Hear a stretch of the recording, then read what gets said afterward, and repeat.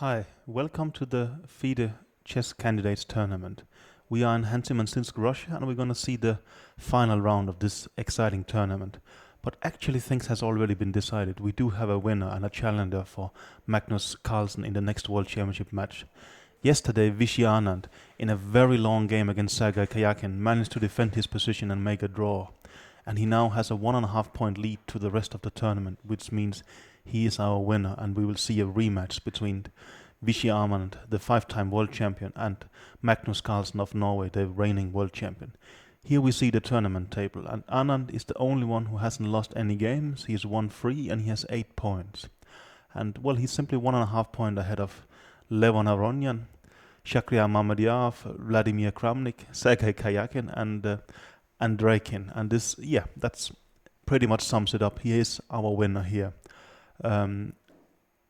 As we can see, we have one player who is in the lead on 8 points. Then we have as many as 5 players sharing second to 6th place on 6.5. Peter Swidler is in 7th spot with 6 points, and sole last is Veselin Topalov with 5.5. So today is actually going to be very much about the secondary standings in this tournament. Well, you can see the difference between Anand and any other player is bigger than the difference between number 2 and number 8. And of course, the main prize by far in this tournament is the World Championship match against world champion Magnus Carlsen. But there is also quite a lot of money and honor at stake.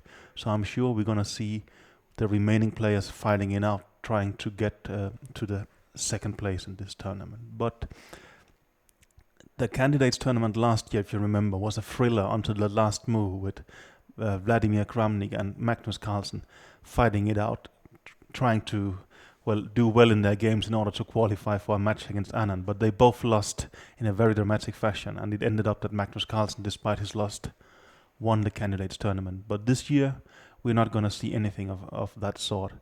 Vishy Anand has won the tournament with 1 round to go, and it's going to maybe be a rather slow finish to a very exciting tournament. But I think there's going to be quite some action on the board today, simply because there is, the difference between, I think, second prize and let's say 6th prize is rather big. So there is a lot of money at stake and also some honor and rating points. There we saw a picture of Vishy Anand just walking into the playing hall. It's Levon Aronyan. Okay.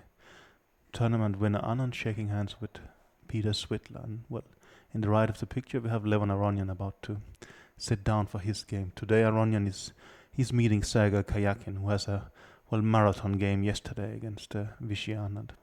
Both Aronyan and Kayakin is on 50%, but a win for Aronyan could even get him to on shared second place. So I'm sure he's going to try quite hard today. But here we have the winner, Vishy Anand. Anand has played a fantastic tournament here. He had, I would say a couple of rough years, and while normally Anand would have been seen as one of the favorites, this year, simply due to lack of good tournament results, it seemed that almost nobody, or I would say actually nobody of the sort of commentators of expert predicted Anand as one of the winners. But he's been incredibly stable, and he got an excellent start and has, by far played the best chess here. So I think it's hard to say anything but massive respect for such a stellar performance. You see him chatting friendly here with Peter Swidler.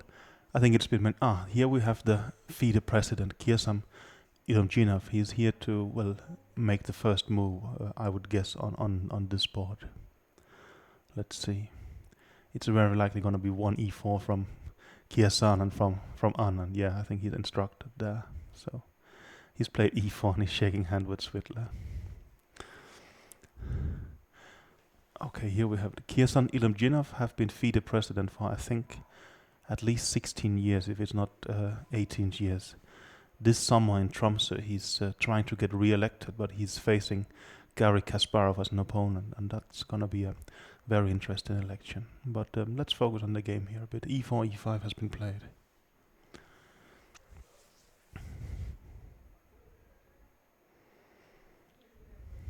Okay, it's hard to see the moves actually.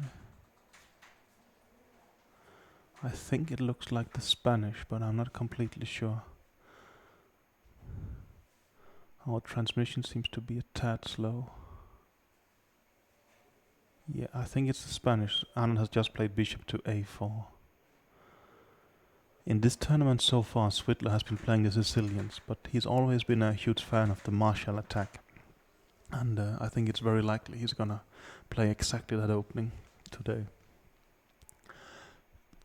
The martial attack has a very good reputation, but in this tournament actually it has been suffering a bit. If you remember back to the first round, Anand won a very nice game against Levon Aronian, and also later in the tournament, in the game between Veselin Topalov and Levon Aronian, actually Aronian was in quite some trouble, and it made him give up this opening, and he started playing, I think, the Berlin instead of the Marshall in this tournament.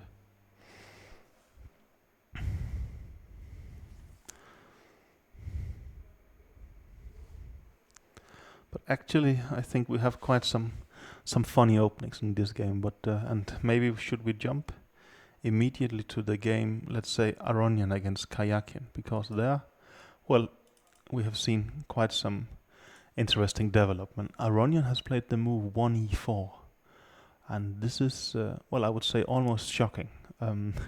Maybe Aronian probably thinks he really wants to win this last round, but 1e4 is very far away of his repertoire. I think Aronian has basically always been playing d4, knight f3 and c4, but Aronian is known to be willing to take quite some risks, and I think he really wants to win today. So I think he's gonna gamble, and he's played e4, c5, and after c5 he's played the move knight c3, and that apparently has made Kayakin think already.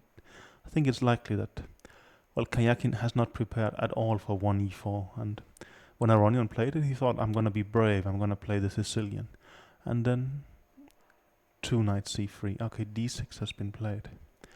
Now it's interesting if Aronian will play f4, but no, he's played the move bishop c4 straight away. That is a bit difficult to explain for me, but well, it's gonna be an interesting fight, is my impression, but in a quite untheoretical manner. Maybe what Aronian is thinking that I think at some times with black he has even been playing systems like this. You see the English. Knight f3, knight c6, and then g3, bishop to c5. And, well, this position is more or less that opening with reverse colors and a tempo extra for white. Of course, it's not, I think, a very aggressive system, but it is rather playable. And, well, I think Aronian just won a complicated fight, and he's happy that Kayakin is tired after yesterday. But also very likely Aronian is going to be quite disappointed with his tournament, because, well, he's clearly the second highest rated player in the world, and obviously had huge expectations for this tournament and really wanted to challenge Carlsen. But well, Anand's play has simply in this tournament been better, and he's a deserved winner. Maybe let's have a brief look at the game Topalov against Andreikin. Topalov played 1e4, and well, I would say Topalov has been quite a disappointment in this tournament. Well, he's a former FIDE world champion, and after losing his title in the match to Kramnik, he has had quite some rough years. But recently he seemed to be back in shape, and he qualified for this tournament by the Grand Prix, where he, I think, had some very convincing victories. So I think there was quite some hopes for Topalov, but apart from winning one game against Kramnik in this tournament, actually not very much positive have happened for the Bulgarian. So he's on -2 and in unshared last place. So actually you can say that this game is quite much a must-win situation for Topalov, because if he doesn't win this game, he's gonna end up in last place, and that's of course not satisfactory for him. He's played e4, and Andreikin surprised with the move e5. Actually, Andreikin in this tournament also, like Switzerland, has played just Sicilians. No, he had a Caro-Kann with Anand, but in this game he played e5, knight f3, knight c6, bishop b5, knight f6, and I think he surprised Topalov with the Berlin. Topalov played d3, bishop c5, and now the move castles. in this position, by far the most common move is the move c3. And c3, well, it might look a bit slow, but c3 you want to play anyway. And the problem is that after castling, black has this interesting move, knight d4. Well, Topalov have a concrete idea in mind. He took it, bishop takes, c3, bishop b6, and now the move knight a3. And well, Topalov is hoping that his knight will come to c4, and maybe he'll win the bishop and b6 and get a pair of bishops. But, well, for instance, I think Andreikin has a move like c6, and let's say bishop a4, then something like castling. I think there has been quite some games with this, and black is supposed to have a very healthy position. But, well, I'm sure Topalov has some specific idea in mind, but generally one would say that it looks like black has a rather healthy position here. So, well, we will see how this develops, and I'm sure that Topalov is gonna try very hard to put pressure on this game. But right now, I think Andreikin has quite some reasons to be satisfied. Then our last game is Mamedyarov against Kramnik. Well, they are both on 50%, and it basically means that a win for them will guarantee second place, maybe shared with one other player. So winning this game, of course, would be great. On the other hand, a draw also means they are finishing on 50% with a decent result in the tournament. Well, Mamedyarov is known as being very aggressive, so we would quite expect him to try hard and push in this game. But, well, d4, knight f6, c4, e6, knight c3, bishop b4. And twice in this tournament, Mamedyarov has played the quite enterprising move f3. He won a very nice game against Aronian, and against Karyakin he was extremely close to winning, but in Karyakin's grave time pressure, he didn't take his best options, and the game was a draw. But for this game, he's went back to queen c2, which actually used to be his main move. And well, queen c2 is more solid, and it seems likely that Mamedyarov simply, well, he is. I think he's gonna be quite happy with playing solid chess today, and should the game end in a draw, he wouldn't complain too much, simply because, well, he's gonna end on 50% with quite a decent tournament. And well, Mamedyarov had played very sort of enterprising chess, and remember, he started by half a point. I think maybe he started actually by losing the first two games and seemed to be in very bad shape. But then he struck back and was even very close to joining the lead at some point. And remember, he against Vladimir Kramnik, he was winning till the very end, but made a huge blunder, and in the end actually lost that game. So things could have been much better for Mamedyarov. But queen c2 castling, a3, bishop c3, queen c takes c3 has happened. And here Kramnik is playing, well, the modern move d5. I think he was played by Topalov quite some years ago, and then, for instance, Anand picked it up, and well, later, especially Kramnik started playing it very successfully. And for instance, I think he had some very good positions against Magnus Carlsen at some point when these two had a sort of theoretical duel in this opening. Okay, knight f3 was played. Also, the move bishop g5 is quite interesting here. But black, for instance, has this interesting pawn sacrifice with c5 and d4 with very complex play. So that's probably why they do knight f3. So knight f3, dc4, queen c4, b6, bishop to g5, and now the move bishop a6. And I think Mamedyarov has played queen a4. I think this could be exactly the position that Kramnik had in the first round with black against Andreikin and made a solid draw. In this position after bishop g5, some years back when he was black against Anand, he played the move bishop to b7, which at that time was a novelty. But bishop a6 then and now is seen as the main move, and well, it seemed Kramnik just very much trust his preparation in this line. So I forgotten if he played 8-6 here or he played c5 against Andreikin in the first round. But well, I would say so far this game has had a very, very solid start. And well, I think if we remember back to the game with Andreikin, we were debating, isn't it strange that here we have press officer Karlovich and Mark Lukovsky. He's I think the vice president or the director in the Russian Chess Federation, and they're following the games and chatting a bit.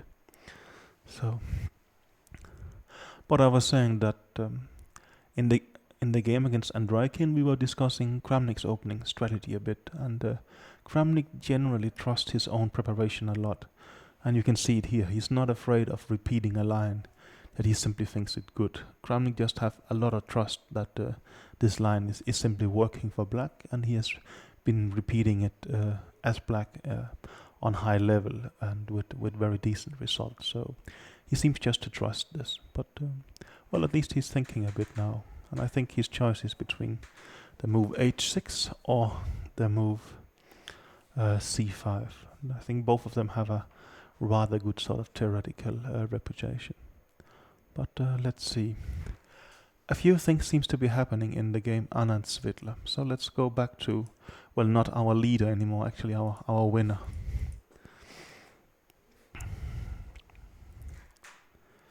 Well, indeed, Svitler chose to play the martial attack, and well, now we just have a very mainline position. Rook e1, b5, bishop b3, castling, and now Anand played c3, which do allow the martial gambit. In the game against Aronian, I think he played h3, and I think bishop b7, d3, and then the game continued d5 takes, knight bd2, queen d7, and Anand took a pawn here, and for a while it looked like Aronian had good compensation, but somehow Anand managed to equalize, sort of to neutralize it slowly, and in the end he got a pair of bishops and won a very, very nice game. But today he's played hc3, and Svitler has responded with the martial gambit, which is d5. So takes, knight takes, and c6. Well, this is just the very basic position in the martial gambit, and well, it's going to be interesting to see what Vishy will do here. White do have a lot of nice options here, but normally black gets quite good counterplay. Actually, if you remember back to Mexico 2007, where Anand won the World Championship tournament, these two exact players had this position, I would think, probably in round 5 or round 6 of the tournament, and Anand there managed to win a very nice game. I've forgotten how it exactly went. I think he played maybe rook e1 there. But so this position is by no means new to the two players, and they even had it before in a World Championship game. But there Anand won the nice game. But let's see, is he gonna put the pawn? He's actually putting the pawn on d3. d4 is, well, it is quite the normal move, but maybe actually this was the line that they played. I think maybe bishop d6, rook e1, and could it be that he played bishop f5 now?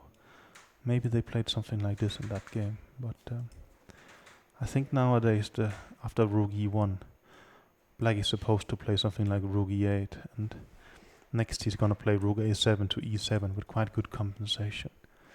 So we will see how Svitler is gonna respond to that. But okay, Svitler has played bishop d6, and the rook has gone back to e1.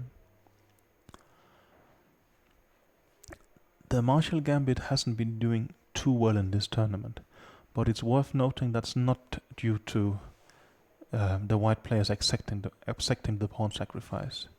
If you look at this position, in the successful games, Anand played h3 and won, and Topalov was playing a4 against Aronian as well, and he got a very good position. So that Anand has chosen to take the pawn is actually, well, that's quite a, you would say, courageous decision. It's supposed to be very, very solid for black, and that he will have decent compensation. But on the other hand, it's an extremely it's extremely solid for white as well. And I don't think there's any particular risks here, and I wouldn't be too surprised if Anand actually today wants a risk-free game. He had a very important draw yesterday that secured victory in the tournament, and I think if he just makes a draw today and ends up the tournament with a solid win, there's absolutely no harm done. It's quite reasonable if he thinks like this. But we will see which kind of mood he's in. I think also earlier there has been quite a lot of discussions on Anand's shirts, but for today he's actually showed up in a suit. So, well, let's see how that's going to affect him.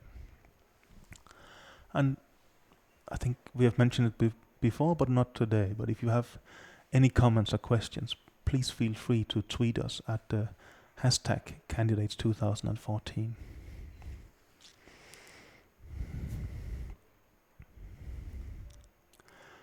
We do have a bit of a slow opening sort of day today, but let's have a bit of a look on Aronian's game. Well, we set this e4, c5, knight c3, d6, bishop c4, and that's, well, somehow you can say this is a kind of reversed English. And well, I think Karjakin has decided to play along and make this quite a creative opening because, well, he didn't respond with a development move. He actually played the move a6, and well, this is with the idea of playing b5 and starting to annoy the bishop on c4. So Aronian has created an exit square for it with a3, and now e6, d3, knight f6. He has put it voluntarily back on a2. Well, I think either he wants to sort of continue development with the knight on f3, or maybe he's even considering first playing the move f4 and then the knight to f3. And I think this is just a complex and very playable position. And I would think that both players actually will be rather happy with this because, I mean, well, I said it, they are both on 50% today. But a win for any player will mean that they are going to be on +1. And, well, then the winner of Mamedyarov Kramnik will join them.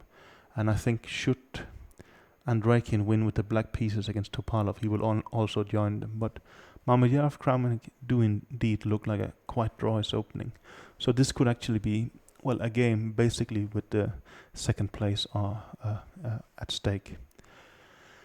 Second place, of course, I think theoretically speaking means that you are the first reserve for a world championship match. But, well, I think if you go back to the days of maybe, well, even when Fischer, for instance, didn't show up against Karpov, well, then the player just won on default. But I mean, should Anand for some reason not play the match, I think the reserve would be playing. But I think that's definitely not gonna happen. So that's only theory, and I think these players are not at all thinking that there is a reserve spot at stake. They are just thinking that, well, second place in the candidates, after all, is a quite impressive result, and as well there is a pretty decent financial bonus for that. So, I mean, I think these two players are gonna fight it out quite hard today, and well, I think quite rightly so.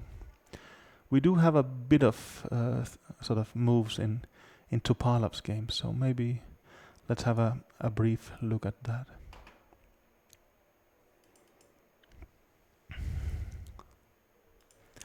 Okay, I think we left it here, and well, I was saying that this is supposed to be a very solid opening for black, and that white sort of only direct threat is knight c4, but black can just handle this with c6.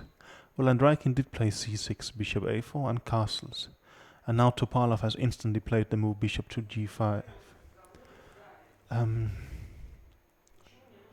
Well, it's an interesting move, and it does actually create maybe a rather annoying pin here. At times in this, in these openings, you will play h6, bishop h4, g5, bishop g3, something like d6, and say that these pawns are very much blocking the bishop on g3.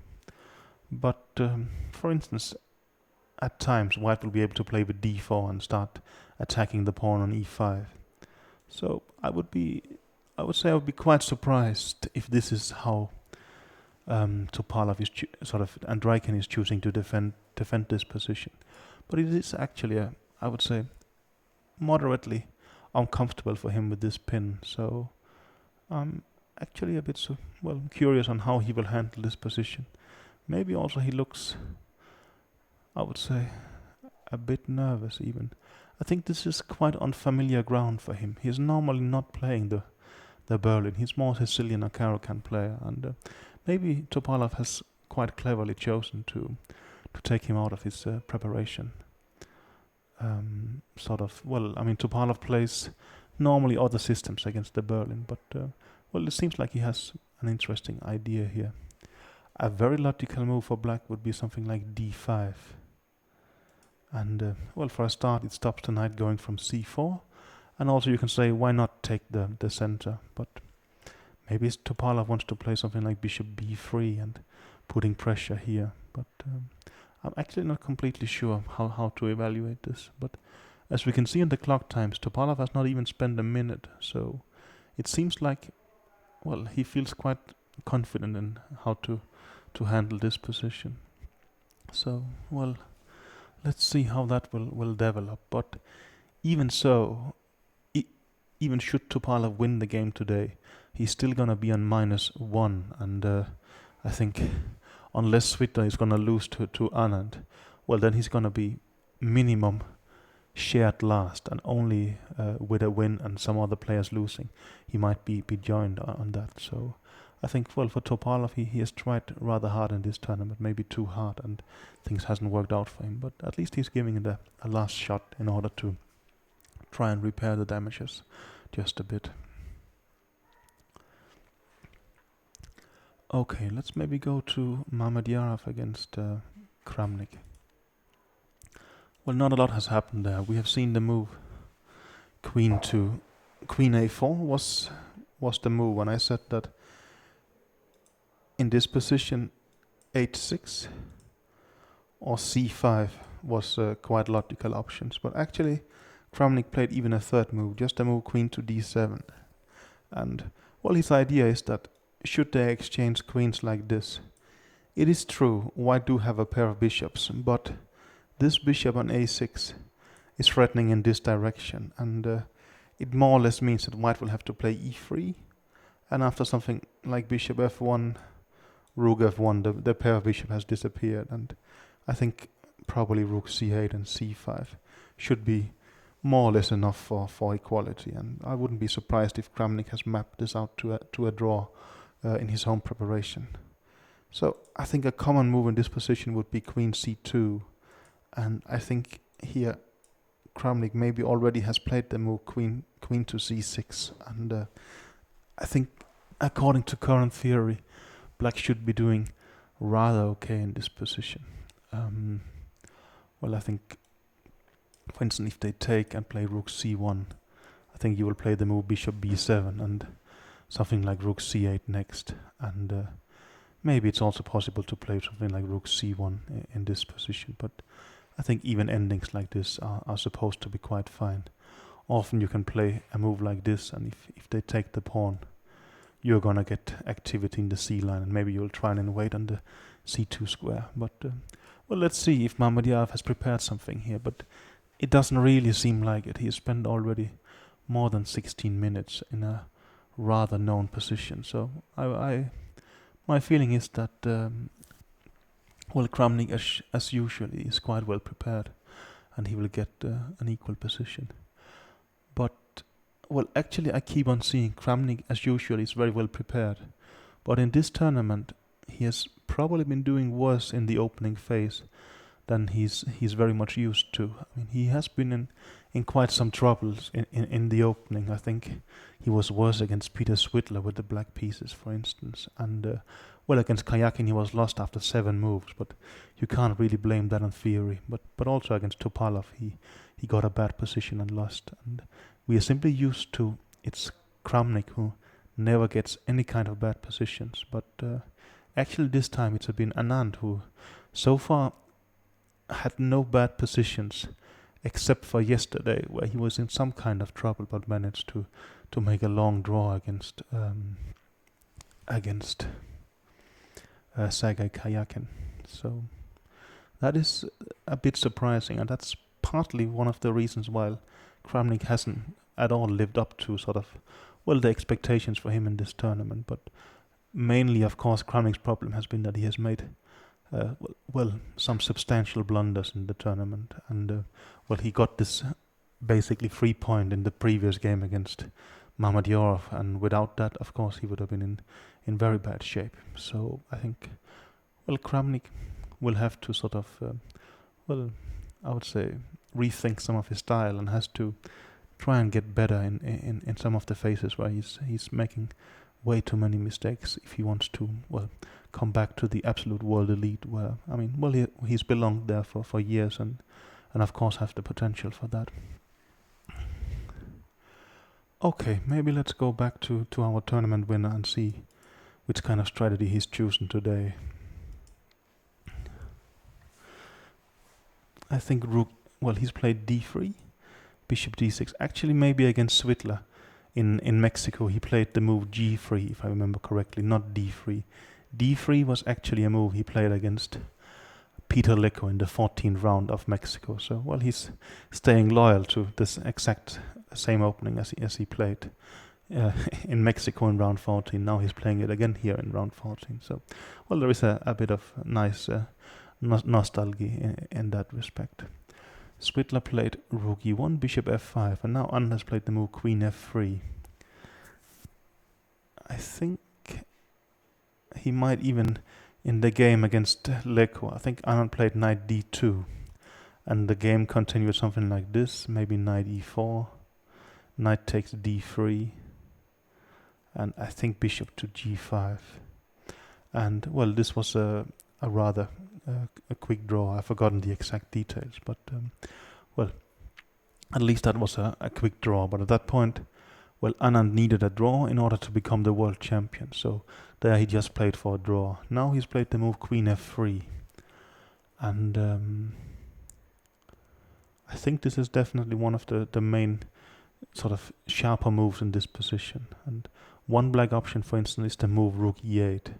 White, of course, is threatening to take the bishop on f5, but let's say something like rook e8, and due to the mating threat here, I think white has played something like this, and maybe now either bishop to d2 or also knight to d2 with the idea of queen e1 check, knight to f1. I think both these moves are possible, but black is supposed to have a rather fine position there, so it could very well be that this is how Svitler's gonna do it.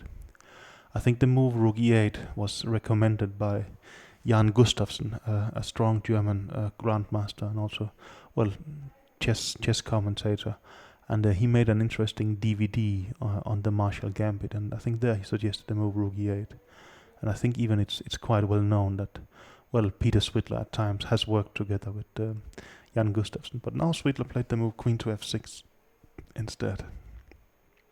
Okay, that is a bit interesting.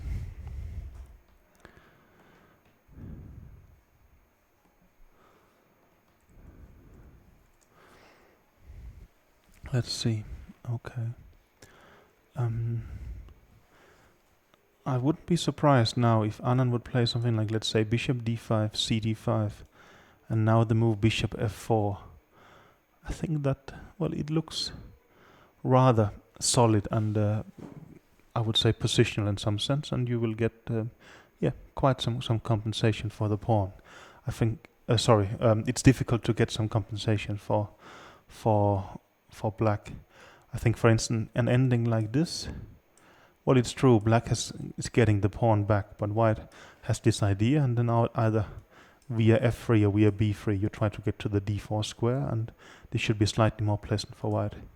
Maybe actually at times black has been playing a move like d4, and the idea is when you take this pawn, something like rook d8, and hopefully you will win back both these pawns. Something like that could very easily happen, but let's see. But again, Svitler did play the move queen f6 rather quickly, and I would quite expect that this is something he has prepared. So I wouldn't think that somehow Anand is clearly better or anything like this. But we will have to wait and see. Maybe the most entertaining game right now is the game between Levon Aronian and Sergei Karyakin. So I think let's try and jump there.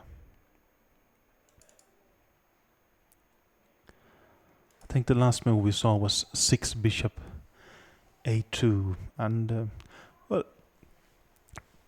it's not like it's a completely new position. Well, maybe this position have never been seen before, but it is, I mean, as I mentioned, especially with reverse colors, a common strategy to put the bishop on a2, and well, there it's a7. And for instance, I think Karpov was playing like that against the English at some point with well, decent if not good results.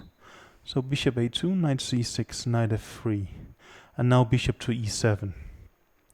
Normally, if you want to be very ambitious, you actually prefer to have your bishop on g7, but probably having played the move e6, somehow Karyakin didn't really feel for that. So bishop e7, castles, rook e1, b5, and knight to e2.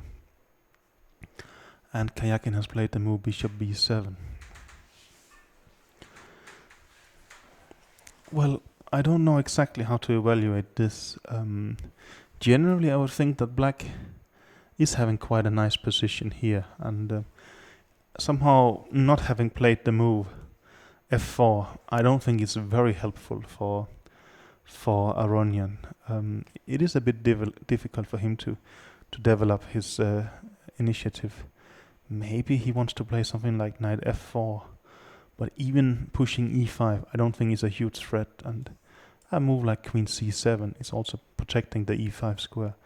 So I would actually say that I think the opening phase here has been, well, quite good for Karyakin, and well, I mean, if you remember back to yesterday's game, had Karyakin won that game, well, then by winning today he would have forced Anand to beat Peter Svidler. And I mean, well, you can see if Aronian has chosen the same concept, regardless of yesterday's result in the Karyakin game, then I think Karyakin would have had an excellent chance to win his game, and that would have made, well, today an extremely exciting round. But as we remember, Anand defended very well for a long time, and I think very deservedly managed to save the game and win the tournament with a round to spare.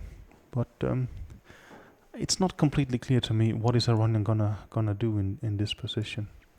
I don't think there's anything sort of very wrong with his position, but I would actually say, if anything, black could be even slightly better already. And but maybe that is actually typical of Aronian. He's not okay. He's put the knight on g3, and well, I guess that's quite a decent square. But what his concept is, it's a bit difficult for me to say. Maybe I would think Karyakin maybe just want to push something like a5 and take a bit of more space. And I mean, maybe what Aronian wants to do is to play actually c3 and d4 and play in the center. But I would think that there is going to be quite some decent option for black to get counterplay against that. So I think Aronian is playing a bit with fire, but I think in this tournament he's played a lot with fire, and he's gotten punished for that. But I think generally he's thinking that, well, I want to win today, and then I hope it's enough for Onshi at second place.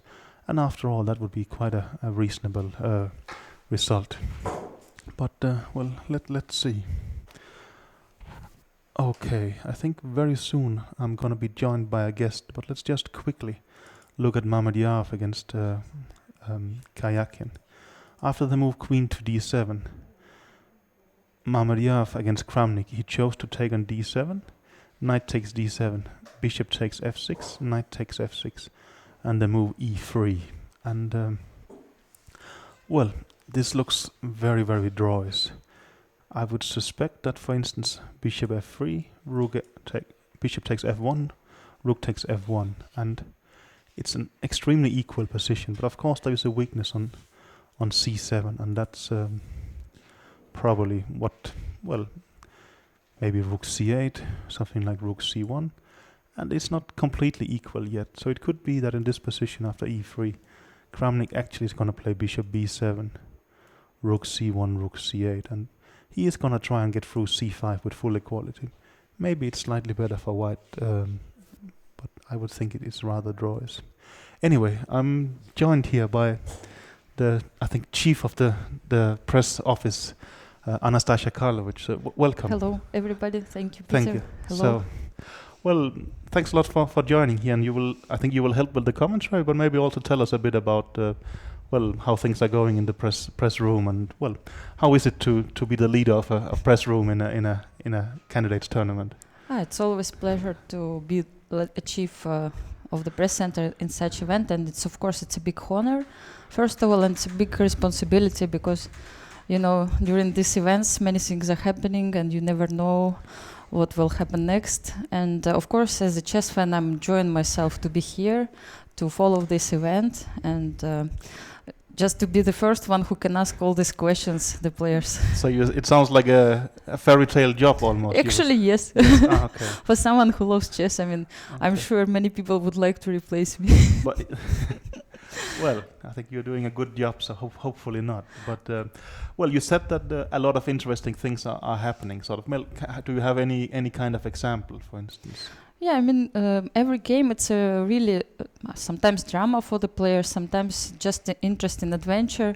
And after they come to the press center, my job and my pleasure is to ask them questions and find out actually what happened today, and to show to the all chess fans around the world, something which were behind, let's say, the game, and what they cannot really see watching only computer.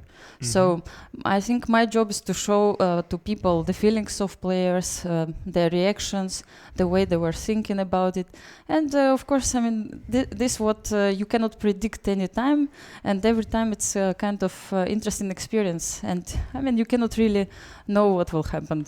So, but there, I think in recent years also chess has tried to be inspired from, let's say, the other sports world. You actually want to have press conferences with players right after. I think if we go back 10 years, I don't remember such things happening. But now I think it's completely standard, right? Yeah, I think so, because before I think we didn't have this opportunity to have live press conference. Actually, we didn't have this opportunity to have commentaries as well. So that's how we actually were here, and that's how this chess world is moving this direction.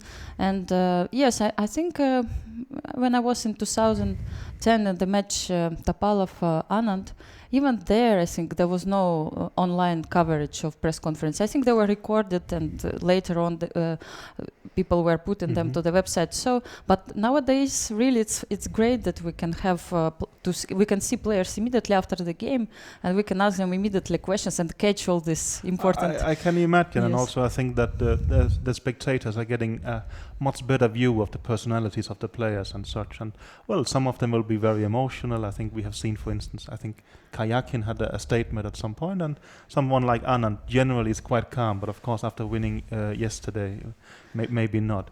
But also, can you see it in sort of that chess is becoming more popular? Do you have more viewers than usual because of such things? Yes, of course. I think also chess fans, they are used already to follow press conferences, and they're waiting for them in this sense. And when you mentioned these emotions, I can also mention yesterday, for example, you could see a lot of emotions of Kramnik, and later on when Topalov came for the press conference, you could see how desperate he was when he saw how he could make a draw, actually. I think actually now you mentioned the Kramnik-Topalov press conference. Someone has asked that why don't they have a press conference together? Isn't that they simply refused, or what is the story behind that? Yeah, okay. The idea is that according to regulations, the players have to come for the press conference after the game. So it's not written that actually they have to be together, So, by the way, they have this right to come alone. For example, it happened before during London. Maybe you remember Vasily Ivanchuk few times refused to come immediately. He needed some time, let's say, and I always try to give this time for players. Sometimes they need just to calm down, and this is understandable. Peter, you're a chess player as well. Yeah, I was at least. Yeah, sure. No, I understand. I think, it could be interesting for the spectators to see Kramnik and Topalov together. But I also understand that that wouldn't work too well either. So you're saying basically we respect the right of the players in I that think sense. it was their wish, let's say, not to be together. And Mhm. you remember the first time it also happened like this. Topalov came alone, he won the game, and Kramnik came later. So Mhm. Yeah, let's yeah. say they decided to repeat the same procedure. Mhm. How has the coverage been for this tournament? Is it comparable to, let's say, London candidates, or is it even comparable to the World Championship match? Or, well, how big has it been here, you would say? Nothing can be compared still to the World Championship match. For some reason, really, this event is the most popular and followed by so many people. Mhm. And I must say that in India, I've never seen such coverage before in my life. Okay. And I think Indian journalists pushed it really so well. And here, of course, we have really decent coverage, and people are coming every day. We have the amount of people coming were increasing day by day, so it also shows many. Actually, at the beginning, there were mostly Germans. I mean, if you compare who were. So for some reason we don't have German player, but we had many Germans. It's Now a big, Indians. It's a big chess Indians. Indians, of course, started to come. And by the way, to tell you the truth, in India I felt so sad because chess fans really, let's say, were not happy. And for them it's kind of, I'm sure many Indians were really happy yesterday. Very much. I think a lot of chess fans in general wishes Anand well. I mean, he's been a great player for many years. But of course, for Indians, I think it's fantastic. And I think, well, have a look at Twitter. Well, I think you're tweeting yourself. I mean, that's of course has been very great there. Maybe also, can you tell us a bit about Khanty Mansinsk? Because, well, I'm a chess player. I have been here 4 or 5 times, so I know the place. But why is Khanty Mansinsk actually becoming almost like a chess capital of the world? Yeah, I think it started long time ago. They have really great traditions here, and I think it started with the old governor. Now we have new one, Tatiana Komarova, who is also supporting chess, who also decided to continue this great tradition. And they organize so many events that we cannot even remember all of them. And now actually I'm very happy that Khanty Mansinsk will organize 2 women events. Followed by this World Championship, which they held last year. World Championship for women, right, yes. And I think it's also great that Khanty Mansinsk now supports also women chess. And so what we can really see here that Khanty Mansinsk became chess capital. And it's confirmed by many people, and everybody knows this city. And I think this is great collaboration between FIDE and government of Yugra autonomous region. So we can see that also we are here in this beautiful chess academy. Yeah, maybe we should tell about this. This is actually, I mean, it's a huge building, I would say, and this is simply only chess. I mean, there's chess pieces on the wall and chess art, for instance. And yes. And well, I think it was built for the World Cup in 2010, or was it even earlier than that?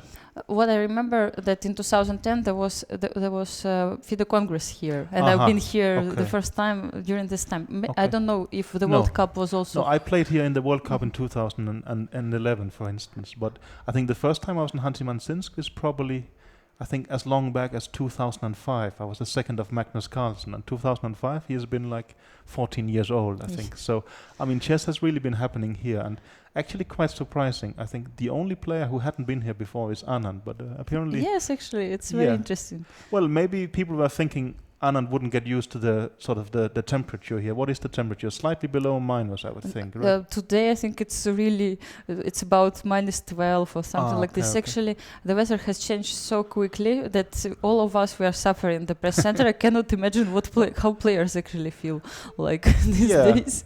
That's true. Well, I think players would mostly stay inside, but there is some, I think, nice walks, and I think even you can go skiing. It's well, the thing I remember the first time I was here was that things were very well organized, and what I realized was that they were very experienced organizers. They were not chess organizers, but they had been doing biathlon competitions for many years, as far as I understand. Do you still sort of cooperate with the biathlon organization, or is it now purely chess?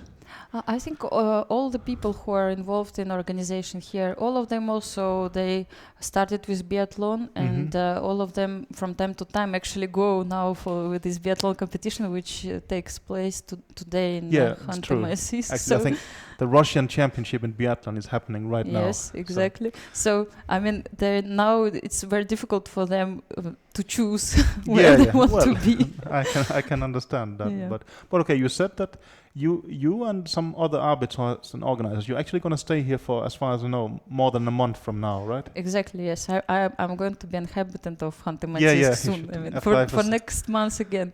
Okay. I was about to say you should apply for citizen, but you're Ukrainian, so it's a touchy subject. So let's not go in that direction, I think. Okay. So, well, you're also a chess player. What have you think about the chess here in general? Or do you even have time to follow it when you're? Well, I guess you have. You have to ask questions about it. Yes, of course. This is what I have to do, and during the whole day I'm following the games, and because I don't, of course, when you speak with players of such high level, in any case you cannot compete with them, but at least you should know what happened, and not to look at least stupid. And and ask some reasonable questions. So that's what I'm trying to do all the time. I hope I can manage. Sometimes, of course, I also do mistakes, but I hope everybody forgives me these small mistakes because I'm not the same level as they are. It's also important to have questions that kind of are similar to the questions that spectators are having, right? I mean, we will have journalists or commentators who will just say, well, the computer said this move at some point. No, this I never say. No, I know, and I'm I think afraid also to say that this, yes. but also that's maybe doesn't really reflect sort of the thoughts of the players in some sense. So I think this press conferences have been quite a very useful additions to sort of chess journalism and chess. Well, it's good for spectators in that sense. Well, it's hard to remember back to the times when we followed games via newspapers or faxes. But now, of course, we have, I think, excellent pictures and close-up of players and such. Actually, when you mention this computers, let's say, sometimes, yes, I can say that, for example, in this position, computer proposed this move, but only after players already commented on this position. Sure. So just to see their reactions, but... Topalov yesterday maybe was an example. Of course, yes. But just what I want to say, it's very bad, I think, to tell to the players immediately what computer said, and because you kind of show them that, okay, you used computer, and they cannot do this. No, I think at some point this was happening when computers was just getting there, that, well, we were very happy to almost not make fun of the players, but to illustrate that they are missing things. And somehow this aura of the players being so fantastic a bit disappeared, because we were thinking, well, they missed this move, they missed that move. But I think now, spectators even have gotten a better understanding of that, how difficult the game of chess is, and that it should be understood that the players will make mistakes now and then. And I think also you're not trying very hard to press the point that, you missed this move, right? You're trying to, more sort of... I also believe, before people were looking at the moves and trying to see the beauty of the move as well. But right now, the only thing they're looking for, if he found this move on the first line or second line or third line, which is, we are missing something. So actually, I was surprised, not really, but okay, it was kind of interesting to hear that Magnus Carlsen follows games without computer. But I think it's good training. If he follows it with the computer, you will always have some kind of strong opinion. But if you don't do it, especially if someone like Magnus, you will keep thinking, what are my, possible opponents thinking and stuff like that. So I think, that is a good way to do it. I think, even as commentators, sometimes we have engines, sometimes not, but at least we try and disregard it in our evaluations, I would say. But would you suggest to do the same for the chess fans, let's say, to follow the games without computer, maybe check after, But I think it depends. I think also at times it's very helpful in the sense that chess is a very difficult game to understand. And maybe also at some times without the engines you will miss some of the points of the great players. So I think it has to be some kind of mixture. But you always have to remember which kind of practical relevance does it have. Actually, we think we have a question for here. Oh, really? So please tell us about any memorable events during your career as FIDE press officer, from Sunil Malik. The most memorable event, yes. Any? Take your time. It's hard to say. What I remember for sure, that when my first event, Grand Prix event in Tashkent was kind of memorable because it was the first time when I had to hold press conferences with the players of 2,700 plus rating, and there were 6 games per day. So it was really difficult for me, and I was afraid so much, and you cannot imagine. And also I had to write report after this. And what I remember that by the end of the tournament, I had feeling that I don't know, I understand chess in 2 weeks more than in all my life. You know, I've been speaking every day, watching the games, making reports after. It made me feel that I'm full of chess, and probably even my rating may be increased, and I have to go quickly and check it. So you're saying that the best form of training is actually become a press officer. Yes, actually, yes. But unfortunately now I don't have really time to check if I really increased my level or not. I can check only in blitz games with my friends. I can understand that sort of. Also, you're actually a FIDE press officer here, right? How do you see, now we have a winner in this tournament. How is the press potential of a rematch between Anand and Carlsen? Is it interesting with a rematch, or, would it be better to have another player? Well, of course, I think the chess fans are happy with Anand, but how do you see it as, let's say, a commercial press event? Is a rematch a great thing? In any case, I believe every World Championship match, it's a great thing from the very beginning. It doesn't matter who is playing. I mean, okay, of course there will be decent players in any case. Yeah. So that's we have to admit. And the coverage still will be great. And I'm sure there will be. So far, we don't have people organizer of this match. But okay, just yesterday we found out who is the winner. Exactly. So I believe it has some intrigue still behind, because we see now that Carlsen won this match and Anand lost his title, but now he has this kind of, actually he follows this tradition to have revenge. Yeah, he made it himself. Exactly. Yes, I think what you're saying, that in sort of the classical times there was this. I think now we think stupid rule that the champion had the right to a rematch. And for instance, someone like Bodwinnik lost a lot of matches, but then he had a rematch. But Anand is getting a rematch, but he had to earn it by winning again. He earned it himself, and, which great respect to him, of course. Exactly. And now maybe they're gonna be this revenge. And I'm sure, you know what I like so much? I read this comment of Alexander Grishuk, I think, before this event, when he said, maybe I'm mistaken, but I think it was his comment, that the one who will win this, who wins this event, it's gonna be another person after this, another player, because already to win such a great tournament and to show this great result, you will be a bit different person after this. So maybe Anand will be also. Well, I think that's quite likely. I mean, what I think many things Anand has been lacking is mainly confidence. That somehow, yes. I think it's difficult that he's used to being the best player in the world and the world champion, and suddenly, it's not only like he had problems with Carlsen, but with a number of players. But now, he's back like that, and I think. For me, I think there is quite some interesting stories in an upcoming rematch. But I was quite interested to hear what is the official perspective. But I guess, of course, you have to be happy with everything, right? You're right, because I cannot, let's say, give my opinion whom I prefer to win this event. I understand. I understand. But okay, you said that things were very nice in India. Actually. Yes, I must admit that it was really great coverage, and we can be sure that 1 billion and even more than 1 billion people will follow this. No, I think you can just look at the tweets here. There has been a lot, actually. You know what I was actually wondering, that Anand actually, after this match with Carlsen, he had this kind of great opportunity to play so many games with one of with the strongest now player of the world. What do you think? Does it give some special experience which others don't have? No, I think that is too strong. I think Anand has played a lot of strong players in his career, but of course. I think there is some advantages in it, in the sense that, Carlsen, for instance, could have had a lot of material. You can see Anand has played matches against, a lot of strong players, and he had a lot of study material.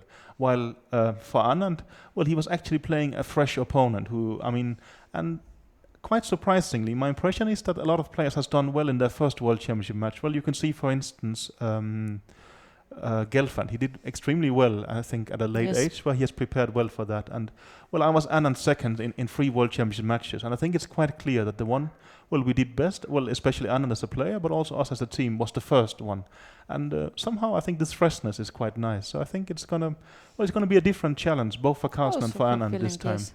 Okay, we got a question, we lost it. We got a question, but actually I think we're going to have a short break, but I think you will be with us after the break, so let's take a couple of questions there, but I think let's take a short break and we'll be back. Yeah.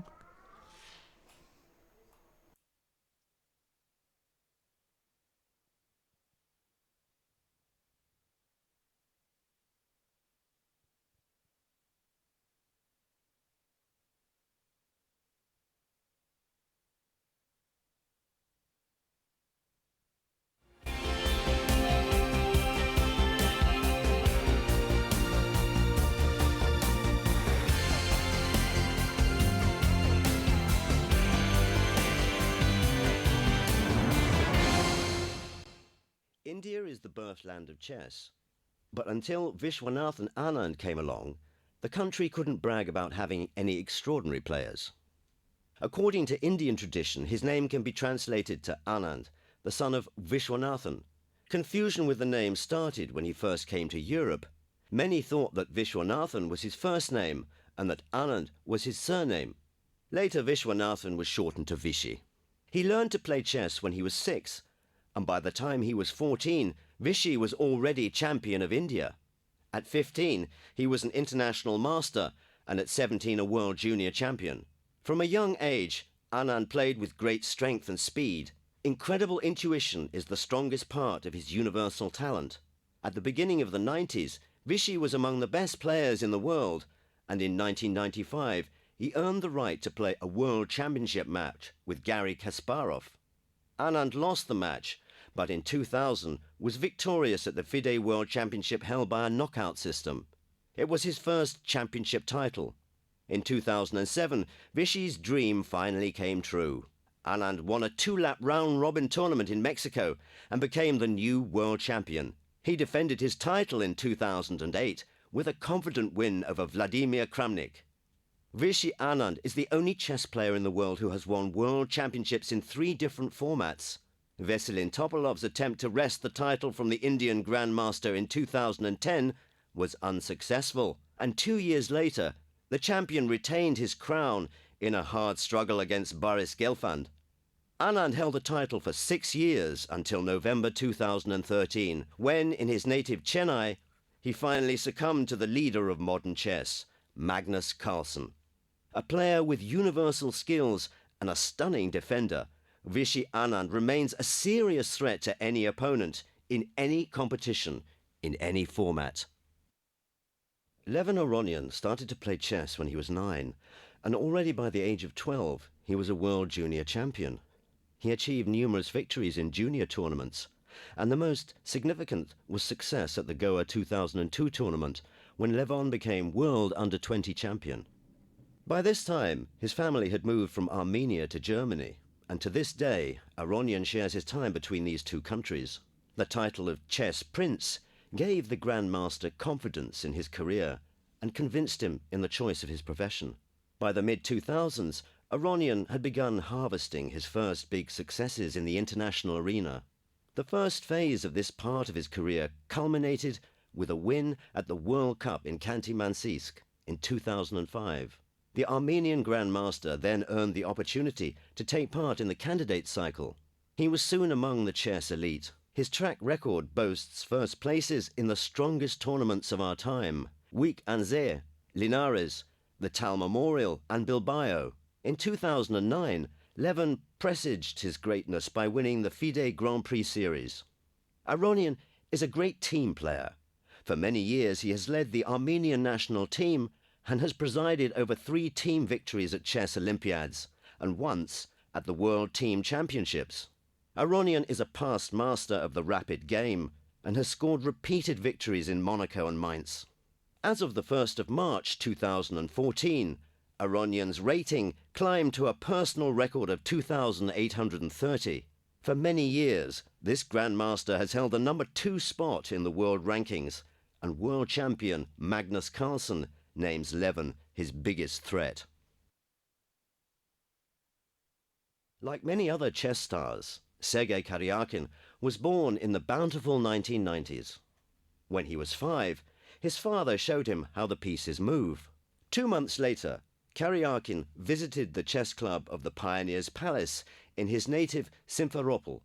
Sergei's talent became evident early on, and to develop his extraordinary talent, he moved to Kramatorsk to study at a famous chess school known for nurturing stars. In 2002, Ruslan Ponomaryev included Karyakin in his team when preparing for the FIDE World Championship final match with Ivanchuk. This invaluable experience helped Karyakin become the youngest grandmaster in the world. He earned this lofty title at the tender age of 12. He was a typical wunderkind.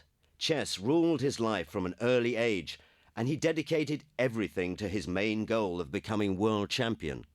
In 2009, the young chess player changed his citizenship from Ukrainian to Russian. He firmly established himself in the Russian national team, and since 2011 has confidently stayed in the world's top 10. Sergei regularly wins super tournaments. His biggest success so far was in May 2013 in Stavanger, where he headed the likes of Carlsen, Aronian and Anand. Karyakin is not only strong in classical chess, he is also in his element in rapid chess. He was rapid world champion in 2012 and won the World Cup in this discipline in 2010. Karyakin's hallmark is all-round strength.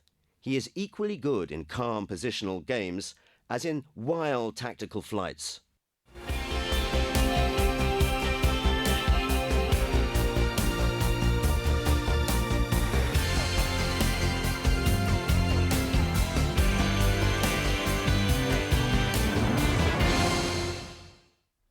Hi, and welcome back to Hanti-Mansinsk, where we are following the last round of the Candidates Tournament. I'm Peter Heine Nielsen, and this is Anastasia Karlovich. Hello.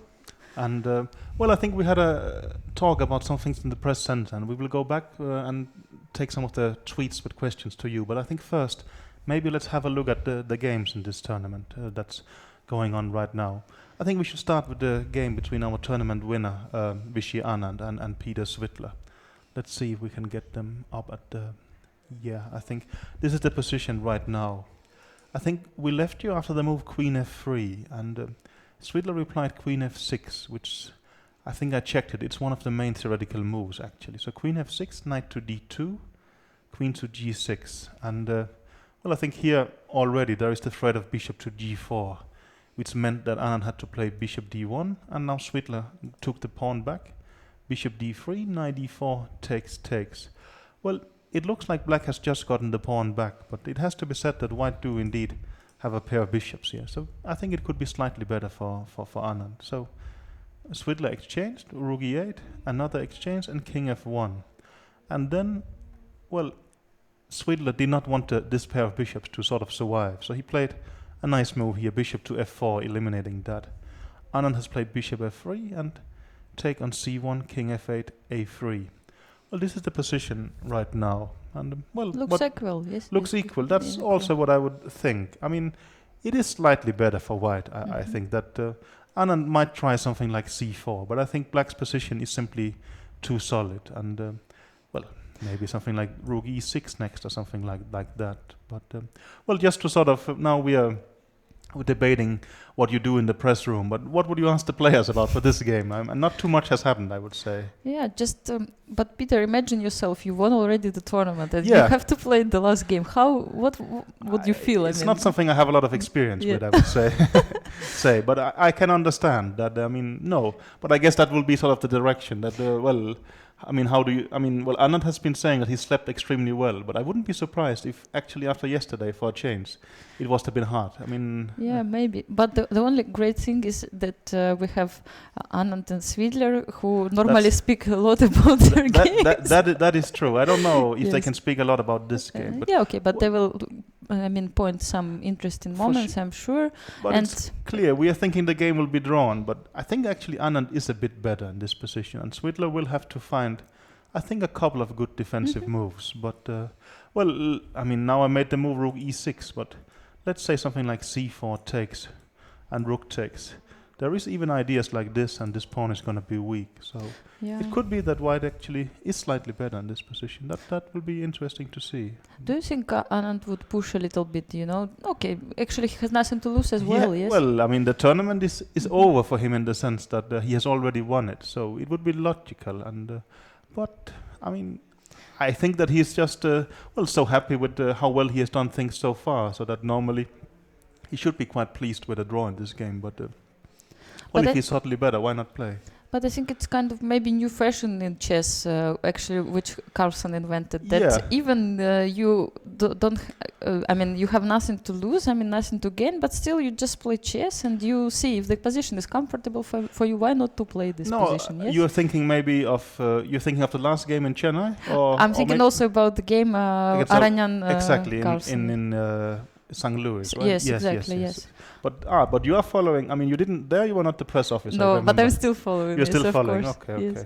But I think it's going to be a draw. But I think Anand is a bit better here. And on the subject of a bit better, but going to be a draw, maybe we should have a look at Mamedyarov Kramnik as well, because I think the situation is quite the same there. We have Mamedyarov in the picture, and somehow he doesn't look too happy, does he? No, he doesn't actually. But I don't understand it, because as far as I can see, he's gotten a nice position. Well, Queen D7 we spoke of, and actually Mamedyarov just took on F7, and now he took on F6 and played the move E3. And Kramnik didn't want to exchange on F1. I think, we spoke about positions like, let's say this, something like Rook C8, Rook C1, that it's a bit uncomfortable here because of some pressure in the C line. So Kramnik played the move Bishop to B7. And after Rook C1, Rook C8, Knight E5, he's not played the move Rook F to D8. And, I don't know, you think that this is a nice position for Mamedyarov or just very drawish? In general, we know that Mamedyarov likes this kind of sharp positions, but of course here it's nothing to be. No, you cannot do it much. His creativity is not gonna help in that sense. That is for sure. So I don't know. Maybe he also thinks that it's nothing special here. That's why he doesn't look so happy now. No, that I think he could almost be a bit bored, right? He's used to playing very exciting chess. Well, something like Knight C6 would make sense, but I think Kramnik maybe will just take it, and then something like Rook D6, and maybe simply the position is too solid in a way. And don't you think it's really strange that 6 players have this 50%? Not five, 6, sorry, 5 players, five. exactly. No, I have never seen anything like this before, actually.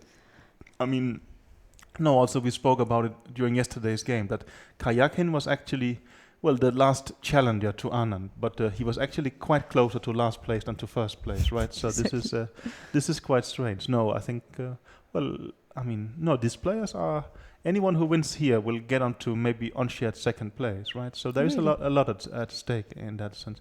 Well, I was talking about, if you become second here, in principle you are the reserve for the World Championship match, right? Actually, yes. So maybe, of course, it's a great idea to fight now, not only for this second place, we're not but exactly also hoping that any of the players will have an accident so they can't play, but still, just in principle of being the reserve, of course. So. And still we shouldn't forget that prize fund is really decent here, €600,000. What we were thinking, what is the difference between, let's say, second prize and sixth prize? That's going to be quite high, right? Yes, it's of course it's quite high, and I think if they tie, the same conditions apply. The first one, it's an encounter between the players, and then the number of the wins. Yes, something like this. So in any case, everybody is fighting, I'm sure, hard today. I think a lot of money at stake. Okay, he's even Kramnik said in the press conference that he doesn't. His idea is to fight for the first place, and he doesn't fight for money actually. But still, when it comes to the last today round. It's too late to fight for first place, right? Yes. So, I think he would be quite happy with a draw, but I think that's also depending on his position. But F3 is actually, I think that's an ambitious move. He wants to, I think, next develop his bishop to E2, and then probably move away the king to F2 and try and be slightly better, simply saying that Kramnik cannot get through the pawn push C5. And, I think they're going to play on for quite a while here. Okay, let's move to I think, Aronian Kayakin, because like Mamedyarov Kramnik, well, that is a game for second place. They are both on 50%, and the same can be said of these two players, Aronian and Kayakin. Peter, I missed a little bit the first commentaries, and what about this opening, this bishop c4? Yes. Can you just tell a little bit, because I was that is kind of surprised. Well, it is kind of surprising. I think this is just Aronian sort of a freestyling a bit. Well, what I mentioned was that in this position with reverse colors, there I think this concept have been seen sometimes. That I think for instance Karpov after g3 for quite a while was playing the move bishop c5, and then often they will play a6 and bishop a7. And you can actually argue that this is exactly what Aronian is doing, just with an extra tempo. But I still think he's maybe slightly worse. I mean, well, I think we left in this position bishop b7, knight g3, and I think probably his plan is playing something like c3 and d4, but even that might not be too impressive. But Kayakin chose to defend against it. He's played d5, e5, knight d7, and after c3, he's played the move d4. Well, d4 is opening up for this bishop, at least a bit, but of course this sort of construction is indeed very solid. But, you can also... But I think his point is he wants to play d4 next, and then the bishop on b1 is going to be quite nice. So, well, he's played d4, c takes, and now he took with the pawn, actually. I thought something like this could also make sense, because... The open bishop? Exactly. That to me, that looks very logical, but apparently... Maybe he thinks that by keeping this set of knights, it means that the knight on f3 have to keep defending this pawn because there is two black attackers. But, Aronian has played the move bishop f4, defending that pawn. And something to be asked at the press conference, why he took with the pawn, not Yeah, with a knight, which also looks logical. yeah, you would have to... But I think you should ask him about bishop c4. Well, I mean... Of course, if this would be... Especially he played one e4. This, I think... I cannot remember when the last time was he played e4, to be honest. So this has been... Well, this has been really a while back, I would say. But, let's see. But bishop f4 here. One thing comes to mind. I think generally this construction looks quite nice for white. But what I want to discuss is this bishop on a2. It looks very much like a quite dead piece. I mean, it's basically shooting into this solid construction on e6, and if you put it on b1, it will shoot into this pawn. But on the other hand, everything else is fine, and it does have some kind of view on a2, but I mean, I think it's, I would say unclear. That's an easy, and I think you will say something similar, right? But yes. Maybe it is nice attacking chances in the sense that sometimes e6, f7, but okay. Maybe you do this and you jump over here and you hope, and also. Well, when you have put a knight here, at least some sacrifices become relevant because of this bishop. So, I mean, maybe you can start hoping a bit. But of course, it is not easy to make it. No. I think it's rather unclear. And what about the time? Well, the time is quite the same. Well, now that I mentioned time, and we have a picture of Kayakin, he had some protests about and now, you are sort of a bit official representative of FIDE. Well, what do you think about the time control and such, for instance? Actually, it's a very interesting topic, and I mean, I can probably write an article about it, because actually FIDE wants to wants to go out from this classical control and make it shorter. In fact, to make you remember this discussion, yes, to have it 90 minutes and plus 30 seconds increment, then half an hour till the end of the game. Actually, what we have in women chess, because women are glad with this time control. They don't want to spend too much time, maybe. But many players and let's say. Elite players, they prefer to play with this classical control. So, of course, Kayakin said his opinion. Actually, he mentioned the opinion of FIDE at this moment. But not everybody would like to have the same time control. And we heard the opinion of Grishuk. I said this opinion during the press conference, that he believes it's fair enough to have choice how much time you would like to leave for the last moves. And it depends on you. Let's just explain it. That normally we get 1 hour and 40 minutes for 40 moves plus 30 seconds per move. But here we get 2 hours for the whole game.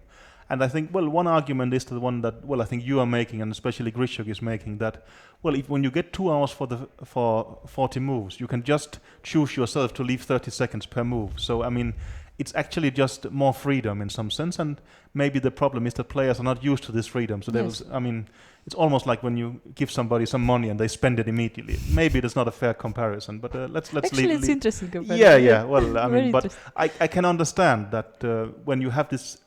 When you're used to getting 30 seconds per move, you don't think that having 2 minutes left is critical, but suddenly you do it here. But well, of course, one should understand the implications. But did I hear you correct? You're saying that actually FIDE would like to make the time controls shorter in general. Yes, the idea actually was to make it shorter, so it would be more spectacular. You know, it was. I think the discussion started really long time ago, and when Panamareau became the world champion, they played 2000.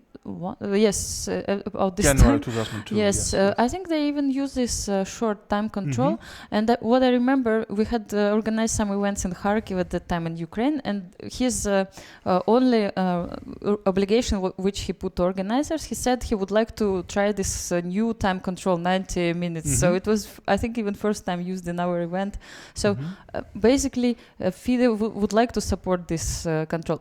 On the other hand, I personally believe, and it was confirmed during these events in London and here and in Tashkent, that this control gives more chances for spectators to enjoy chess. As we can see, now it's interesting if a player can make these moves in 10 seconds of course, or I not. think, well, here, but also in London. In London, you remember. Of course, I think, well, I was the coach of Carlsen, and he was involved in, at least with Ivanchuk once. But I think Ivanchuk was generally involved in a lot of this spectacles. Troubles. But also, well, for instance, at the Olympiads, we have this quicker time control. But at this sort of, you would say, championships for the world title, we have a longer time control.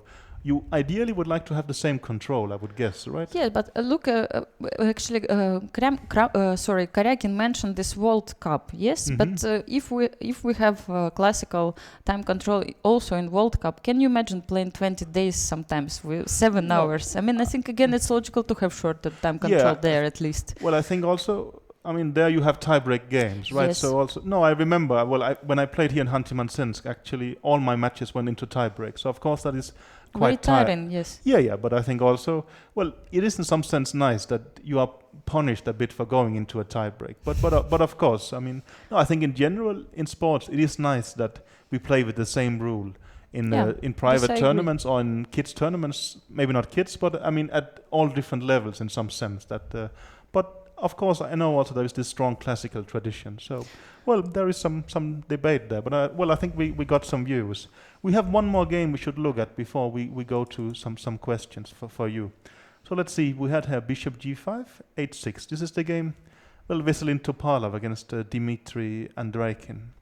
So Bishop G5, 8-6, Bishop H4, D5, takes, Bishop B3, G5.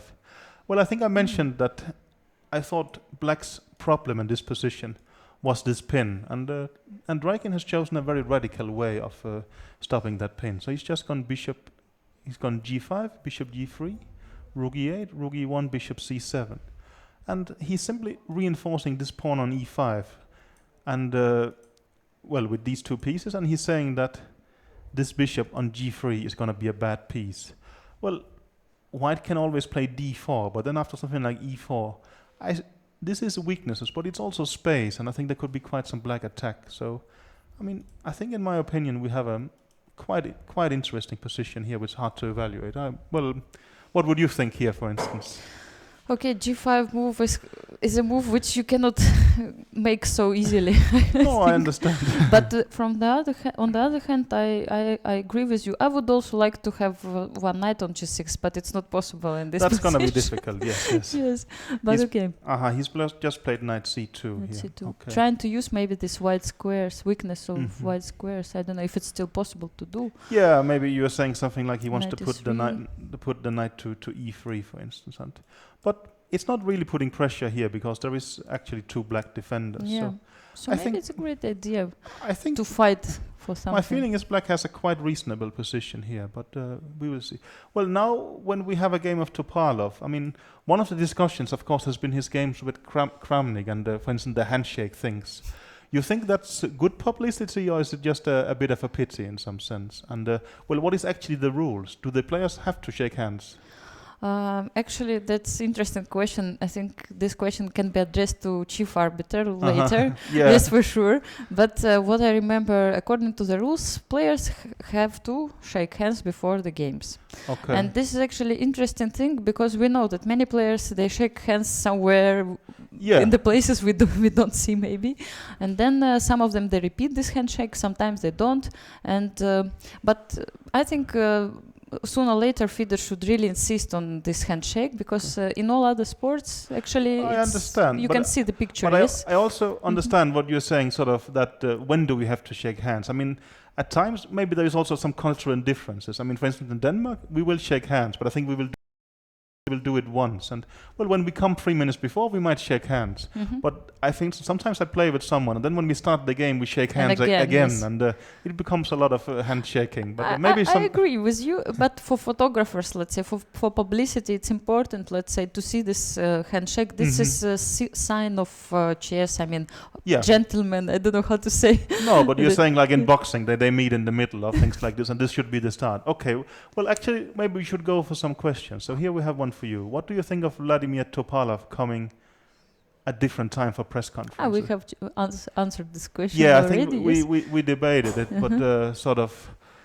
Yeah, you think that's simply a right they have, right? They are rivals? I believe they have this right to come. If they ask me, let's say, to do this, I have no problem to make 2 different press conferences. So they have this right. Of course, of course, all of us, we would like to see them both discussing this matter. Yeah. But I mean, I don't think it's a big problem. Also, well, missing the discussion between the players. Yes. That is, of course, not ideal. But well, you're saying according to regulations, they actually it's have possible, yes. They have a. I mean, they are not obliged to show up with together. Each other. Let's say they are obliged to show up after the game, but not together.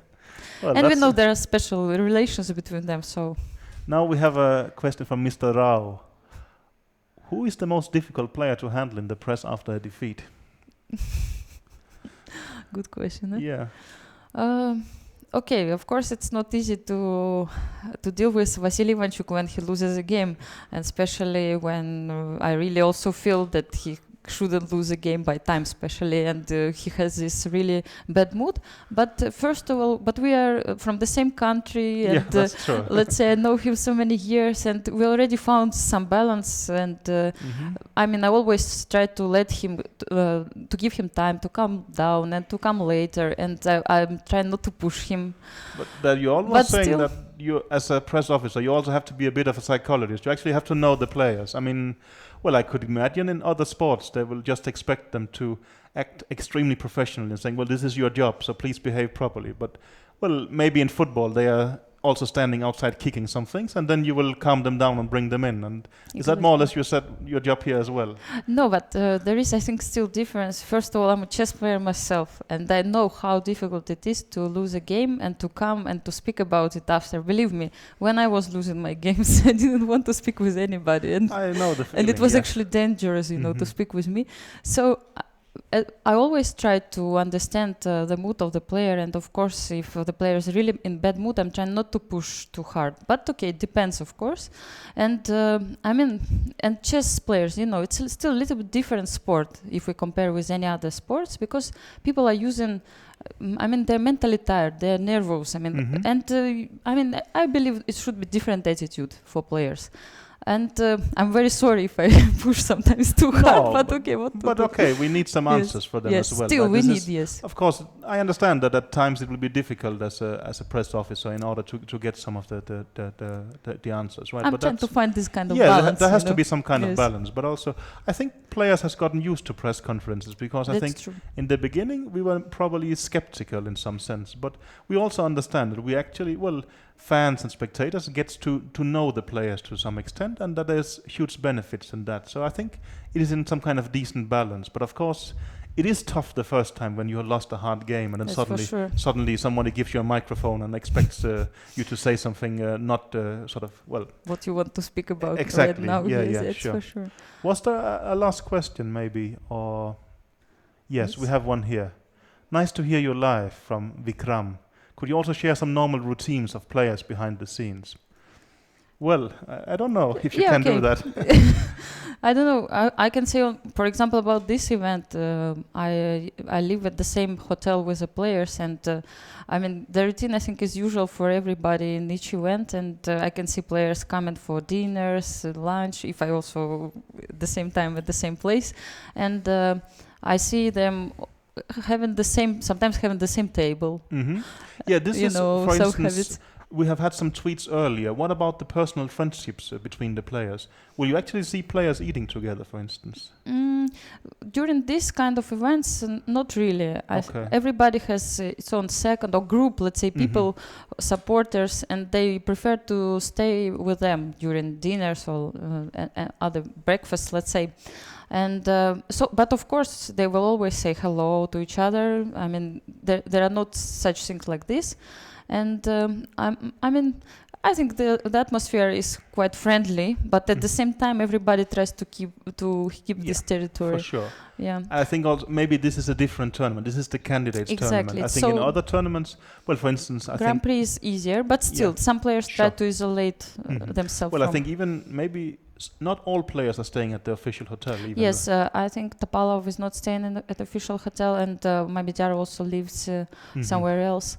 So. And so it happens. What I can also say that during this tournament we had some political discussions with Vladimir Kramnik and Zakhar Yefimenko because he is from Ukraine, his second year. So we had some interesting discussions. They are seconds, but from Kramnik from Russia and Zakhar from Ukraine, right? Zakhar is from Ukraine, yes. Well, that sounds interesting. I know him from my childhood, so we used to have this kind of discussions, and we found out during the first press conference that Kramnik, actually his mother is Ukrainian. Okay. And so we have many But things Kramnik to is also, I think, personal friends with Klitschko, who is one of the leaders in the sort of Maidan sort of uprisings or revolution, depending on your point of view. And I think Klitschko is he's running for president right now, right? I think.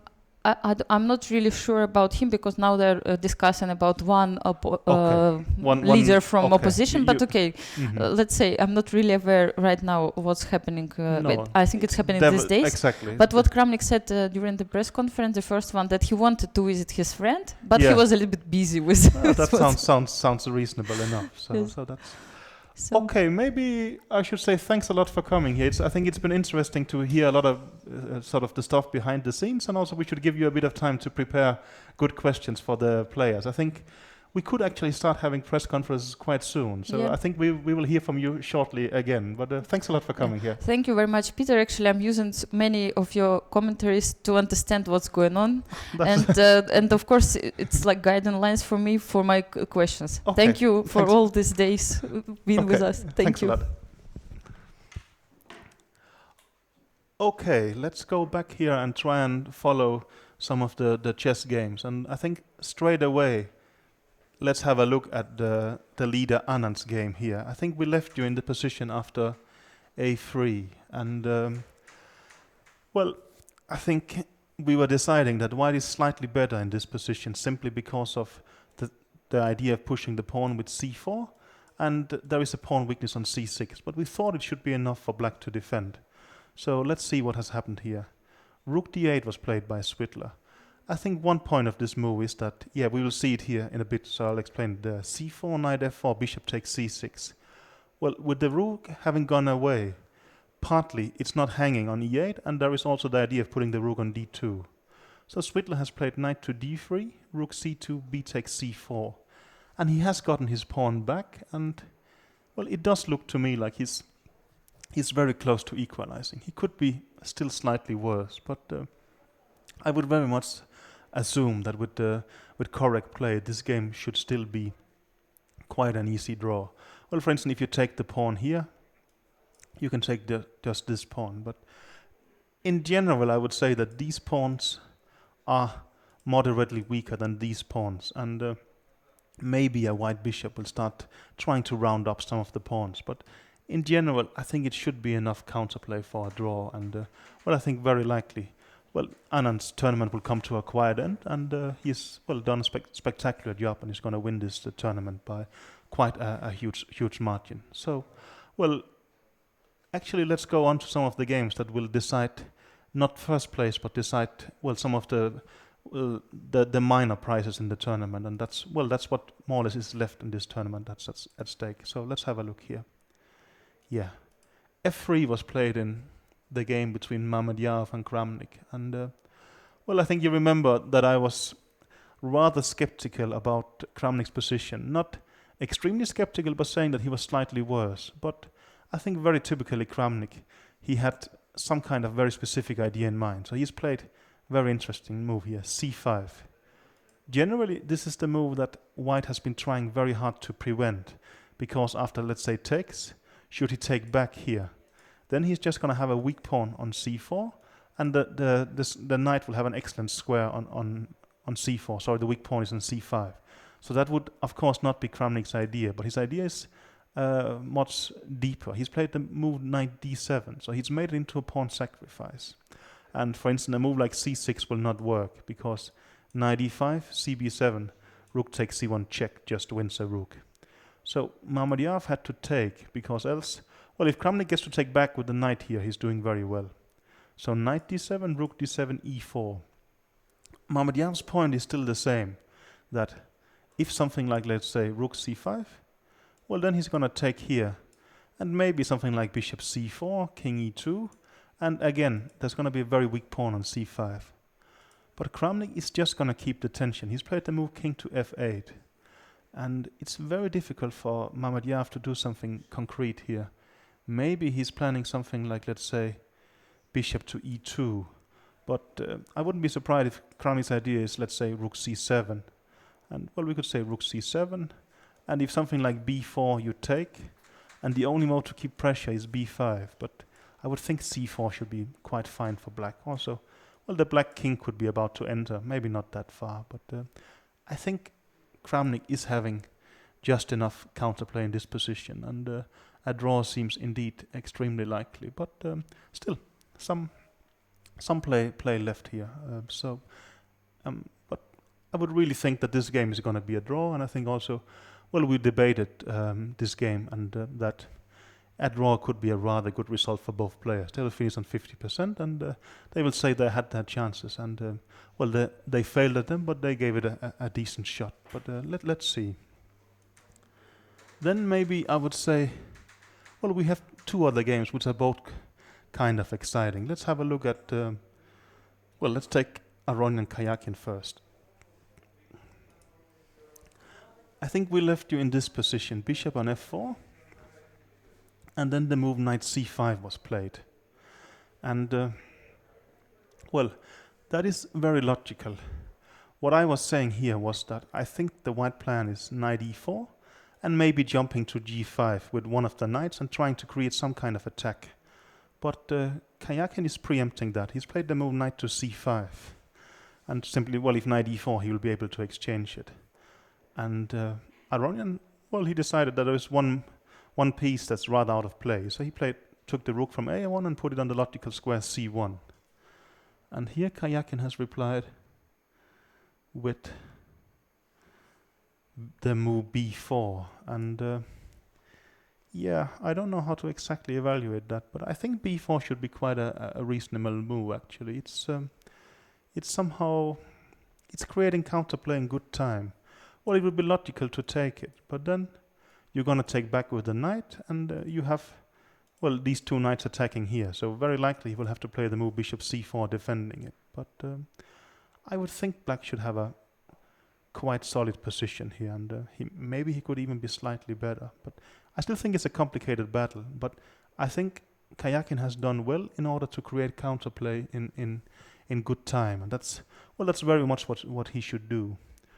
Maybe Aronian should not take the pawn on b4, because that's somehow speeding up Kayakhin's play. But on the other hand, should Kayakhin be able to take on a3 and Aronian has to take back, there is going to be a weak pawn on a3. So it's actually a bit hard for me to evaluate this very exactly. But I think this game is gonna be exciting, and it's gonna go well down to the wire in some sense. And I think with Kramnik Mamadyav going towards a draw, this game could actually be about unshared second place. And well, I think Karlovic mentioned that the prize fund is 600,000 euros. So I haven't checked the exact prices, but with 600,000 euros for 8 players, I think second place is going to be quite substantial. So definitely, I think a lot of money at stake in this game, as well as well, as at least being the runner-up in this tournament. So let's return to that, but we're going to have a look at Topalov and Draken.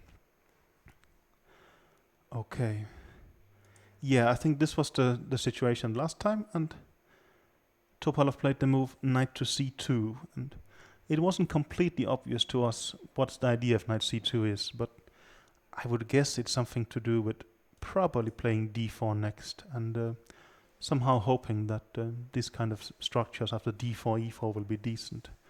But maybe Andreikin doesn't want that. At least he's played something, I would say, very interesting. He's played the move bishop g4, and well, it's obviously threatening the queen on d1.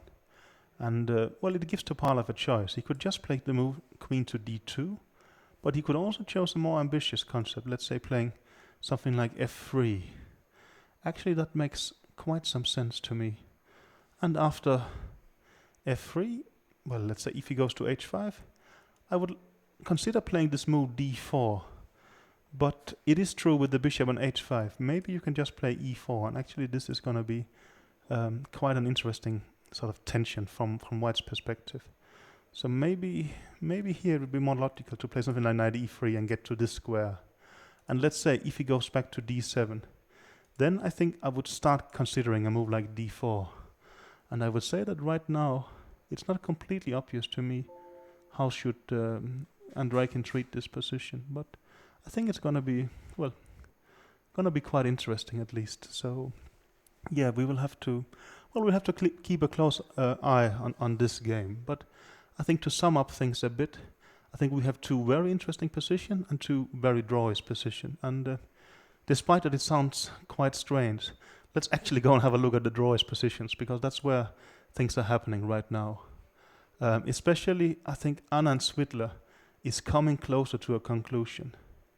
Well, we left you here and talked about this position. And well, I was saying that here.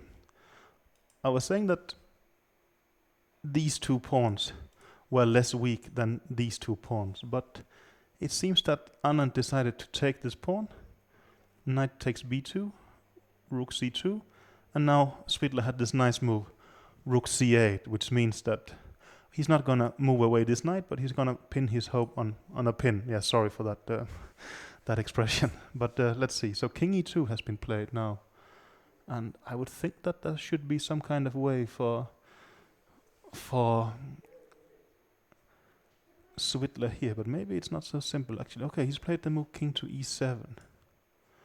And I think his point is that after something like king d2, well, this knight is trapped, but he can just play king to d6, and he's just gonna be in time and exchange everything. And to be honest, I think this game is very, very close to a draw, and we could soon see a press conference. So, well, let's see. But that's very much my impression, at least, that this game should just end in a draw. I really think so. I don't think there's anything for Anand here, and I think also it would be strange for Anand to object too much, actually. I mean, well, I think it's one thing putting up your best chess when there is a world championship spot on display, but when, well, you actually have clinched victory to find sort of the energy to do your best. Maybe that's more for someone like Carlsen, who is 21 years younger. I think Anand has done a fantastic job in this tournament, and we could come very close to seeing his last moves here. I think it's just going to be a draw. But on the subject of just being a draw, actually a game has finished a draw. Mamadyav, Kramnik. Well, exactly, we left you here in this position after king f8. And I think due to the threat of rook c7, Mamadyav chose to go b4, and Kramnik took on c5, and Well, the point is, if you take back here, you're just going to go rook c7 and regain this pawn. So Mamedyarov played bishop b5, rook c7, king d2. And then there was a quick exchange on b4 and on c1.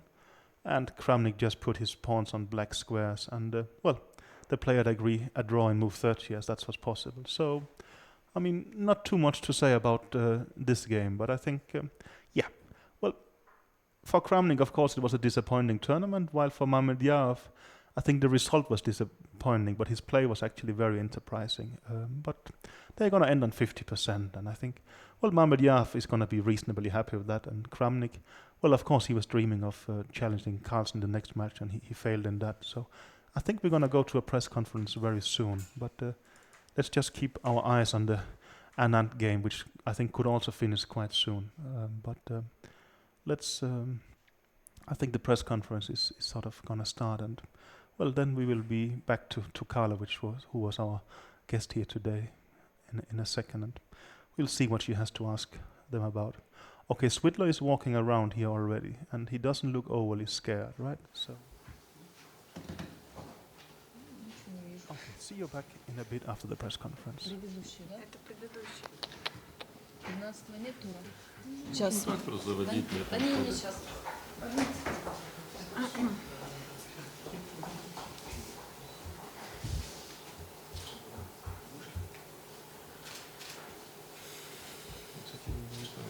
Кетя, может какая? Вместо 35, нет, король f8 не проще. Вместо c5 никуда вот это 8, f3, на король f8. Сразу? Ну да, просто как тут первый. Я не вообще возьмем конь c6. Конь c6 это да, но там, видимо, взял... Можно просто мышечку. Просто поигрывать. Не, ну там еще не проиграл.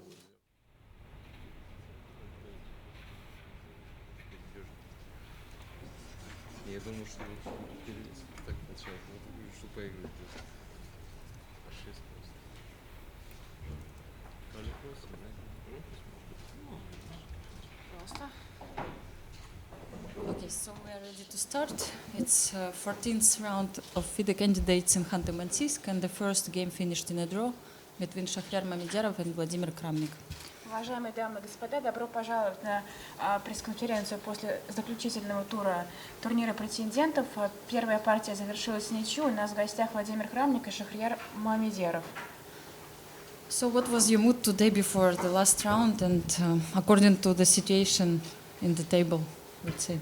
Какое было у вас настроение перед сегодняшним Настрой, туром, согласно турнирной таблице? Нет, ну у меня ситуация простая, я играю черную, поэтому настроение такое, что, ну, если мне предоставится шанс сыграть на выигрыш, я его буду пытаться использовать. Если нет, ну что делать? Черными, в общем-то, рассчитывать стоп-игроком сразу так резко играть на выигрыш, конечно, можно, но обычно это заканчивается как в Лондоне в последнем туре.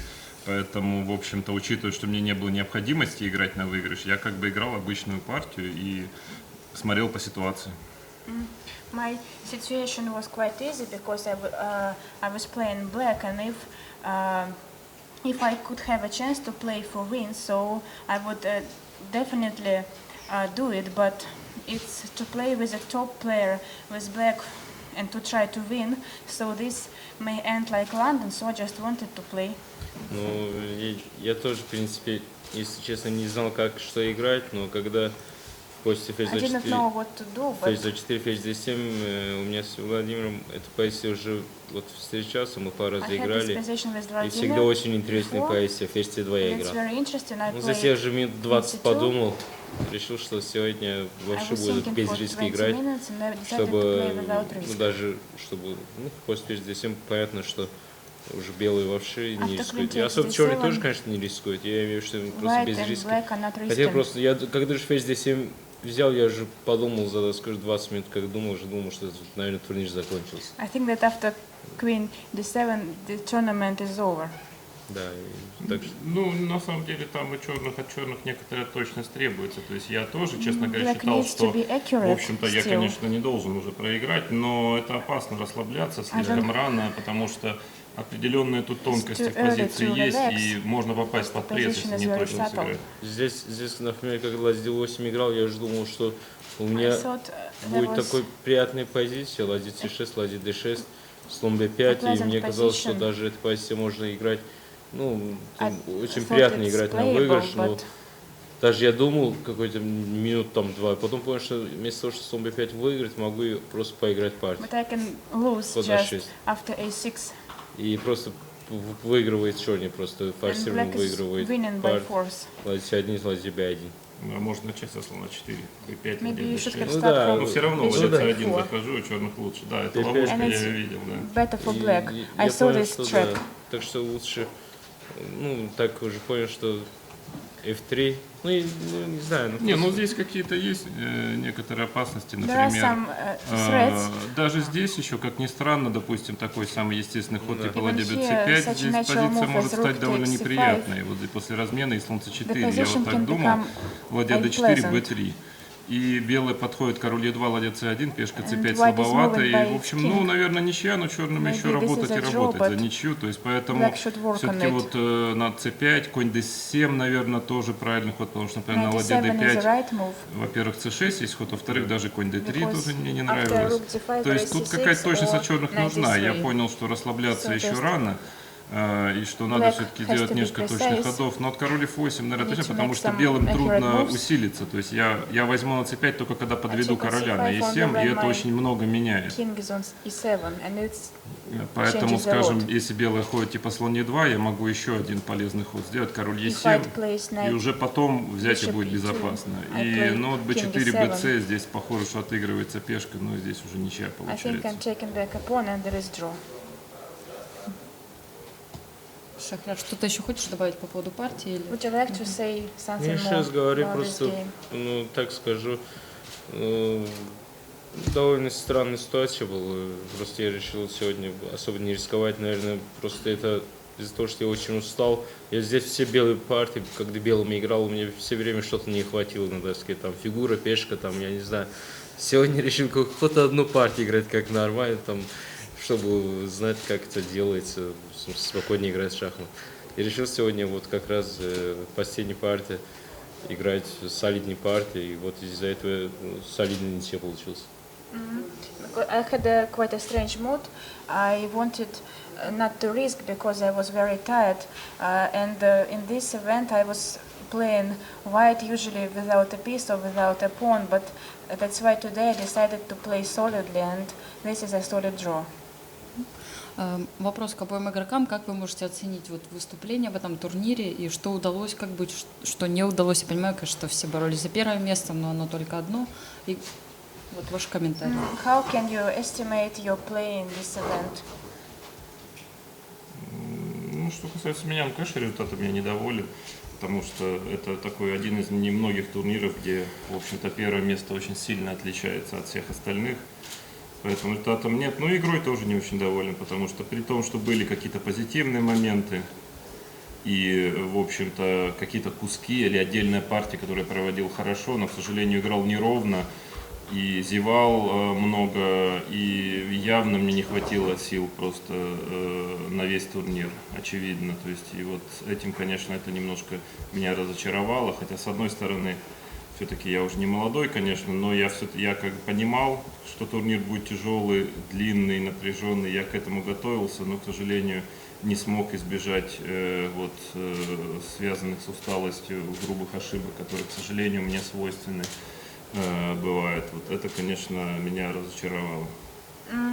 I'm not happy with the result and with the game, with my playing as well, because this is one of the tournaments when the first place differs much from all other places, and of course I had some good games and good results, but overall my playing was uneven, and I had many blunders.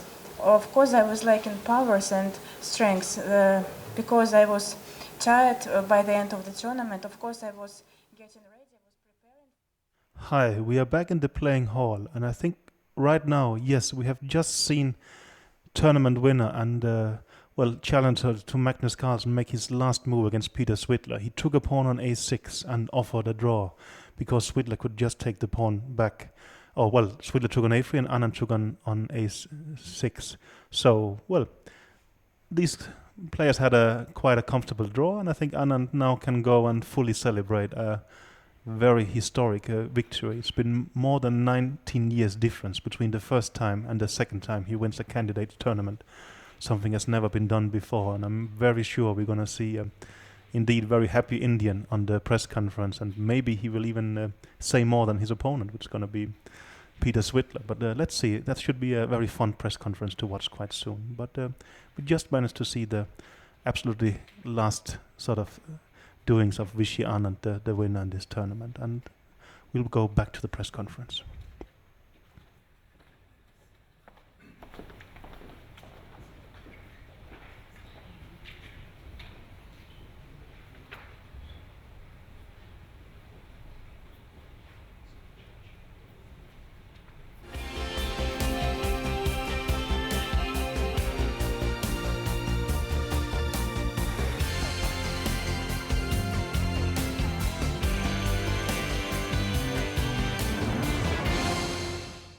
India is the birthland of chess, but until Vishwanathan Anand came along, the country couldn't brag about having any extraordinary players.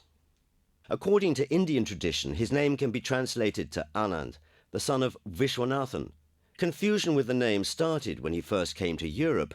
Many thought that Vishwanathan was his first name and that Anand was his surname. Later, Vishwanathan was shortened to Vishy. He learned to play chess when he was 6, and by the time he was 14, Vishy was already champion of India. At 15, he was an international master, and at 17, a world junior champion. From a young age, Anand played with great strength and speed. Incredible intuition is the strongest part of his universal talent. At the beginning of the 90s, Vishy was among the best players in the world, and in 1995, he earned the right to play a world championship match with Garry Kasparov. Anand lost the match, but in 2000 was victorious at the FIDE World Championship held by a knockout system. It was his first championship title.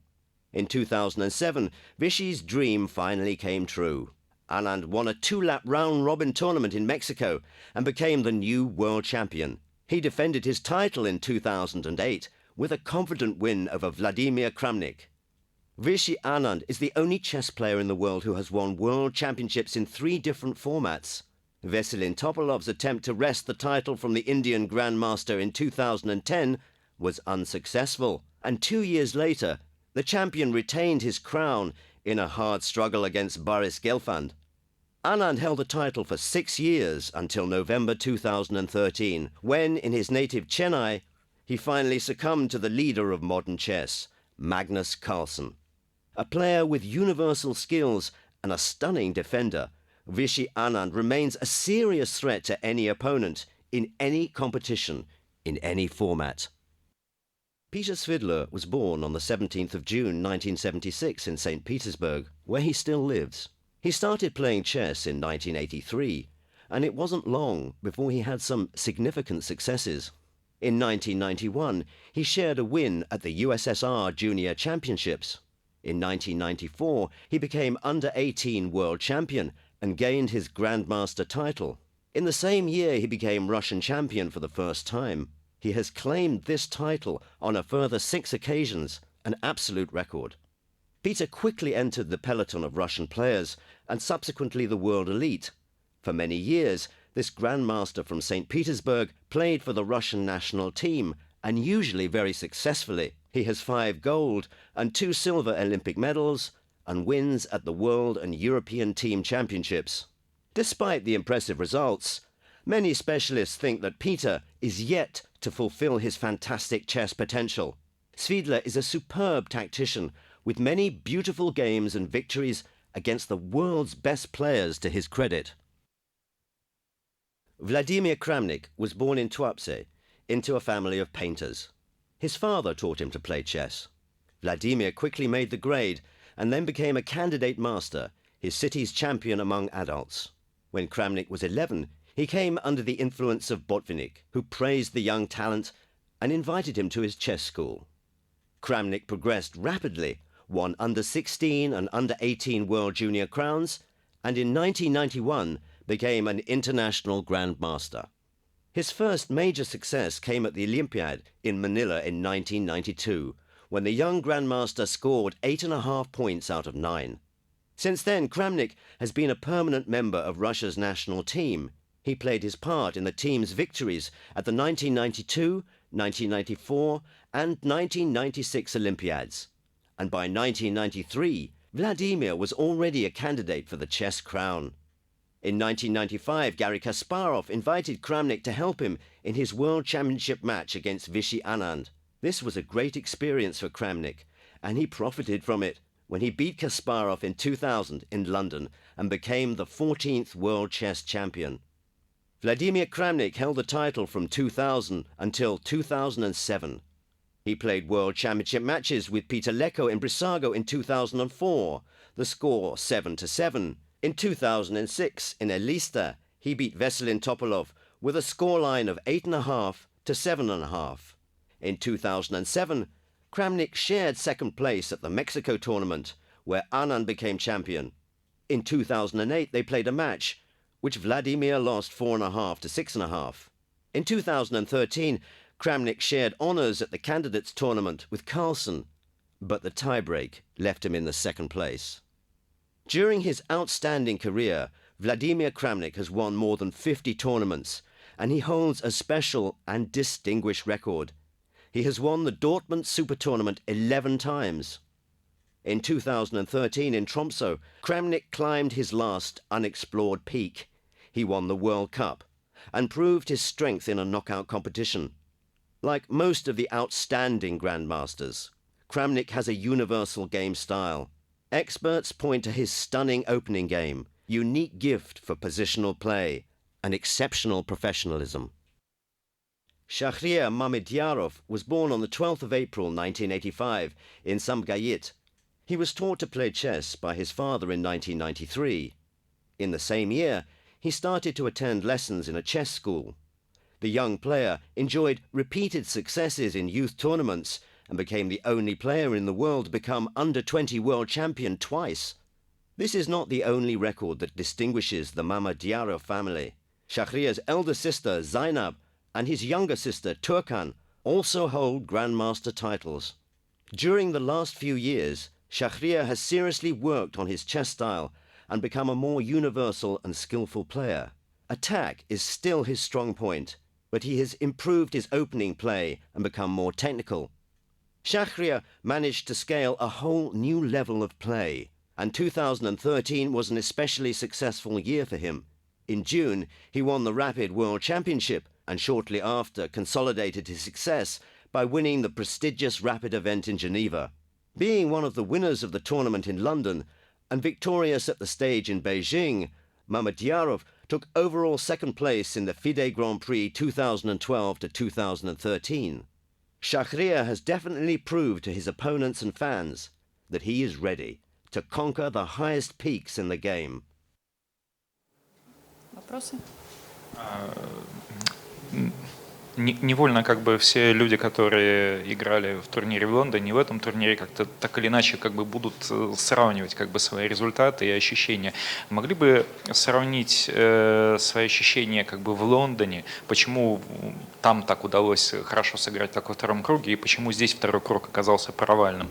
Связано ли это как-то было с формой, ощущения, может быть, соперники были другие, или может быть мотивация, вот та вот сумасшедшая борьба с Карлсоном? Could you please compare your playing in the second leg of this event and the event in London? Maybe the opponents were different, or maybe your form differed from this one. Мне кажется, что у меня было побольше таких сил, просто нервных, я бы сказал, нервной энергии побольше, потому что я вообще считаю, что все-таки каждый год играть в первенство мира это трудновато, и у меня был очень напряженный год после Лондона. Я, по сути, играл очень много, то есть я вот уже говорил, что у меня был год, когда я сыграл больше всего партий, чем за всю свою карьеру шахматную. То есть у меня был тяжелейший год, и я, к сожалению, просто, видимо, не хватило, даже не физической, я физически себя неплохо чувствую, а просто какой-то нервной энергии не хватило, чтобы полностью, так сказать, восстановиться и вот полностью со свежими силами, потому что этот турнир 14 туров с такими соперниками требует огромного количества сил.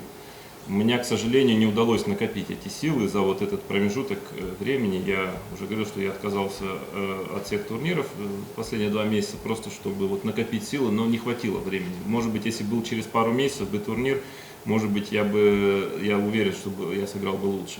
Но так получилось, в общем-то, поэтому, ну и плюс где-то, может быть, отчасти связано с этим, что в Лондоне где-то мне удача в какой-то момент начала поворачиваться лицом, то есть, честно говоря, это тоже фактор довольно важный, кстати, то есть так, на самом деле разница между хорошей формой и плохой часто бывает от одного хода, где-то вот как-то пошло или не пошло, где-то повезло, и вдруг начало, что называется, вот прорыв пошел какой-то. Вот так у меня было в Лондоне.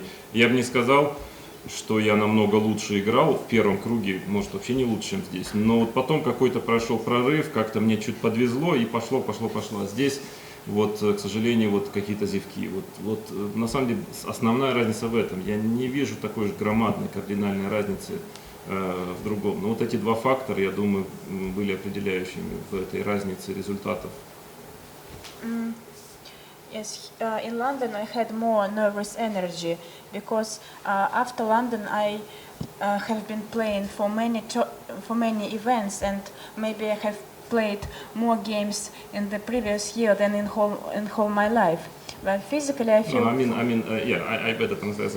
Well, I actually played last year more games than in any other year of my chess career, actually. So it was a very tough year, and I simply probably didn't recover fully from this year. And although I feel physically pretty well, I actually still, even now, I feel quite well physically. I mean, I don't have a problem with physical shape, but there is a certain, thing like mental energy, nervous energy, which I feel I was lacking a bit. And with me, I know very well that when it happens, I start to make blunders. I mean, this is very typical for me when I start to have this problem of nervous energy. So I guess that was the case, and that was a difference, big difference. And the second difference is a matter of, you need a little bit of luck, a little bit of wind in your back. And I think in London at some point I had it, because the first round I think in London, I'm not sure I played better than here, in fact. But then somehow things started to go my way. I got lucky in a game with Grishuk, I mean obviously lucky, and then it just started to turn my way.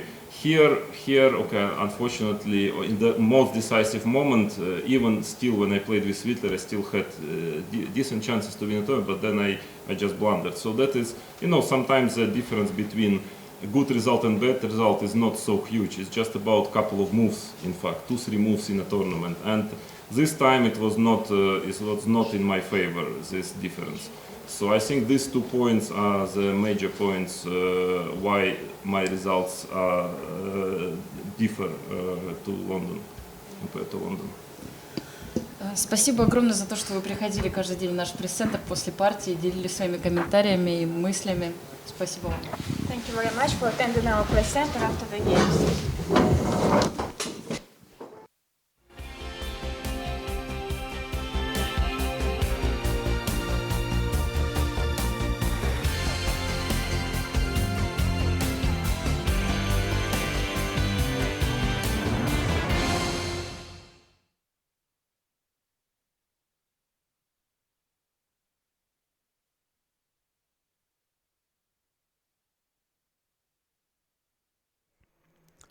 Okay, I think we are back in the playing hall, and we will just briefly update you what's happening there. But actually, 2 games has already finished, and the 2 other games, well, they are still in their rather early phases with quite some complications to come. So I think we're still going to have quite some action left for you in this tournament, in the 2 remaining games. And Aronian against Kayakin is fighting for second place, and any winner there will jump considerably ahead in the standings, very likely be unshared second.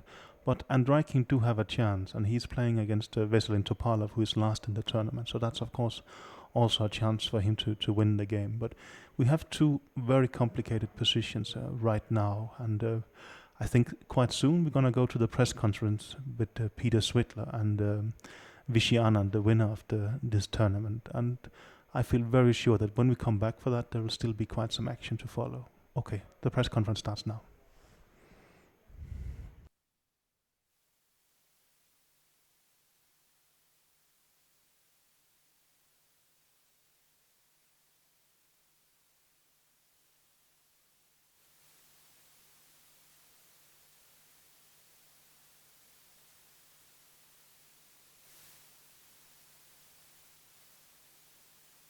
И Петром Свидлером завершилась в ничью.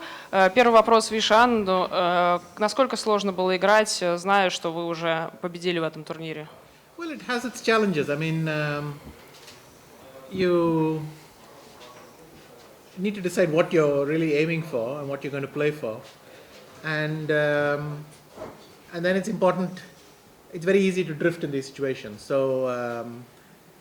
I mean, despite the fact that I would have won anyway, of course you don't want to, I mean, a loss always leaves a sour taste in the mouth. And today morning was quite easy because I woke up at 6 o'clock. I mean, it was quite turbulent. So, in fact, the little preparation I did, at least I thought in the Marshall I should be able to get some fairly dry position, which wouldn't pose too many challenges, because clearly I wasn't in the best state of mind. I mean, you're still euphoric and so on. Конечно, это определенный вызов. Нужно понять, к чему вы стремитесь, и не дрифтовать в этой ситуации. Я проснулся сегодня в 6 утра, и, конечно, если бы я проиграл, то это бы оставило неприятный привкус, неприятное послевкусие, поэтому я решил пойти в Маршалл, где я предполагал, что получу сухую позицию, в которой не будет большого вызова, и спокойно завершу эту партию. So, what about Peter? Actually, today you had to play with the winner, and you choose to play Spanish. Петр, как насчет вас? Сегодня вы играли с победителем. Considering the position I got the last time I played the Sicilian, I opted for something slightly safer, and I understand that this is perhaps not the exciting conclusion to the tournament I've had, but I think in general, on balance, I provided something to talk about in this tournament, so I thought today I'll try not to get a lost position by move 15. Учитывая ту позицию, которую я последний раз получил в сицилианской защите, я решил пойти на что-то более безопасное. Думаю, что в этом турнире я уже достаточно сделал вещей, о которых можно говорить, так что в последнем туре решил пойти на что-то спокойное. And what happened later? Что случилось далее в партии? Okay, so I went for this line, which these days surprisingly turns out to pose, well, admittedly minor problems, but minor problems nonetheless.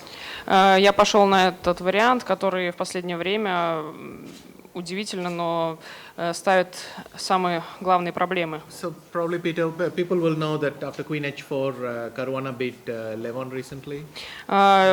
Все знают наверняка, что после ферзь H4 недавно Каруан обыграл. And he also had Араняна, простите. Yeah. And also he had a favorable, well, not huge again, but I thought kind of cozy position against Rustam.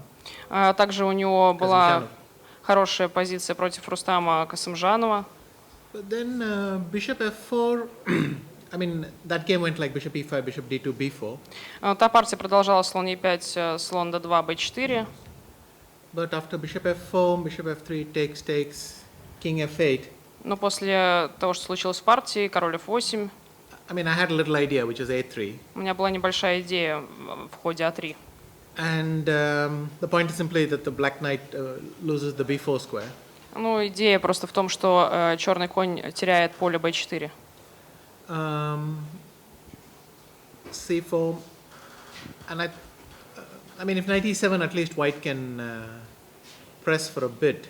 Если конь e7, то белые могут давить. Passive defense like that. If you allow c4 and then you play some kind of a position without the c file, it's probably holdable in general terms, but it's not particularly pleasant. And I was looking for something more forcing, something to take the whole queen side off if possible. So I, even at least today I managed to remember what my notes said up to a point at least, and even here Visha had a small idea which required some work at the board, but I think rook d8, knight f4 is a decent way to try and solve your problems immediately. Пассивная защита после конь e7 приводит к тому, что без линии c черные, конечно, может быть и держатся, но это очень неприятная позиция. Поэтому я хотела сыграть активнее. Идея с ладья d8, конь f4, даже там у Виши была небольшая идея, но тем не менее думаю, что это то, как нужно играть в этой позиции. So, knight f4, bishop c6, knight d3, rook c2, bc4. Rook c4, knight b2, rook c2. So what white is hoping for is to swap the rooks. Белый надеется разменять ладьи. And if white gets his king to, for instance, d4, it doesn't matter where black's knight and king are. It's always going to be very unpleasant for black because the bishop has more long range. Если белым удастся привести короля на d4, неважно, где будут располагаться черный конь и король, всегда будет неприятно у черных, потому что слон имеет более длинные ходы. So, but in fact, black's survives tactically. Yeah, this seems to hold by force, which is kind of lucky because once again, you can play after rook c2, you can play knight d3, but as позиция держится форсированно, кажется, что это удачно. Yeah, some position after let's say g3, the position like this could end up being slightly unpleasant because потому что подобная позиция может оказаться немного неприятной.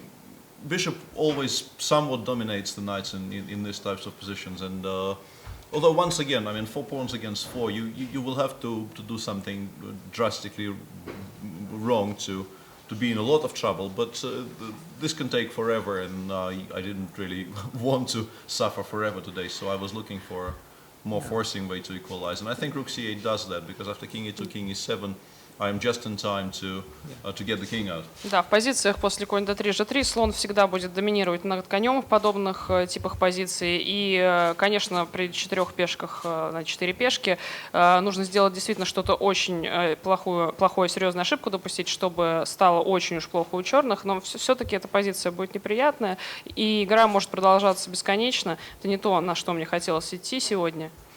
So, if, for instance, I did king d2, если бы я сыграл король d2, то король d6. And now the question is, where do I put my bishop? The first idea is bishop b7. Вопрос, куда я ставлю своего слона. Первая идея была слон b7. Now this obviously loses. Но это очевидно проигрывает. That's not very good. Yeah. Да, это не очень хорошо. But he can go check, and this looks funny because in fact I'm going to take the pawn with me. But my king doesn't have a good square. Можно дать шах, и выглядит забавно, потому что я могу съесть пешку на a6, но дело в том, что у короля нет хорошего поля. King d3 looks clever, but in fact after knight e5, king d2, I think black can even go back. Думаю, что если король d3, то черные могут даже вернуться после конь e5, конь c4. Then black plays, let's say, rook c5. Если я иду куда-то еще, то тогда черный играет ладья c5, и ничего не происходит. The other square is bishop e4. Еще одно поле это слон e4. Now I think it's important to take. Теперь я думаю, важно взять. King c2 obviously and knight c4. Очевидно, король c2 и конь c4. Да, это должно держаться. A4, I thought just some move like h6. После a4 я думал какой-то ход как a6. Да, думаю, это держится, потому что после слон d3 могу сыграть король c5. Knight d5 check. And knight c7. And though black's knight is passive, his king is so active that white can't do anything. Несмотря на то, что несмотря на то, что конь черных пассивный, с королем на c5 черный держится. Если представить такую же позицию с королем на d4 и королем на d6, то я был бы немного обеспокоен, а с королем на c5 все должно быть хорошо. And here actually a4 would normally be very strong. Здесь А4 обычно должно быть очень сильно. Because it looks like black cannot stop the white pawn and getting to d4. Потому что кажется, что черные не могут остановить, остановить движение короля на d4. Но король d6 это проблема. Because normally a move like bishop h7, but here the problem is g6. Казалось бы, слон h7, но проблема с g6. And now I cannot defend the a4 pawn. Knight b2, knight c4 back will correct the a4 pawn and the king returns. So that's a draw. Я не могу защитить пешку А, потому что конь b2, конь c4 возьмет пешку на a5, а король вернется на e7. And if I don't take, then the king is coming to c5. Ну а если я не беру, то король придет на c5. So there's just, bishop d3 takes and bishop a6, and the knight escapes via c2. Yeah, I have to play knight c2, but I think I would have found him. Да, я конь c2 пропустил ход, вернее, он не был сыгран на доске, но Петр говорит, что я думаю, я бы его нашел, конечно. Okay. And a question to Vishwanathan Anand. You said that you woke up today 6 o'clock. Does it mean that you stopped sleeping so well as you said before? Ну, вы сегодня проснулись в 6 утра, как вы сказали. Говорит ли это о том, что начались проблемы со сном, о которых вы говорили ранее на пресс-конференции? Yes, I mean, today was easily, last night was easily the one with the least sleep, at least on the days before a game. Да, вчерашний день был днем, когда я спал наименьшее количество времени, по крайней мере, среди тех дней, когда на следующий день была партия. There were many, maybe phone calls with some. Может быть, вам много звонили? Congratulations. С поздравлениями? No, not really. I mean, I think.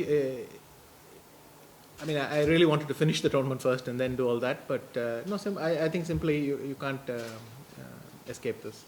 Нет, не то, чтобы я действительно хотел сначала закончить турнир, прежде чем принимать поздравления, ну просто такие вещи начинаются в какой-то момент. And Peter, how can you estimate your participation in this event and what was going well, what was not?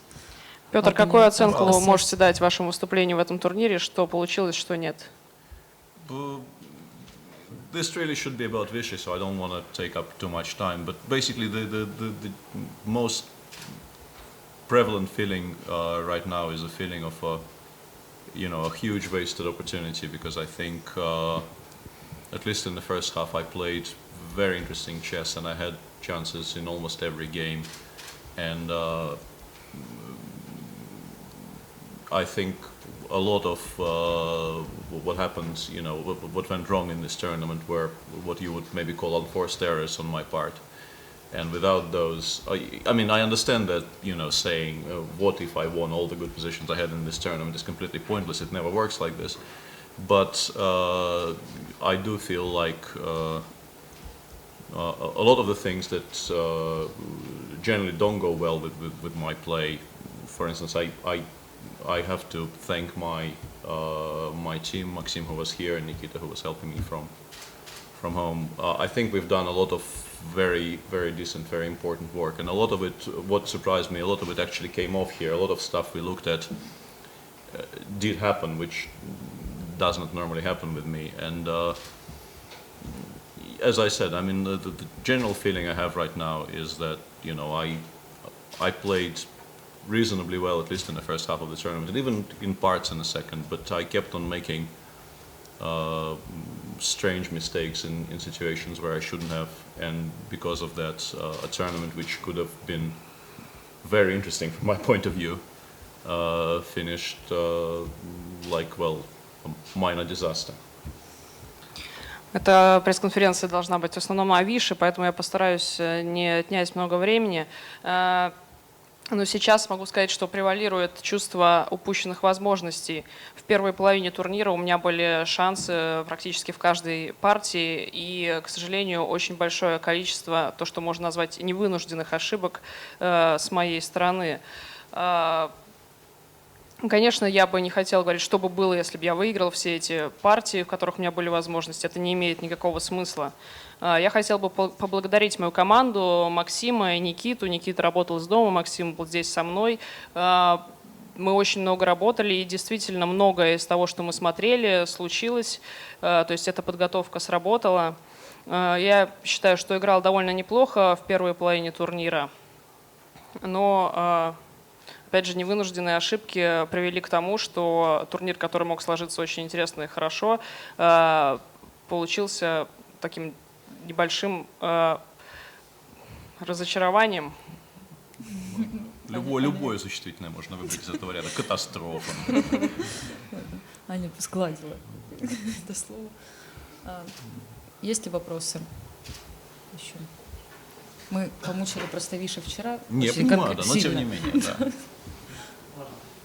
Господин Ананд, вы сыграли, мне кажется, 5 матчей на первенство мира. Где вам игралось лучше, комфортнее всего? И где бы вы хотели сыграть следующий матч? Mr. Anand, you played already 5 World Championship matches. So where did you feel yourself more comfortable, the most comfortable of all? And where would you like to play the upcoming match? You mean in terms of location? Yes. I mean, I think the locations I enjoy are the ones I do well. It really comes down to that. There's no point playing in an idyllic setting and doing it quite badly. I mean, in my hometown, for instance, I didn't manage a very good one. So I think it doesn't matter. As long as I feel good about my chess, I think that's the most important thing.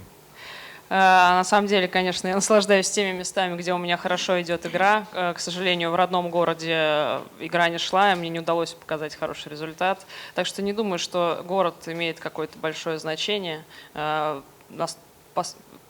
если я буду играть хорошо. Есть еще вопросы?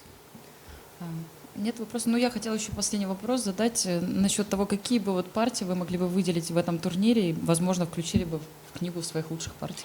The last question would be, which of the games at this tournament you would somehow pay more attention to and maybe put in the book of your best games?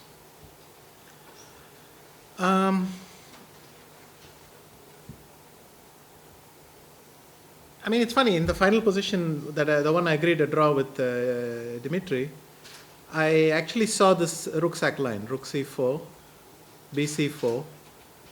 I mean, if you pull it up, I can show you. Queen a3, knight c5, rook d5, knight d3, queen e7, queen b6. And now I saw that every move attacking his queen allows knight b4 check, takes knight takes d5, takes e7. And I couldn't make that work. So what wins here? Rook b5. Oh, okay. And of course, as soon as I go home, the computer instantly shows rook b5. So it's a pity to miss it by one move. And if I'd found that move and I'd played that line, even if I'd won in some other way, let's say, I would have put that one in. But I think now, well, I'm very happy with my game at Topalov. It's very rare that you get this kind of zugzwang with a bishop and queen, and just you make moves like a5 and then c3, c4. But honestly, my first win ever against Levon with white. I mean, besides being a nightmare for me, is a nightmare with the black pieces. So, and the way I win with Mohamed, it's not really that I'm choosing something. I liked all my wins. Забавно, вот в финальной позиции партии с Дмитрием я видел идею с жертвой ладьи, после чего посчитал длинный вариант, но не мог найти конкретного выигрыша. Когда пришел домой, поставил позицию на компьютер, он мгновенно показал мне выигрыш. Если бы я это нашел и исполнил за доской, то, конечно, я бы включил эту партию. Также хотел бы отметить партию с Топаловым, потому что не так часто происходит такой красивый цукцванг со слоном и ферзем. И, конечно, моя первая победа над Левоном белыми, конечно, черными получилось не так хорошо. В принципе, конечно, все мои победы я хотел бы отметить на этом турнире. Well, and I've been thinking, and in my case, I think the most interesting game, and the one that comes to mind first is the game against Kramnik, but not the one I won, the one I drew in the first round. And I think it was a very interesting, a very well played game, and it also, I think, had huge relevance to my tournament. But in general, I think I won 3 games here, but they were, I think, less exciting than this one. And in general, I think the games in which I missed something in this tournament are more exciting than the ones I didn't. So the first one that comes to mind is the white game against Kramnik. Я как раз думал, пока отвечал Више, думаю, что наиболее интересной была моя партия с Крамником, но не та, которую я выиграл, а та, которая завершилась в ничью. Она была очень интересная, проведена на высоком уровне.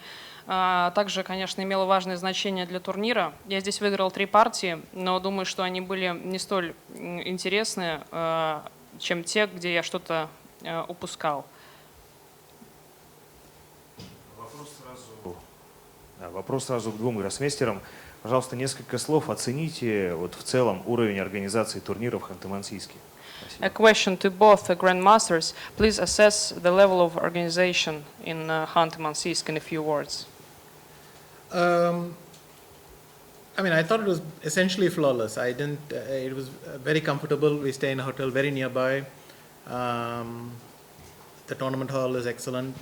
I mean, I can't pinpoint anything that wasn't ideal.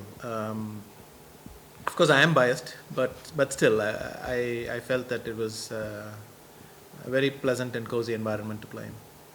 Я не могу отметить никаких недостатков. Мы жили достаточно близко, прекрасный игровой зал.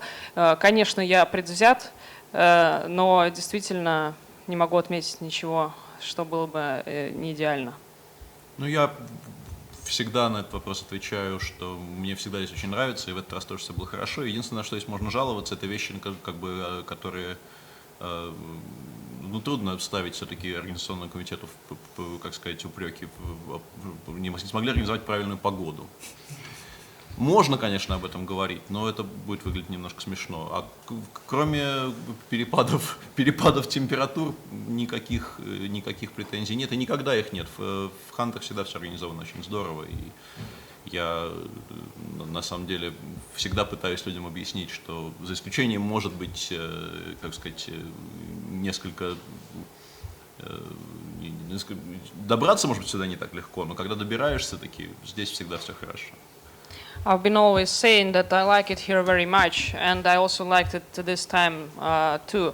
The only things that we can maybe we may not like are actually not dependent on the organizers. For instance, they couldn't organize the best weather here, but you can understand that these things that are not dependent on them. And I always explain to people that in Khanty-Mansiysk everything is very nice. Maybe it's not so easy to get here, but once you've got here, everything would go good. Thank you very much for coming for all press conferences and Спасибо большое. Thank you.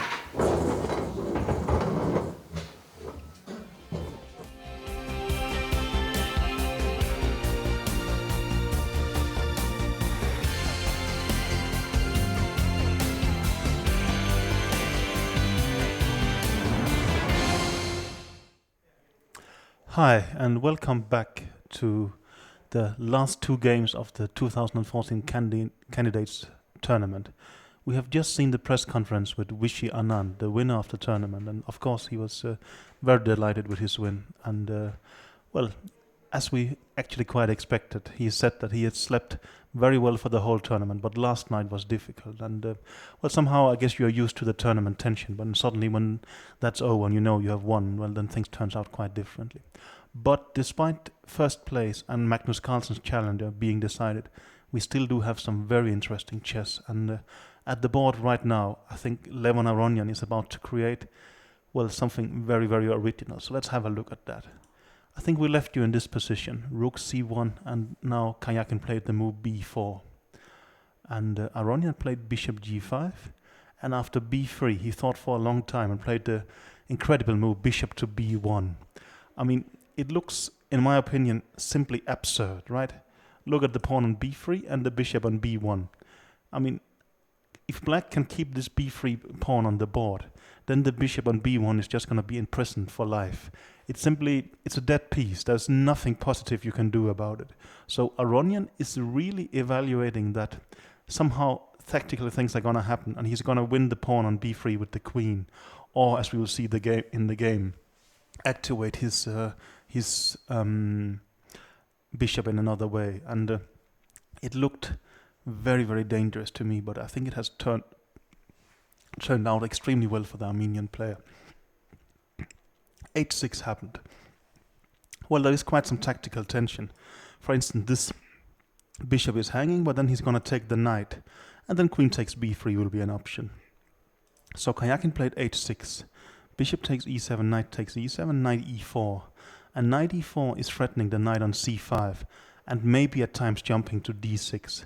So Karjakin chooses to remove this knight, but see now, d takes e4 has happened. And now, not only is the white queen threatening the pawn on b3, but also the bishop has got new life and can get to d3. So I think this is simply an amazing concept by Aronian, and I think he has a considerably better position here by, well, very, very original play. Okay, rook b8 has happened, and I still think it's way early to say this game is decided in any way, but I think it's, well, it is an impressive concept by Aronian, and I would say by normal moves like bishop d3 and maybe queen to d2 next, it should be a pleasant position for him. Of course, maybe this pawn on e5 looks a bit weak, but if you decide to attack it with, let's say, queen c7, for a start there's no threat, but I think also, well, white will put a rook on c5, and I think ideally in this position, well, Aronian want to go queen d2 and maybe double in the c line, or maybe try and attack somehow on the king side. It could be that Karjakin's position is still quite decent, but I would think it's considerably better for Aronian actually. So, well, we will have to see about that. But as you can see, the player still has quite some time left. Karjakin, actually, for a change, is the one with more time. He has 52 minutes for 18 remaining moves. And Aronian, on the other hand, has spent quite some time and is getting into moderate time pressure. So this game, well, it could end up in a very interesting time scramble. The second game we are following is the game between Topalov and Drakin. And there, I think we left you after the move bishop to g4. And we thought that, this was an interesting and complicated position. Also, to discuss this game, I think it makes sense to have a small talk about the tournament standings. And Drakin is on 50%, and as well is Aronian and Karjakin, who is still playing, and Mamedyarov and Kramnik, who has finished their game. So actually, I think if Andrakin wins this game, he's gonna end in second place, maybe shared with the winner of Karjakin Aronian, or maybe unshared. While if he loses this game, he actually will end last in the tournament, shared with Svitler and Topalov. So Andrakin can swing from second prize till almost, well, to shared last prize. And I think that's actually going to make a huge difference in prize money. So it would not at all be surprised if, it would not at all be surprising if Andrakin is the more nervous player here, because there is a substantial amount of money at stake right now for him. Okay, let's see what has happened. I think we left you in this position after bishop g4. And, well, I was talking about playing the move f3, but Topalov apparently thought that was too weakening. So he's just played the move queen d2, and Andrakin decided that allowing d4 for white probably should be stopped. So he played quite aggressively with d4 himself. h3, bishop f5 happened, and Topalov played bishop a4, attacking the rook on e8. So bishop d7 was replied, and after bishop d7, he did interpolate on c3. He took, queen takes, knight d7, and d4. And I think at first glance this might look like a very difficult position for Andrakin, because, well, there might be a knight jumping to the f5 square, but it seems like black has decent counterplay, and he just played rook c8, somehow, well, eyeing the white queen. Queen b3, and now bishop a5, attacking the rook, and after rook e2 he took on d4. And I think Topalov has exchanged rook on e8 and taken on d4 with the knight. And one has to evaluate this position, and well, it is rather complicated, but I would guess something like knight c5 now, and then yes, that's exactly what he's done. And somehow I would say, despite this knight coming to f5, well, the threat of this coming to f5, even attacking h6, well, the knight on c5 is attacking the queen, and maybe queen e4 will be next. And somehow I would say I think black has rather good counterplay in this position and could even, I think it could end up even pretty well for Andreikin. It is still very complicated and too early to say, but I think somehow it is a decent situation for Andreikin. But I mean, well, I would guess a draw is the most likely result, but I think still it's too early to say. And I'm sure that Topalov is going to push very, very hard here, because for Topalov a draw in this game means last place, while if he wins it, well, at least he's sharing last place together with Svitler and Andreikin and an eventual loser of Aronian against Karjakin. So I think in the last two games we're actually going to see some considerable action. Actually, there was a move in the other game, so let's jump there again. Well, remember that he played the move rook b8 here in this position. And, well, the concept should be that somehow the rook on b8 is eyeing the pawn on b3. But Aronian apparently decided that that was not really an issue, so he's just taken the pawn. And I would really think Karjakin's idea is to put the bishop on a2, a8. And the reason I mentioned a2 is because that's probably where the black queen is gonna, the white queen is gonna go. Well, you see, the idea is here that this should be attacking the b2 pawn. So the white queen has to go either way. And if you go here, well, maybe he's actually just gonna go here as well. I was thinking something like rook c8, but maybe you can just move the queen to e2 or even the d2 square. So it could be that, well, I think Aronian has a rather healthy extra pawn here. But of course, well, it's still too early to say. But actually, I think right now I'm going to be joined by a guest. One of the arbiters has been allowed to join us. So I think in just a second we're going to have a guest here who will discuss a bit of the things with us. So just hang on for that. We're going to have Jamie Kenmure. He's one of the arbiters of this tournament, and well, I think we're going to ask him a few questions about the tournament. So, well, I will start here saying, welcome, Jamie. It's very good to have you here.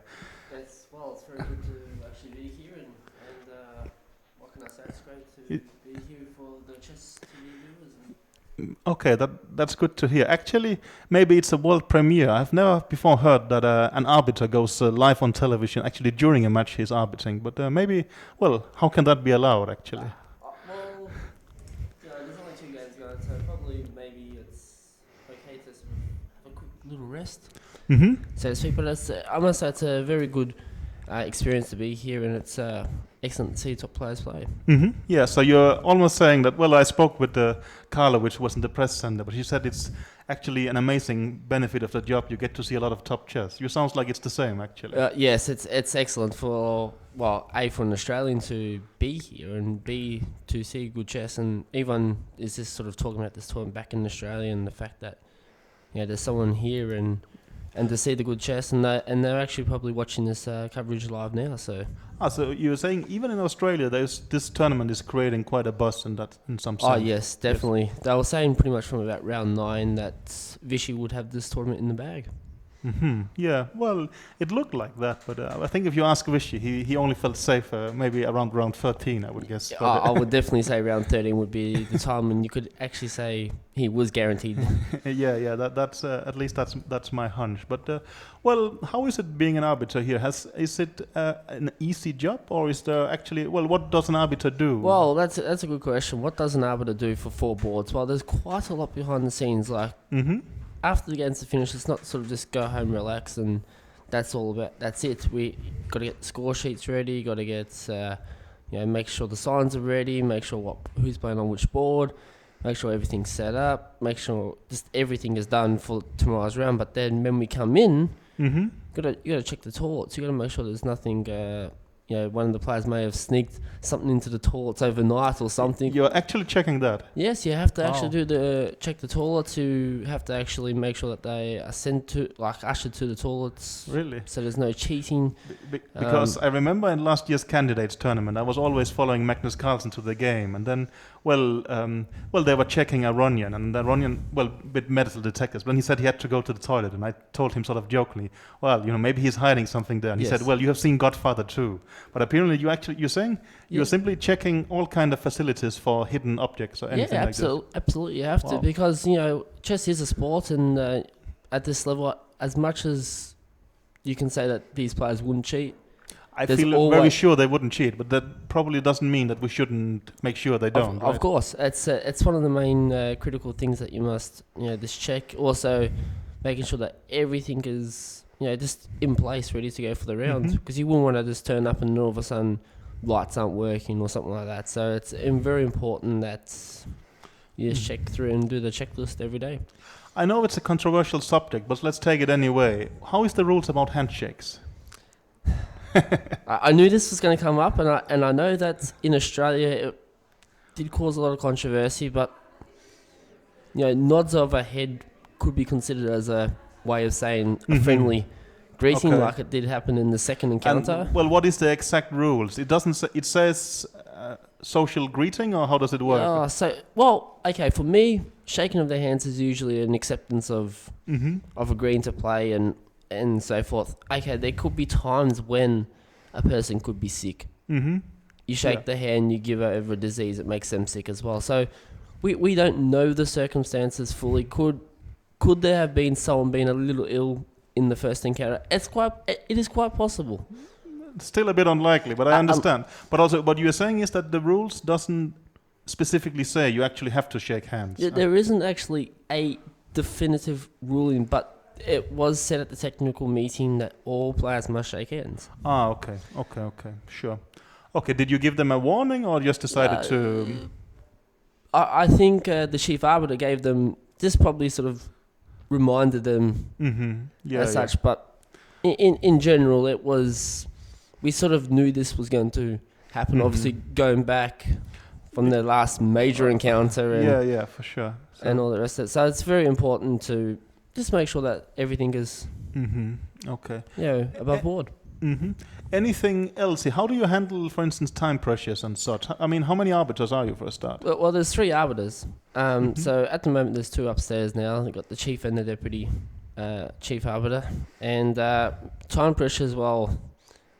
The Mamadirov kayaking game when Sergei had, I think, something like to make 12 moves in 12 seconds or something crazy. Like this. Yeah. We were following here. It was extremely exciting for us, of course. For the spectators, it was excellent. For the arbiters, it was a matter of, can we even keep up with the moves? Yeah. So what you sort of have to do is just do you'll have your score sheet. You'll try and write down as many moves as possible. When you can't, give it a little tick, and that will give you an indication of the moves that they need. Obviously, if they run out of time, let's say the flag falls, it's on the 39th move, you must stop the clock immediately. That's one of the things you must do as an arbiter. However, it also gives you an indication because, as you know, with technology and everything, technology can crash, and we do hope it doesn't crash now. No.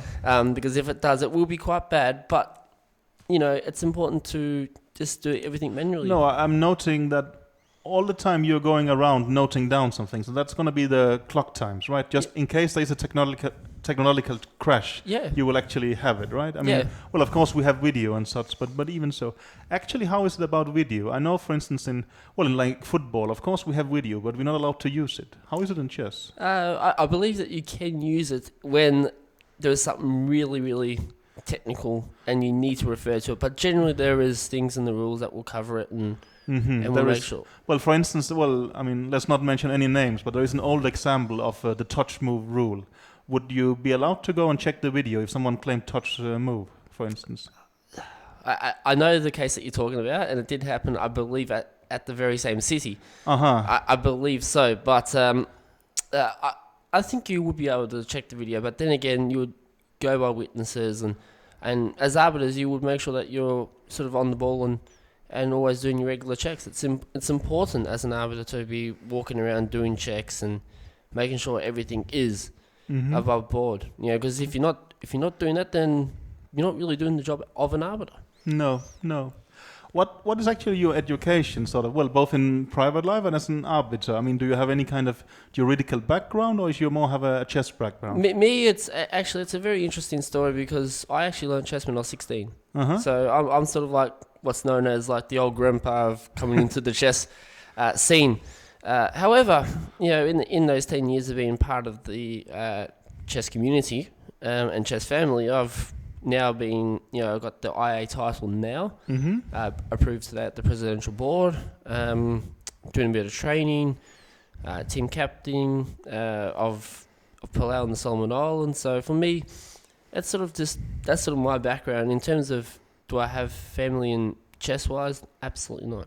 Okay. None of my family play chess. Get them to even explain to them, you know, the basic moves. It's just, you know, asking them to learn geography again or something crazy like that. So, yeah, for me, it's that's in the chess scene. In terms of back in Australia, I just teach chess in schools, and I just enjoy that. You know, it's very great. I just like to see, you know, kids have fun and learning such a great educational sport. How is chess doing in Australia? And I was I mean, actually, one of the reasons you are an arbiter here is that you can be completely neutral, right? I mean, Australia is not that strong a nation, so they don't have any chess players here. So well, yes. Well, Australia, our top player Zhong Wanzhou was about 25, 50, 25, 60. So, okay, in terms of European strength, he's known as the end of the scale. But in Oceania-wise, that's quite strong. If you're above 2,400, you're really looking at national team straight away. Being neutral, it's the best thing of really. That's as much as Australia can be unusual in some other things. It's very good having that flag because you can be, you know, get invites, or you can be good for foreign tournaments, and to have that conversation of, you know, kangaroos and koalas and all the rest of it. So I think so it's we are all trying to charm you to get an invitation to Australia, right? Yes. So yeah. But well, also, if I'm correct, you're not exactly going home tomorrow, right? No. I'm actually not going home. I'm actually going to another city for just a couple of days. Well, not a couple of days, but say 6 days, and then I come back, and then I got the Grand Prix and the Women's Rapid and Blitz. So and you're staying here all through April, right? Yes. Yeah. No, that's quite impressive. Maybe that's going to be a trick question because probably you can't answer it. But do you have any favorite players? In this tournament or the women's tournament? Let's keep it to this tournament, maybe. Okay, this tournament, I have to say Iranian for... Well, I hope in the women's it's going to be Victoria, right? But no. Okay, for this tournament, it's Iranian for obvious reasons. He's married or has a girlfriend from Australia. Girlfriend from Australia. Yeah, so obviously there's that connection. But then again, they got Svitlo who loves his cricket. I used to be a cricketer, so there's a connection there. Then I could say Shakriya Mamadirov, because we got a few Azeris living in Australia now. There's actually not really a favourite player, but they're all good. I must say I've been very impressed with the professionalism in this tournament. It's been great. And so maybe actually finish off this conversation with, well, let's talk about the chess games. I guess you're allowed to do that, or what? I can discuss, but not to a full extent. But yes. Well, what do you think here? I mean, this is the position between Aronian and Kayakin, and well, white do have an extra pawn, but black has some counterplay. What I usually look for, and I usually target more for, you know, our beginners and intermediates who are learning the game more so, Peter, is that the fact that you got to look at white has got, you know, these two central pawns and the double pawns. Can this be good for white? This is the question. So what you said you are focusing on is sort of, well, these two pawns in a way. Yeah, absolutely, because it's important, because we usually say double pawns are bad, and get your pieces out, develop them. And what I was more concerned about was the bishop on b1 for Lev. It was I think not looking. At this point, we spoke about that somehow. Well, this bishop is just completely imprisoned, but somehow I think Lev had evaluated correctly. It's going to get out. But even so, like when he played, knight e4, Sergey didn't really need to take. He could just try and look for other ways to improve his position, I think. But then again... But okay, this knight is sort of hanging a bit. It's not simple. Maybe he could go back to d7. You could be right about that, I would say. So, it's something that you got to look at. Like, okay, yes, you get the double pawns, but you actually free that bishop on b1. And that was something I was looking at. Well, my hunch would also be that white do have an extra pawn, but Black is going to put his rook on b8 and attack the b2 pawn, and after something like b4, maybe a5, and it could actually end up in a draw, I would think. But it is rather close. Yes. And okay, let's have a look at Topalov and Draken then. Yes. You followed this one? I'm following it very closely, and considering yesterday we saw the result, the bottom seed beating the top seed, which is exactly it's not something you really see in tournaments, especially. Okay, this caliber it's a different kettle of fish, but in terms of open tournaments you would have played, and you really rarely do see like the bottom seed come along and just take out a grandmaster. Yeah, I think he's done excellent. I mean, he's played his win yesterday and his win against Topalov, I think, has been really classy wins. So I think he's an entertaining player, and I think we're going to see quite a lot of him in the future. Actually, I did a lot of research, or not a lot, but I just came across a game of Andrikin, and he actually beat Karyakin in less than 10 moves. In less than 10 moves? Yes. Okay, that sounds difficult, actually.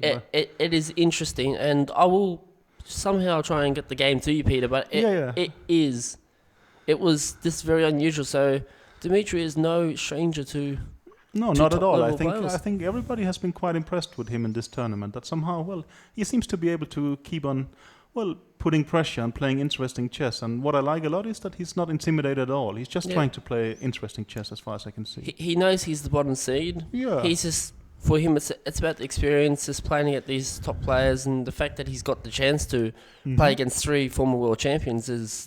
I think.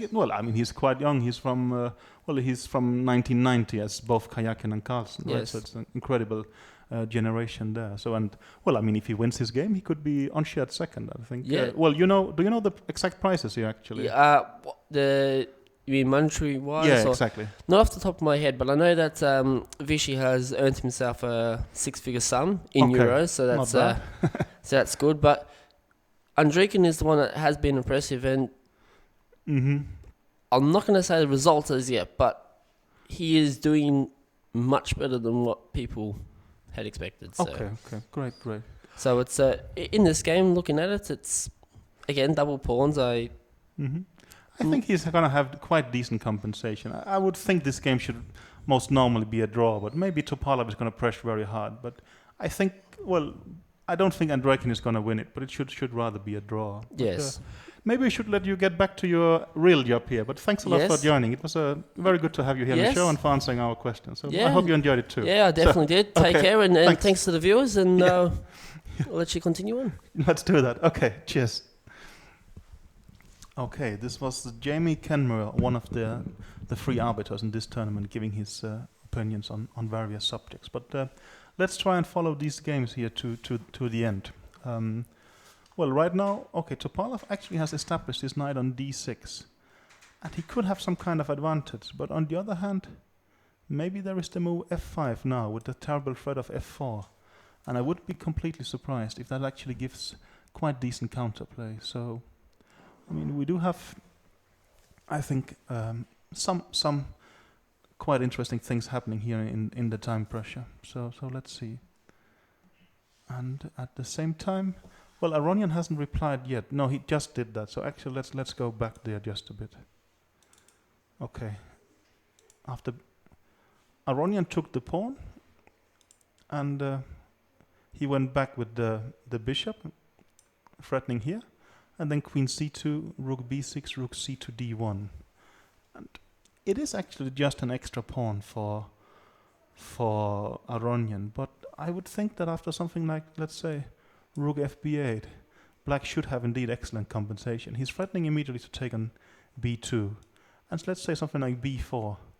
I think you can play a5, and if you take this pawn, maybe rook to b2 would be compensation, or maybe even a bit more cunning, something like rook b3, and after knight d4, maybe then the point is I can take here, now I have this move, rook b2, and the rook is threatening the queen and the bishop, and after queen d3, maybe I can just go back, and it could even be a draw by repetition. So I do actually think there is quite some compensation here. Yeah, he's played the move rook eb8.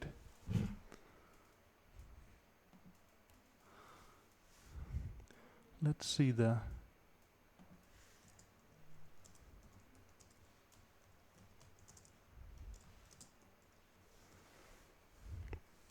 So let's see, rook fb8 has been played.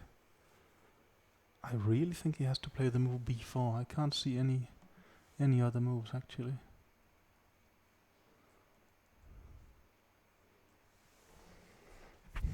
Rook e2. He found something quite different.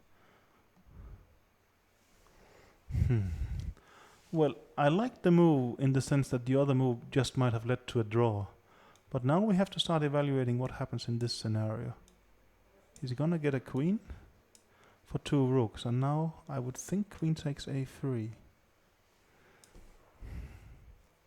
Maybe Levin thinks this is quite promising for him, but maybe something like rook c2, or you could even consider if b6 is a nice square. But I am a bit skeptical here if Aronian has this under control. And now I just peeked at the computer, who even thinks that Kayakin has the better position. So this could be quite exciting. And also, I mean, well, there is quite a time advantage for Kayakin. So actually, it could mean that this game is about to change, and even that we could see a very surprising turn of events, and that Aronian could even drop to minus, and Kayakin could end up in unshared second place. So let's see. Actually, if we think in terms of yesterday's game, had Kayakin won the game, and then the game between Swittler and Anand still had been a draw, then actually Kayakin winning this game would mean he would win the tournament. Of course, that could very much have influenced Anand's play against Swittler. Maybe he would have taken, for instance, more risk. But theoretically speaking, that actually could have changed events in that sense. But let's see. Okay, Andreikin is still thinking over his move. But I think we should stay a bit on this game. I really think that Kayakin should take his chance and take on b2 now, but maybe Kayakin is thinking a bit in more solid terms. So he also has this idea of rook b7, and the idea is, queen b7, attacking the b2 pawn. And would you play b4? Well, now you can play a5, and ba5 is not working because of rook takes b1, winning a piece. So there is a reason for Kayakin thinking here. He actually do have a very good alternative, but right now, I mean, I was very impressed with the way Aronian was handling things. I really liked his idea of putting the bishop on b1, hoping that it will break out, and he managed that. But right now, it seems to me, it's actually Kayakin who is doing quite best in this game. And if I calculate correctly, Kayakin is down a pawn, but he has an interesting option of exchanging 2 rooks for a queen and a pawn by taking on b2, or he could just choose and play queen b7, which is, well, a very solid option, very likely leading to a draw. So, well, I think it can still go either way, but I think for Aronian, well, things has gotten quite out of hand. And, well, if you remember Aronian's tournament, he started out losing the first round with the black pieces to Anand, and, well, the rating favorite came out off to a very terrible start. But then he worked his way up, and he was even sharing the lead with Anand for quite a while. But then in round 9, he had this very complicated game against Mamedyarov, where Aronian played a strong novelty and got a promising position, but Mamedyarov fought back with a fantastic exchange sacrifice, and since then Aronian had to gamble to catch up with Anand, and things have just gotten worse from him. And this trend could continue, and he could even end up in, well, theoretically speaking, if Topalov wins and Aronian loses, Aronian will be in shared last place. I doubt that will happen, but it's still definitely a possibility. Well, let's see. Okay, also Andreikin is still thinking, so probably we should stay on this game. And, well, once again, if you have any comments or questions, please tweet us at the hashtag candidates2014. And, well, this is the last day, so it's the last option for coming with questions like that. So let's see here.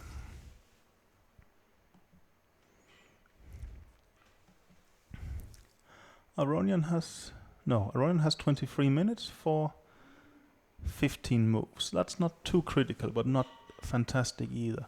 As we mentioned before, Kayakin has been in huge time pressure in this tournament, and, well, if you remember his infamous press conference after one of the games, he was extremely critical of the time control in this tournament. But in this game, it seems like he's learned his lesson, and he's really taking his time and trying to be very focused and very disciplined with time. And so maybe he actually got the hang of it, but probably just too late. Well, if we talk a bit about Karjakin in general, he's one of the young and very ambitious Russian players. I think he's the same age as Magnus Carlsen, and they were rivals for quite a while. And at some point, even I think Karjakin got the better of it in some tournaments. But in recent years, it's clear that Carlsen, of course, have overtaken him. But of course, Karjakin is trying to fight back, and he's very serious. He gets good support from the Russian Chess Federation for coaches, and for this tournament, he hired in former world champion and former Anand second Rustam Kasimjanov to join his team of, I think, Yuri Dohoyan and Alexander Motylev. And Motylev, as you remember, became the European champion just recently, actually, while this tournament was still happening. So Karjakin is, he's a very ambitious player, and I think, maybe for this tournament, the Russians had more hopes for, let's say, Svitler or Kramnik. But I think long-term, Karjakin is seen as the guy who's going to challenge Magnus Carlsen's reign. But of course, short-term, the challenger for Carlsen is going to be Vichy Anand. We're going to see a rematch of last year's World Championship match. And I think we saw in the press conference they were asking Anand where he would like to play, and I think he sounded very open to it. So I think the deadline is in a month, exactly in a month, and it's going to be decided where the match is happening. Well, maybe it's going to be decided before, who knows. Actually, right now here in Hanty-Mansinsk, I think there is a FIDE board presidential meeting, but what's happening there, I, to be honest, have no clue about. So let's focus on the actual chess games. Well, Karjakin is thinking quite here, but so is Andreikin. So I think let's stay here. Yeah, actually, I think we're gonna have a short break, but then we will be back quite soon.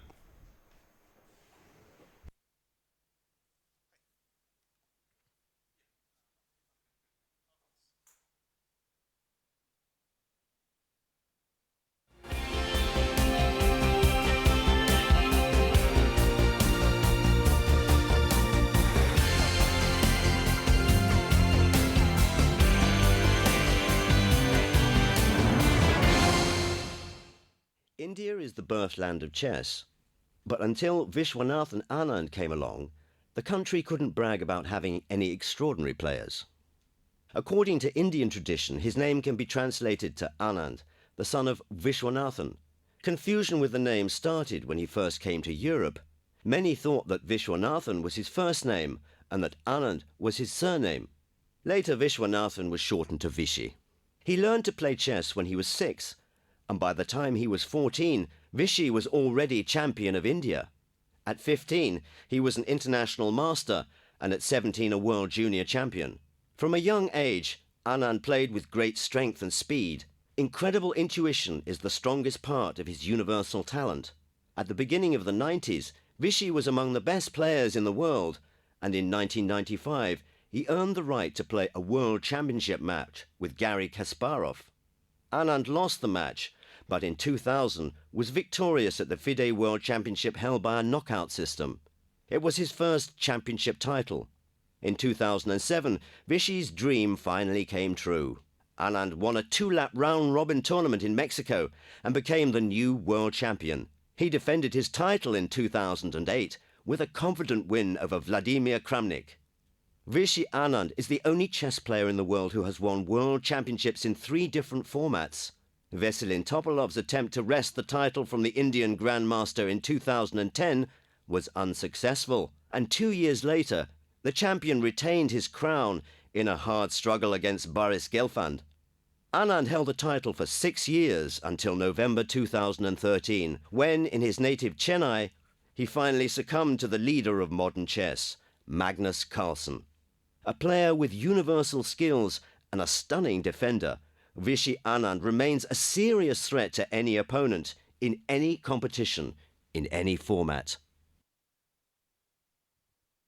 Dmitry Andreikin was born in 1990, a vintage year for chess talent. his contemporaries were very strong. Magnus Carlsen, Sergei Karyakin, Ian Nepomniachtchi, Ildar Karulin, Ivan Popov. Nevertheless, Dmitry excelled in this company of stars. More than that, he became one of the leaders of his generation. His junior career peaked when he became world under-20 champion in 2010. In 2012, Dmitry was virtually unbeatable. He was victorious in the higher league of the Russian Championship and later in the superfinal, where on a tiebreak he was ahead of Sergei Karyakin and Peter Svidler. In the same year, he won the match of the champions against Ian Nepomniachtchi and took several first places in rapid events. Throughout the summer of 2013, Andreikin tested himself in super tournaments. He progressed through the Tal Memorial with flying colours, was the best among the Russians, and shared third place. However, in Dortmund he could not avoid zeros. Nevertheless, Andreikin was gearing up for the most significant success of his career, qualification for the World Cup final. In Tromsø, in Norway, Dmitry knocked out Dreyev, Karyakin, Svidler and Tomaszewski, although Kramnik got the upper hand on him in the ultimate match. Quick, precise calculation of complicated plays, sober evaluation, competent tournament strategy, and psychological stability are qualities that will help Andreikin aspire to the highest achievements. Levin Aronian started to play chess when he was 9, and already by the age of 12 he was a world junior champion. He achieved numerous victories in junior tournaments, and the most significant was success at the Goa 2002 tournament when Levon became world under-20 champion. By this time, his family had moved from Armenia to Germany, and to this day, Aronian shares his time between these two countries. The title of Chess Prince gave the Grandmaster confidence in his career and convinced him in the choice of his profession. By the mid-2000s, Aronian had begun harvesting his first big successes in the international arena. The first phase of this part of his career culminated with a win at the World Cup in Khanty-Mansiysk in 2005. The Armenian Grandmaster then earned the opportunity to take part in the candidate cycle. He was soon among the chess elite. His track record boasts first places in the strongest tournaments of our time: Week Anze, Linares, the Tal Memorial and Bilbao. In 2009, Levin presaged his greatness by winning the FIDE Grand Prix series. Aronian is a great team player.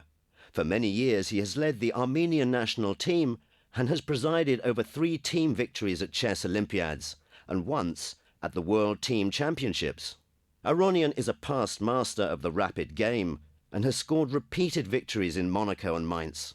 As of the 1st of March 2014, Aronian's rating climbed to a personal record of 2,830. For many years, this Grandmaster has held the number 2 spot in the world rankings, and world champion Magnus Carlsen names Levin his biggest threat. Like many other chess stars, Sergei Karyakin was born in the bountiful 1990s. When he was 5, his father showed him how the pieces move.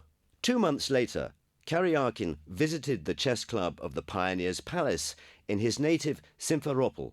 Sergei's talent became evident early on, and to develop his extraordinary talent, he moved to Kramatorsk to study at a famous chess school known for nurturing stars.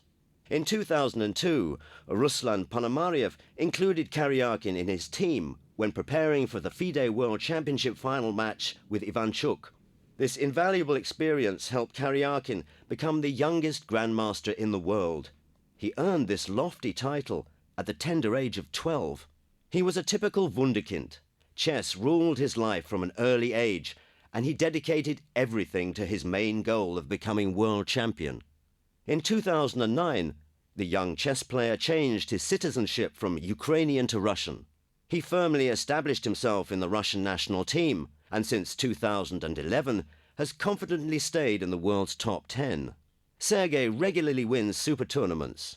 His biggest success so far was in May 2013 in Stavanger, where he headed the likes of Carlsen, Aronian and Anand.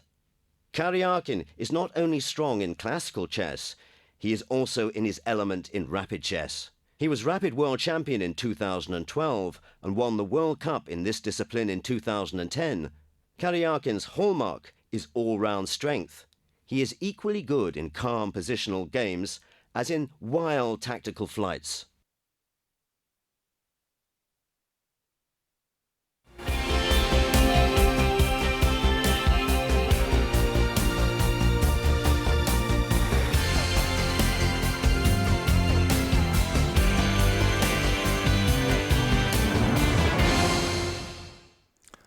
Hi, welcome back here. We are following the two last games of the Hantiman-Sitsk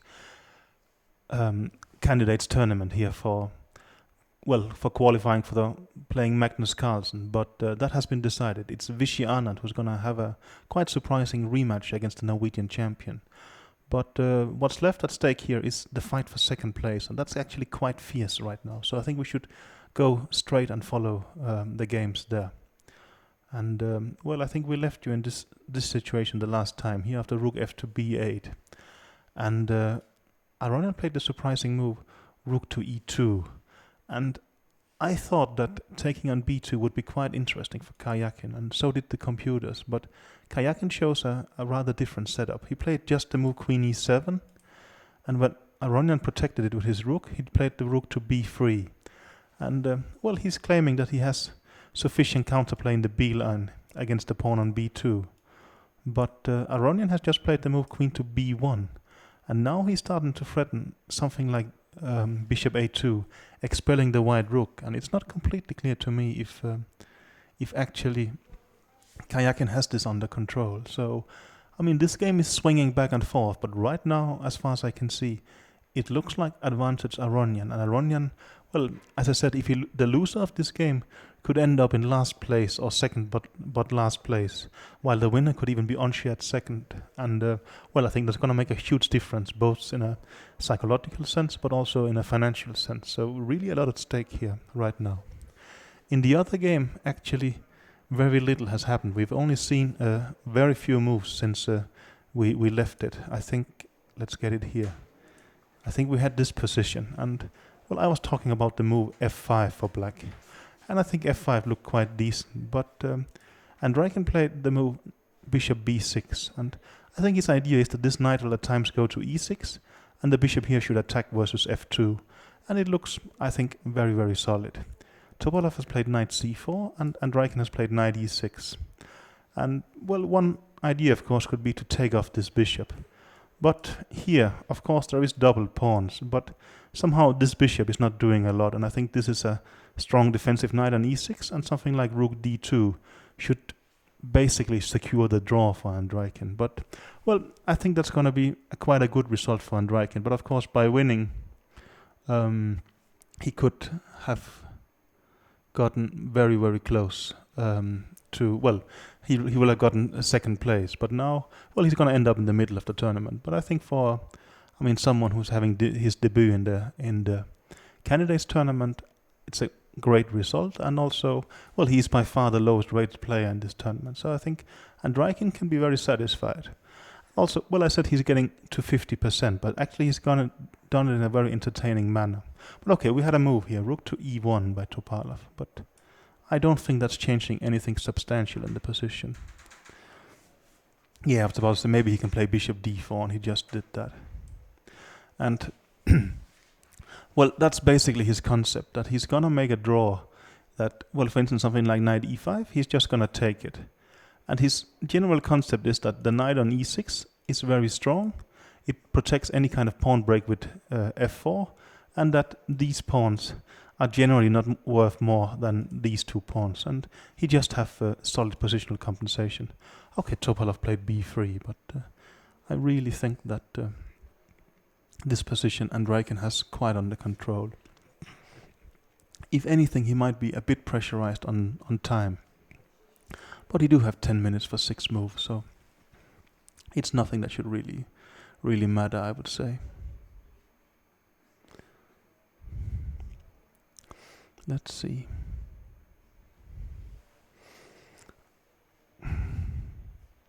Yeah, it's hard to say anything about plans or something like this. It's just a very, very kind of drawish ending. Maybe he should play a move like a6 and prepare b5. Of course, there is a knight jump to d6, but I would even say a knight jumping there is not going to be overly decisive in any way. Maybe you can just move the b pawn. So I would say I really think that Andreikin has this game perfectly under control, at least in the sense of him making a draw. And I think Topalov is going to try a bit also. Well, we should remember, if Topalov do not win this game, he's going to end up in unshared last place. So, I mean, the Bulgarian ex-world champion is definitely going to try and put some pressure, but I would really think to no avail. So, I think maybe actually let's change our focus back to Aronian against Karjakin.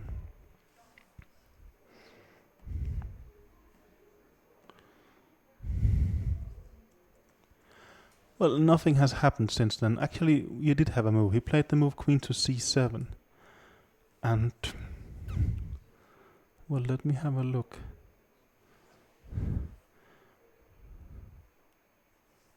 Okay, I guess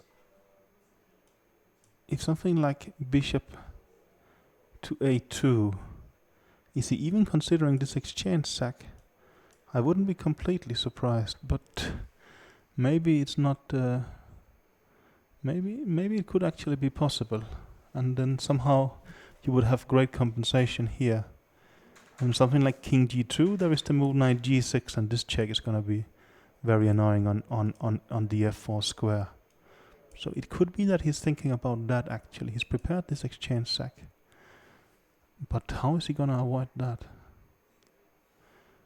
Maybe he can just take the pawn on d4, but it would be surprising if he's just blundered this. I think if you take the pawn on d4, well, his point is just that you can exchange here, and you can take on b2. And actually, white do have an extra pawn, but these pawns are not very useful.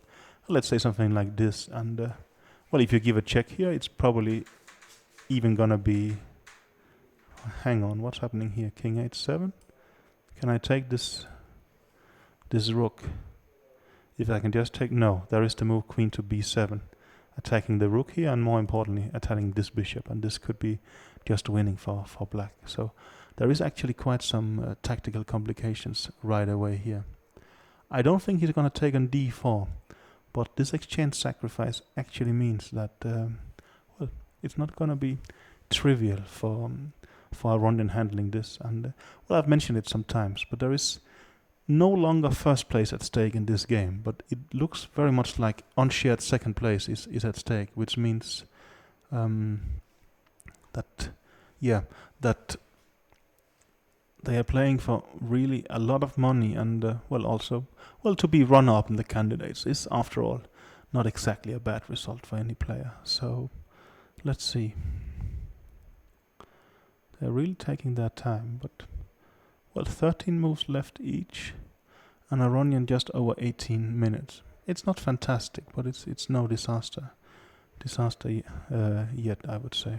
And yes, once again, leave your comments on Twitter at #candidates2014, and a lot has already been doing that. I think there has been numerous, especially Indians, but a lot of persons in general congratulating the winner and such. So that has been quite interesting. I think even there was an interesting tweet by the very strong Dutch player Anis Giri, who was saying that Anand in this tournament has showed the strategy he was planning for Carlsen, and here in this tournament you could see how that strategy would have looked had it worked. Well, it didn't work in the match, but here somehow Anand has managed extremely well with his healthy concept, and basically in all games except yesterday against Karjakin to a mild extent he didn't have any bad positions.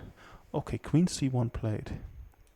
Well, obviously this is the way of he's creating a pin in the C line, and he's trying to annoy like this. So, but maybe he can still sacrifice on f3 actually. How would something like this be? Let's say rook f3, gf3, and just queen takes e5. I understand I'm a full exchange down, but I would have rather big compensation, I would say. My queen is going to go back to f6, and that's going to eye this pawn. And more importantly, the knight could be joining on e5. So I would actually think that in this position, sacrificing the exchange could be a very interesting option for Karjakin, especially if he's sort of very ambitious. And well, why shouldn't he be? If he wins this game, he's going to be in second place. So that's actually, I think, well, a very interesting and crucial moment. If he doesn't take on f3, well, he's still probably going to be very safe. But it will be interesting to see if Karjakin is going to grab his chance here. But so far in this tournament, maybe at times Karjakin has been a tad conservative. I don't know if you remember back to his... well, he had a crucial ending against Topalov. And, well, maybe it was actually winning, but it was close to winning and was quite complicated. But there, he somehow didn't go exactly for the most critical moves. And this could be a bit of a similar concept right now. I think there is a very exciting exchange sacrifice on f3. But maybe he will just play it safe. And here we are seeing Jamie Kenmure, the arbiter who was so kind to join us in the commentary box. And well, right now he's back at his job, making sure sort of that, well, things are ready for the possible time scrambling happening quite soon. I mean, in the other game, I think they are more or less just shuffling their pieces in sort of quite straightforward patterns and not too much happening. That's very much going towards a draw. If something should happen, I think we will drop back there. But I think right now we should definitely stay here because this is a very interesting moment. And I think Karjakin should gamble and he should take on f3. And somehow, doesn't he look aggressive, or is it just me who's... No, maybe he just looks a bit indecisive actually. But it seems like a move is coming. I mean, this is kind of this moment that, well, it's round 14 and there's a lot at stake and you really want to finish it off in a good way. He did it. Rook takes f3. Very impressive, and this could be a very great moment. Okay, he instantly took back. And queen takes e5. It's way too early to say that that Aronian is in big trouble here, but I think he's slightly better. And well, I just had a look at the computers who thinks similarly. And remember, he's a full exchange down, so he must have quite considerable compensation here. But I think this is very much going to be, well, the last bit of action we're going to have in this tournament. And it is, as mentioned, a direct, basically, final for second place in the tournament. So there's really going to be a lot of stake. But, well, Karjakin took a very courageous decision and sacrificed an exchange. And right now, I would say it looks quite nice. Well, if you have to debate, how can there be enough compensation for an exchange here? Well, it's basically something to do with the dark squares. First of all, of course, well, this is not a very ideal pawn structure for Aronian. Well, if he could, let's say, put his bishop on g2 and push f4, he could be very winning. But he's not really in time. And I think there is already a threat of, let's say, queen g5 and knight d4. And somehow it is unleashing a lot of potential in the black position. Even the bishop on b7 might become useful at times. So I think right now there is a lot of pressure on Aronian, and he is also quite low on time. So, I mean, I think his fans, and there's a lot of them here, has a reason to be sort of nervous. Okay, we have a tweet here from Aniruddha Dage. What's the difference you can point out between Anand's play during his World Championship and during the candidates in 2014? I will assume that the question means what's the difference between his match in 2013, match with Carlsen, and sort of this tournament, because I would say his play here reminds me of some of, let's say, his best moments, let's say, like Mexico 2007. But, well, I think it's clear that in this tournament, compared to the World Championship match, he came off to a good start, and especially that he came off to a lead. Well, when he got in the lead, I think he settled in very well, and he was able to just play very solid common sense chess while keeping pressure on his opponent. I mean, it's not like he just started to make draw. I mean, he did play open Sicilians and won, for instance, a nice game against Aronian, and we saw against Mamedyarov that he took his chance when he got it. But the pressure was somehow off, and I think, well, quite understandably, maybe the confidence hasn't been as high recently because of, well, the lack of result as they used to. And somehow everything fell in place. And, well, suddenly I think the pressure was off and it just felt very enjoyable and pleasant again. And I think we saw, well, I mean, we can debate if he's played even better earlier, but we saw some of his absolute best play. While in the match against Carlsen, well, Carlsen got this powerful wins in the 5th and the 6th games, and suddenly Vichy was trailing much and had to catch up, and somehow, well, that was too much for him. But of course, one should give credit to Vichy's play here. But, well, if you reverse it, you should also give credit to Carlsen play in the match. Somehow, Carlsen managed to not allow Anand to play the way Anand would like to. And, well, that's, of course, going to be one of the interesting stories in the rematch, that who will be able to dictate events there, who's going to play their natural kind of chess. But, well, that we will see in November. But, yeah, let's see. Okay. Aronis is taking his time.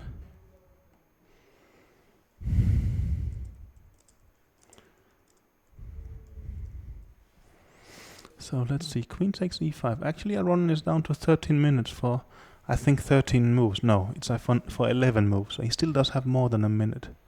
Okay, we have another tweet here for Pablo Sartor. Oh, it disappeared again, I'm sorry. Let's see if it comes back. Yes.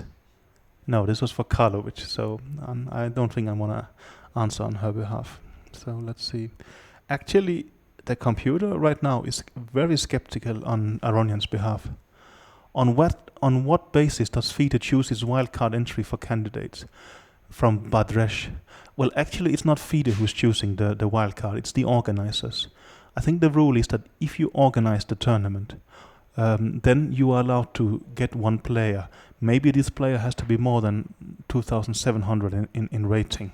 Well, they just don't want any player to be able to play, but the organizers have the right to choose any player with 2,700 and more in rating. And this year, the wild card was Peter Svitler. And Peter Svitler was chosen, I think, by the Russian Federation, but it could also be by the local organizers here.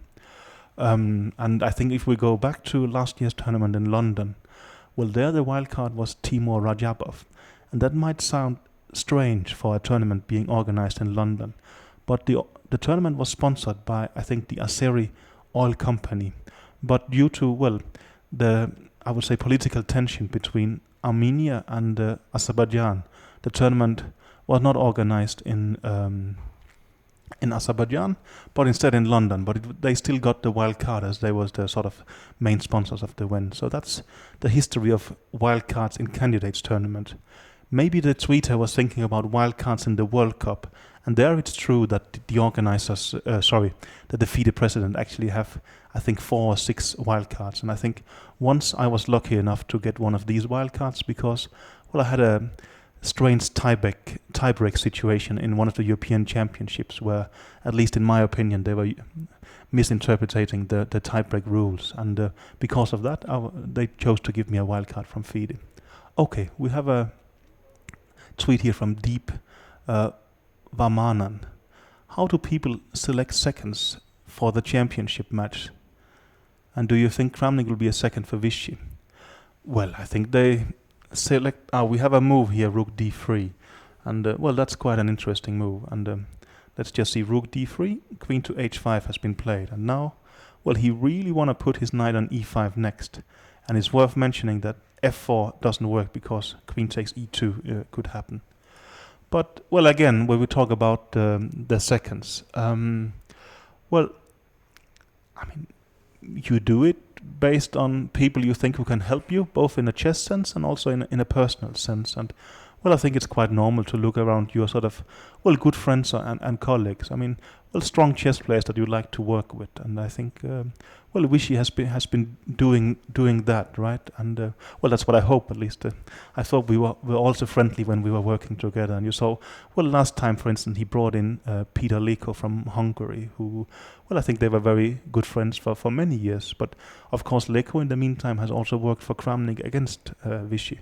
So, well, you will have a mixture of who is strong chess players and who works well on you on a sort of personal relation. And I think also you will try to have a very diversified teams. And the team I was part of for Anand, for instance. I think we had some who was extremely good analyzed with a computer, and we had some who was quite creative from a human perspective. And I think it's good to have a solid mix of that. To answer the second part of the question, if I think Kramnik will be Anand second, well, I think that's really a question for them. It would maybe be a bit illogical for Kramnik to be a second, as I think he still have quite some ambitions. And on the other hand, you can see that he's been very friendly with Vichy, and it was even him who considered, who managed to convince Vichy to play this event. So maybe it would be logical if Kramnik paid a bit back and helped Vichy. Well, that I think time will answer that. But actually, right now, I think we see Aronian in some trouble. And let's just see. He's played the move Queen to F4. We'll return to this tweet just in a second. But Queen F4 has been played. But that's an interesting move. And now, he's played the move Knight E5. Actually, there was another interesting move in this position. So it's a bit surprising Karjakin played so quickly. But maybe he's trying to sort of pound on the time pressure of Aronian. But even the interesting move Rook to B5 was possible. And suddenly there's a huge threat of check here and Queen H3 and mating next. It wasn't winning exactly, but it was a very interesting move, I would say. And I think Karjakin should have calmed himself down a bit, but I think Karjakin is very exciting now. He's played the move Knight E5, and it looks very close to winning. But I think that, the threat is... Well, what is the threat, actually? I thought the threat was Knight takes F3, but that's even defended. Maybe he's just hoping for great positional compensation here. Well, I just checked with the computer who says King G2 is a good move, but maybe the computer thinks this is equal.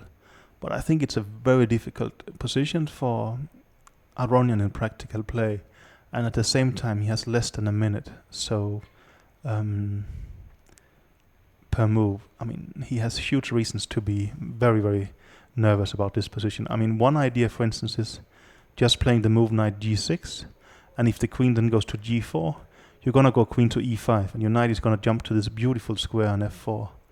I think actually this could be very, very difficult for Aronian. And in the other game, well, it is still very drawy, so I would really suspect that the winner of the game in the picture between Aronian and Karjakin is gonna end up in unshared second place here. But maybe we should return to the question by David Smurden, and I think, before Jamie was mentioning Australia's best players, and David is definitely one of them. So he's saying, given Ivanchuk's incredible 3,000 performance in the past few days in Riga, what are the chances of a Chucky comeback?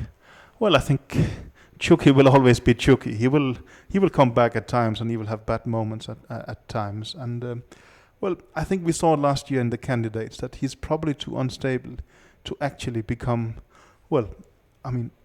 world champion or even a world champion candidate. But he's a fantastically entertaining player, and I think, he's always going to be around in the top. But chess is not only about creativity and about brilliancy. It's also a lot about stability, both you can say in a chess sense, but also in a mental sense. And I think Ivanchuk has too many sort of times when he does something a bit too, let's call it extravagant, and that probably means that fighting for absolute top spot will be difficult for him.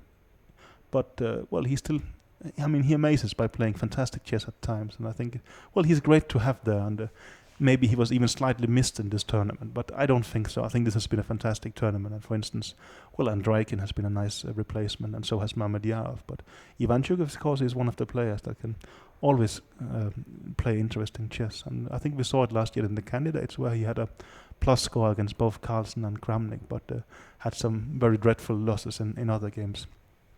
But let's actually return to the game here, and then we will switch to another tweet in just a second. But he has played the move Rook C2 now, and I think his idea is that, I'm sure his idea is that if you take on D3, then you can take on B8 with check. But it's not clear what is he gonna do next, actually. And maybe Karjakin simply should just evacuate his king. Let's say something like King H7 now. And I think he is in quite some trouble here. And one of the problems is that you can never really take on D4 because then knight takes f3, takes d4 is possible. So Aronian is not really getting out of his troubles here. Maybe he's planning something like rook to c5, but it does actually look rather dubious to me, and I think that Aronian is in trouble, and a tournament that didn't go very well for Aronian, but it could end up actually very, very badly. Okay, let's see. We have a tweet from Abhiman Urs. What could be the reason for Aronian's downfall in this tournament? He was one of the favorites to win this. Well, a huge factor, of course, is game one. I mean, well, we have praised Vichy a lot, and we said that, well, for Vichy, things really turned around in the first round where he managed to win. And, well, of course, the reverse can be said about Aronian. But it has to be said that Aronian came back very nicely. And I would say that, well, when Vichy is going to think back on this tournament, especially round 9 was extremely crucial for him. I mean, Anand had this great start, but then he slowed down for a while, and he even got caught by Aronian. But in round 9, if you remember, like say after an hour, we thought that Anand was almost slightly worse in the opening against Topalov, while Aronian had played this great novelty against Mamedyarov.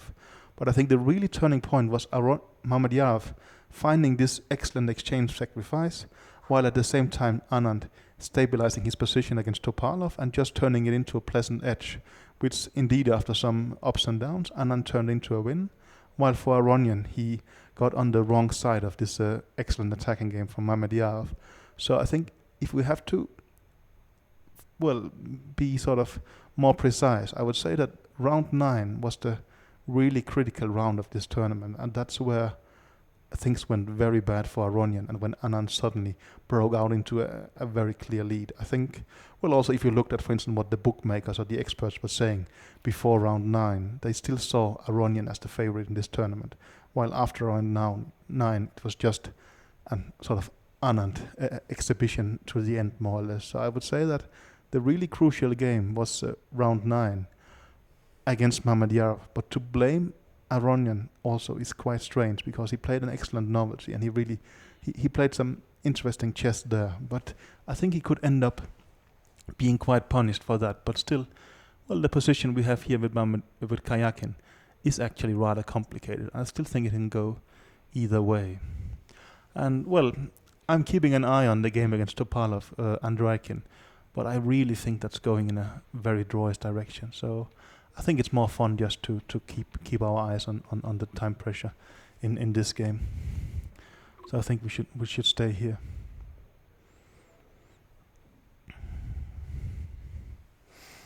Let's see. I mean, also, should Karjakin actually end up being unshared second in this tournament? Well, despite his sayings about that, well, he really wanted to qualify and win this tournament.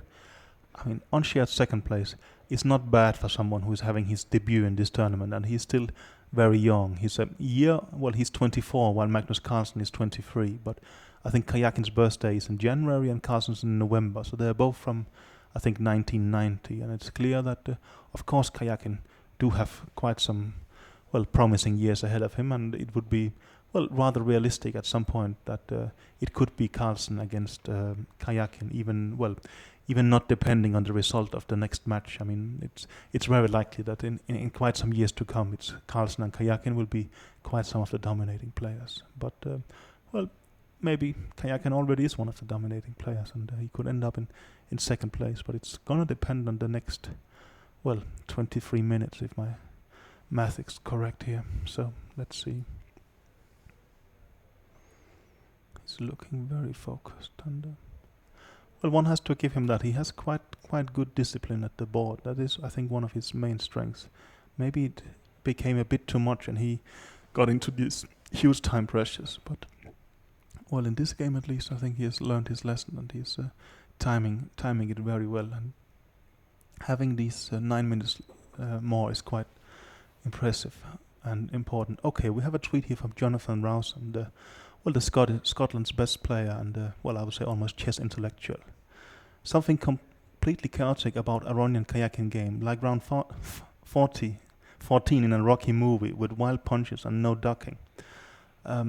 probably going to disappoint Jonathan, but I haven't seen a Rocky movie. But I think I get the idea that, well, I mean, this game hasn't been very balanced. It's swinging back and forth, and well, I think both players really want to win this game. And I mean, quite some chess games will stay balanced. I mean, if you take Svitler, Anand against Svitler today, or we take Kramnik against Mamedyarov, well, both these games had a very logical part with was, I think, rather correct games, but also not too much happening. While on the other hand, this game has really, I mean, well, I thought the opening was not too impressive for Maronian, but suddenly he played some great moves, and I thought he was better. And then, well, Karjakin is fighting back, and they're really, well, yeah, punching at each other and somehow just going for goal both. And I think that's what Rausan is referring to. And we have a tweet from Abhishek. Which player besides Anand impressed you the most? I mean, I was very impressed with both Peter Svitler and Shakhriyar Mamedyarov. Maybe I'm giving them too many points for what we can say entertainment value. But I think both these players actually maybe they had more belief in themselves than most of the experts had, but that they really proved that they could play for a win against anybody, and they really played exciting, aggressive chess. But that, well, of course, they lacked something at the important moments. But, I mean, Svitler had so many chances early in the tournament, and Mamedyarov, well, he started with -2. But even had he not lost his winning position against Kramnik, where he blundered in around move 60, well, then he could have ended up on +2 in this tournament. And the same with Svitler. So I would say that I think that Mamedyarov and Svitler has been very entertaining and played amazing chess at times here. I would also say that Andreikin actually impressed. Well, I don't think too many had huge expectations for Andreikin, and I think early on in the tournament he even was at -2 at some point. But he's won impressive games against both, for instance, Topalov and against Aronian yesterday. And should he manage to draw today against Topalov, well, he's going to end on 50%, and that's quite a good score for the lowest rated and the debutant in this tournament, and especially thinking that he was -2 at some point. So I think that would be the positive things. Well, if Karjakin wins this game, I think also he can be quite happy with his performance here. So basically, well, the real disappointments in this tournament, that's going to be Kramnik and it's going to be Aronian. Not especially because they played worse than the other players, but because they were the two big favorites. And I think most experts said it's much more likely than either Kramnik or Aronian will win the tournament, that it's going to be any of the 6 players. And that, of course, Anand proved completely wrong. And of course, if we talk about disappointments, it's clear that Veselin Topalov of Bulgaria, he had very little positive to say in this tournament. Maybe he tried too much, but I think also, well, I think he was very focused on getting this revenge against Kramnik. But somehow, I think that is too negative a focus. It would have been better for Topalov if he had forgotten about the past and more tried to show his best chess. But I think he was very focused on the Kramnik game, and it's true he managed one nice victory against Kramnik, but that's very much all he had to sort of state in this tournament. So I think, well, the two favorites and Topalov should be the disappointments, while all the other players actually had quite something to bring. Karjakin, maybe you can say, it's too early to say. He's still playing here, and he's thinking quite hard. But well, that's the good point of having extra time. You can actually use it at some point when you find it very suitable. But well, we will see. And also, it's not like there is a very obvious move. Well, for instance, I'm looking at the computer, and it says black is somewhat better, but with moves like King H7, moves like Rook D8. So I think the computer is just thinking here, black has good positional compensation and probably will win an exchange back, but is nothing specifically decisive either. So, I mean, I find it quite hard to sort of evaluate the position right now.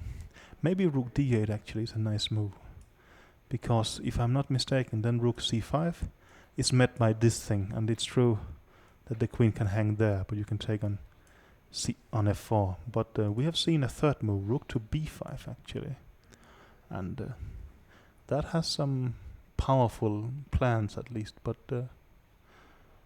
let's see. Wow. Well, the idea is, of course, at times that you can,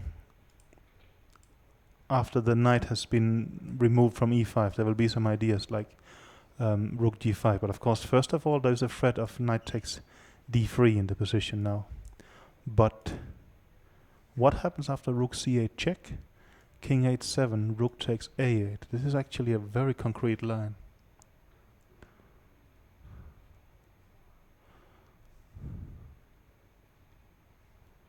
That's gonna be very interesting to see.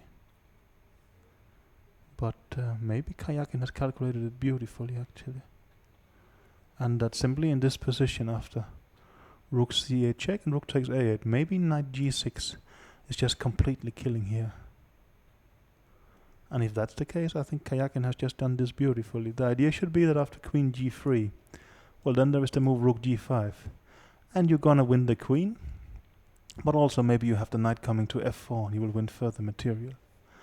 But, and let's say if the queen goes somewhere here, well, are you gonna give a check first? Maybe something like check king f1. Well, king h1, there's gonna be this move threatening mate here and on g2 and f1, which is just mating. So you have to go to f1.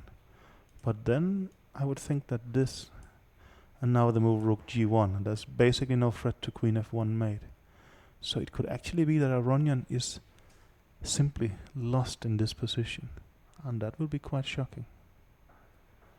It seems that Aronian is, yeah, also.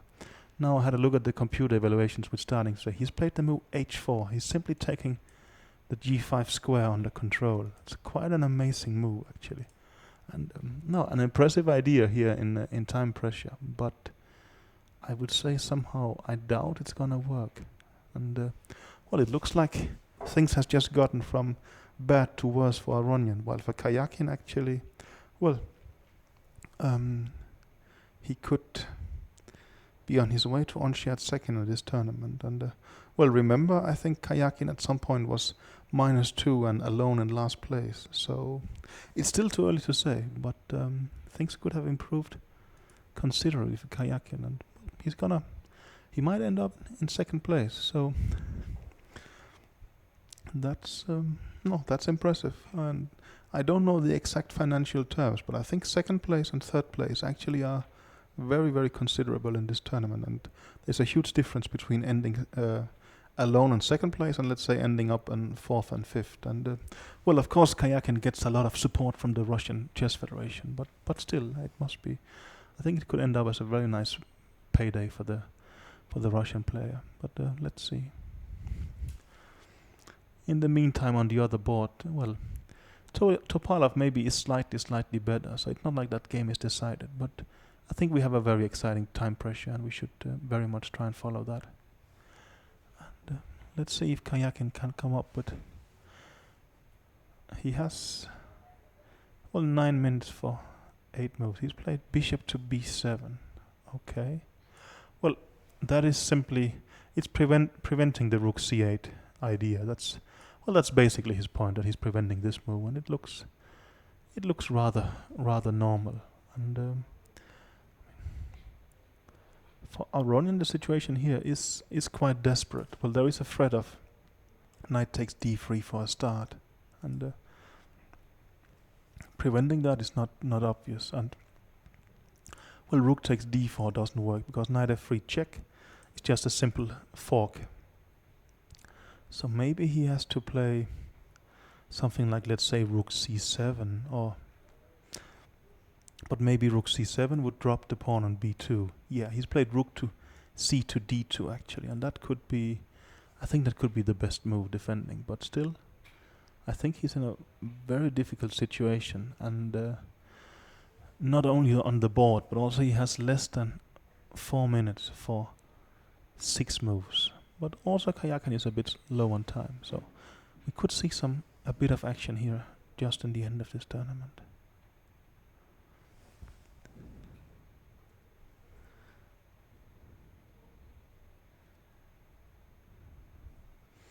Let's see.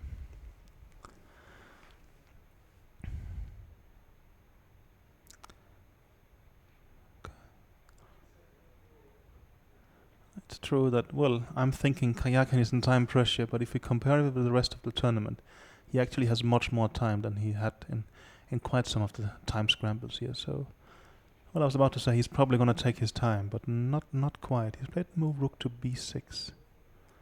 And that, again, I'm not completely certain on how to explain. Is he thinking that he's going to end up on g6 maybe? Maybe he's thinking that next I'm going to take on d3. I will play e5 and then my rook is going to swing on to g6. And that is indeed an interesting concept, I would say. But somehow it also seems maybe a bit slow. But it's very logical. Remember that Aronian played the move h4 to take the g5 square away. But now he's trying to put the rook back and then clear the way so it goes to g6. And the g6 square, there is no way Aronian can control. So actually, maybe Karjakin is sort of creating some kind of brilliance here. And well, also for Aronian it must be rather depressing. He was very much hoping to win this game, but now he has to defend well, and he could end up in last place should Topalov win. But I still think that Topalov is going to be on shared last. But, well, Topalov is having a look, and also, well, he has an extra pawn, but in a very drawish manner. But let's see. Aronian is down to 2 minutes, and he has still 6 moves to make, but somehow it's a very critical position, and I think for a start, Karjakin is clearly better, but what's worse is that it's a very difficult position for Aronian to play, and he has to play 6 moves in less than 2 minutes. That's almost impossible. Maybe he should play queen to g3 now, just to preempt, but maybe then you take on d3 and you go e5. It does look rather bad, I will have to say.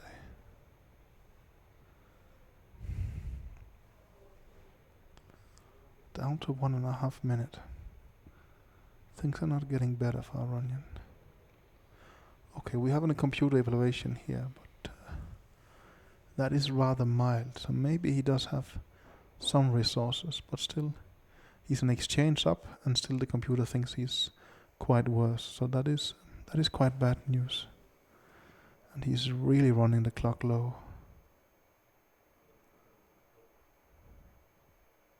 It's gonna be 1 minute very soon. But okay, again, remember the clock on the television screen is, well, that's the official one. The other one could be slightly out of sync. But he really has to make a move. King to f1. Okay, he's gonna run for cover. But actually he could have missed a small detail.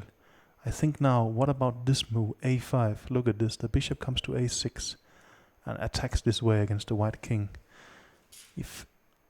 I think if Karjakin finds the move a5, Aronian is gonna be in almost decisive trouble. And yes, I think the computer says a5 is a winning move for Karjakin, and Aronian has less than a minute for 5 moves. I think we could see some final drama, and yeah, quite a shocking result that world number 2, Levon Aronian, is about to lose his game here with the white pieces and end on a minus score in this tournament, very surprisingly. But maybe a5 is not at all what Karjakin is thinking about. You have to remember that his focus was very much trying to get the rook to the g file and attack the white king, and somehow suddenly switching to the other direction could be quite difficult. But well, we will see. He do have quite some time.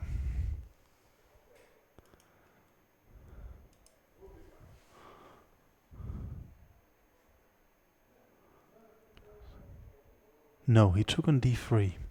That should be very helpful for Aronian. Now, I still think Karjakin is better, but I think it's quite a game changer, because now, at least, well, they took on d3, e5 played, and he went to g3.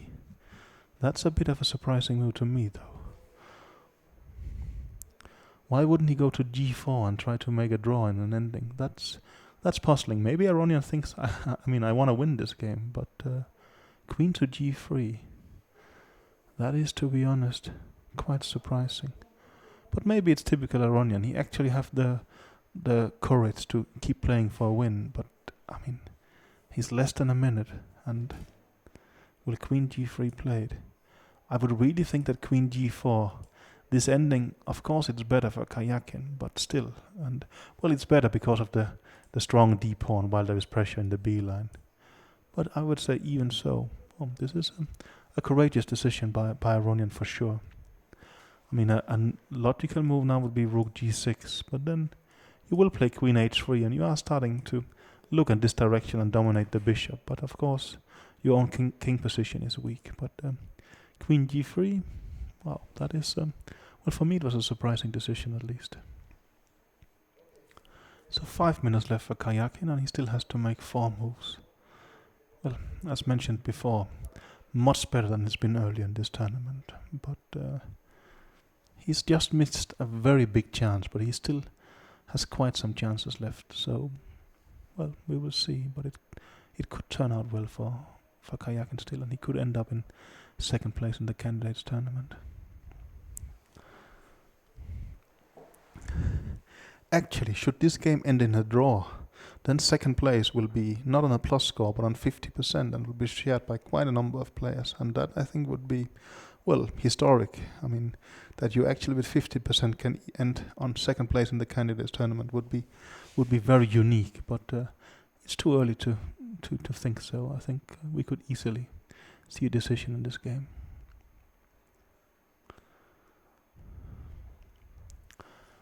Now he's down to 4 minutes, so that's 1 minute per move.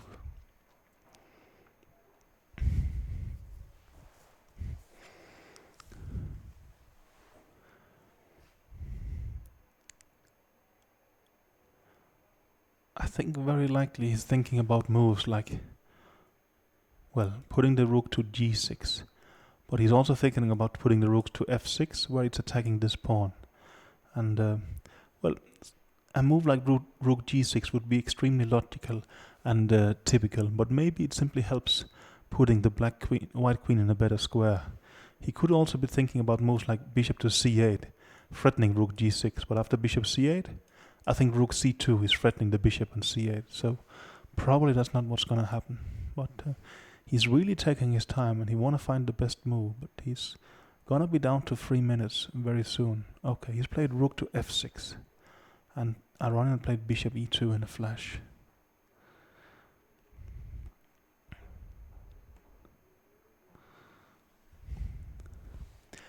I do still think Karjakin is considerably better here. I mean, just, well, look at the pawn structure, for instance. I mean, these pawns are strong, and something like rook to f4 will probably just win the pawn on h4.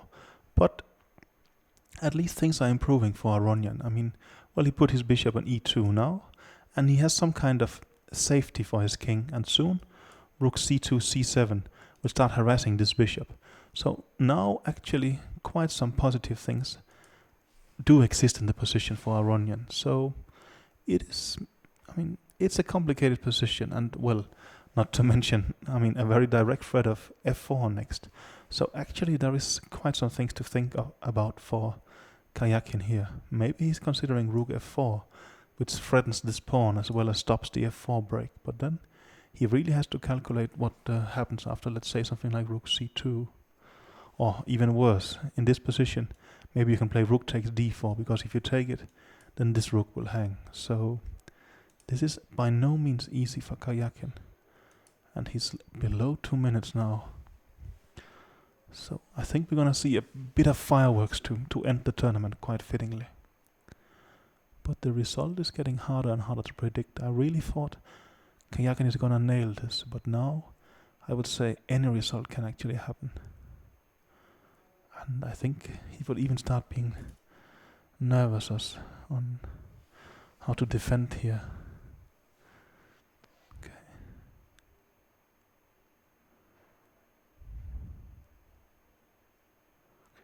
Karjakin has to make 3 moves, Aronian 2. Rook f4. Rook takes d4 immediately.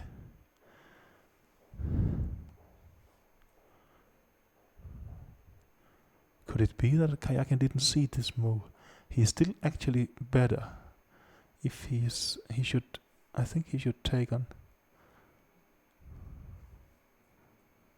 h4 now with his rook, but that's actually the only move, I think, else he could even be worse. But okay, 40 seconds for 2 moves. Rook takes 4 is the only good move, else he's worse.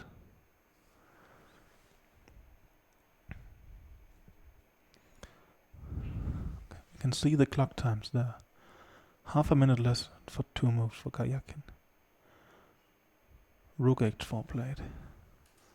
It's the best reply.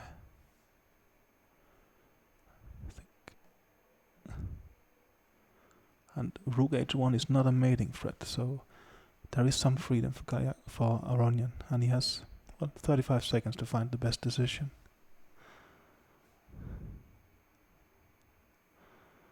Maybe he will try Rook b4 even.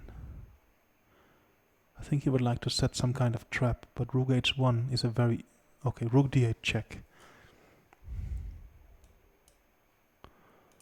And we have reached move 40, which means the players has just gotten 1 more hour.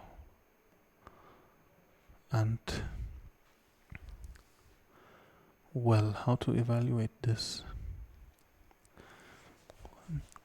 I would think that it is still probably a better position for Karjakin, but not by much, and I think Aronian should be happy of the outcome. Well, there could be some direct threats, but I think the next move for Aronian is gonna be probably the king to g2 and claiming that this is safety, but maybe a more ambitious move is actually king e1, and he will try and transfer the king here and basically say that I have a safe king and my rook will harass your bishop and I'm going to push my pawns. Actually, maybe Aronian is going to gamble and go for something like this. Well, this game is definitely going to slow down now, but I think we could very well have these 2 players playing for a couple of hours still, and this game could end up becoming very complicated with Karjakin pushing on the king side and Aronian creating counterplay on the queen side, and well, with a very messy game to follow. Let's have a short look at Topalov and Drakin, and then probably we will be off for a short break. But let's have a look at Topalov and Drakin. Okay. Well, let's jump back to something like this position. Yeah.